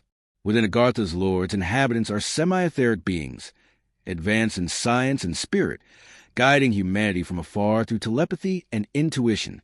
They are said to dwell in Shambhala beneath the Himalayas, governed by the king of the world, guarding the wisdom of vibration and balance that once sustained Atlantis. Entrances to this realm are whispered to exist under Mount Shasta, Kailash, and Giza, resonant gateways aligned with the Earth's ley line network. Some explorers, like Admiral Byrd, claim to glimpse its radiant cities and magnetic craft during polar expeditions. Yet Agartha is also symbolic. The inner world of human consciousness, where forgotten wisdom sleeps beneath layers of fear and illusion. The Atlanteans turned inward, not only into the earth, but into spirit. When humanity again matches their frequency of harmony and compassion, the gates of Agartha, literal or metaphysical, will open, and the light of the inner sun will return to illuminate both the planet and the soul. Across Peru's Nazca Plateau stretch hundreds of colossal geoglyphs, lines, animals, and spirals visible only from above. For centuries they baffled scholars. How could a pre-industrial culture design such perfect shapes without aerial view or advanced tools? To seekers of forbidden history, the Nazca lines are not art, but an Atlantean inheritance, an ancient energy map connecting Earth to the stars. Many figures align with the Orion Belt, Pleiades, and Sirius, matching the same celestial triad worshipped in Egypt and Sumer. The line's electromagnetic anomalies suggest they were once conductors of natural energy, part of a planetary grid linking sacred sites like Giza and Tiwanaku. Their geometric perfection encodes the sacred ratios, the spiral of Phi, the 33 degrees intersections of resonance, implying mastery of vibration and mathematics long before history's dawn. Local legends speak of Viracochas, radiant bearded gods descending after flood to teach irrigation, astronomy, and harmony with the cosmos, the very story mirrored in Atlantis. The figures may have served as astronomical instruments or frequency markers, directing the flow of planetary energy between heaven and earth. Even modern scans reveal new geoglyphs, tridents, concentric rings, and cosmic symbols identical to Atlantean motifs found across continents. The plateau hums faintly with magnetism, as if the earth still remembers what was once inscribed upon her skin. Perhaps the Nazca lines were the Atlanteans' final message, an Earth-scale script visible only when humanity once again looks from the sky. Not mere art, but a cosmic dialogue, a reminder that geometry, vibration, and consciousness are one language, eternally etched into the face of the planet. All threads lead here, to the realization that Atlantis was never only a lost island, but a lost epic of consciousness. The ruins scattered across oceans and continents are the bones of a world that once lived in balance between science and soul. Its fall, chronicled as flood and fire, was a collapse of that harmony, the moment humanity forgot its divine origin. Plato's warning, the Vedic wars, the Emerald Tablets, all tell of a civilization undone by arrogance, its knowledge turned destructive. The survivors carried fragments of wisdom to Egypt, India, and the Andes, planting the seeds of future civilizations. Our so-called first cultures were rebirths, echoes of forgotten global order. Now, millennia later, the Earth stirs again. Sonar scans, DNA traces, and ancient maps reveal what history denied. Yet the true rediscovery is not beneath the sea, but within us. The human mind still bears the Atlantean spark, the instinct to build, to harmonize, to reach for the stars. The cycle has returned. The same alignment of ages, the same test of balance. Atlantis rising is not a continent emerging from water. It is humanity awakening from amnesia. Every sacred site, every myth, every dream of a golden age points inward, urging us to remember what we once were. When we unite wisdom with compassion, technology with spirit, Atlantis will rise again, not from the ocean floor, but from the human heart, because the lost world we seek has always been within. Atlantis is not history, it is destiny.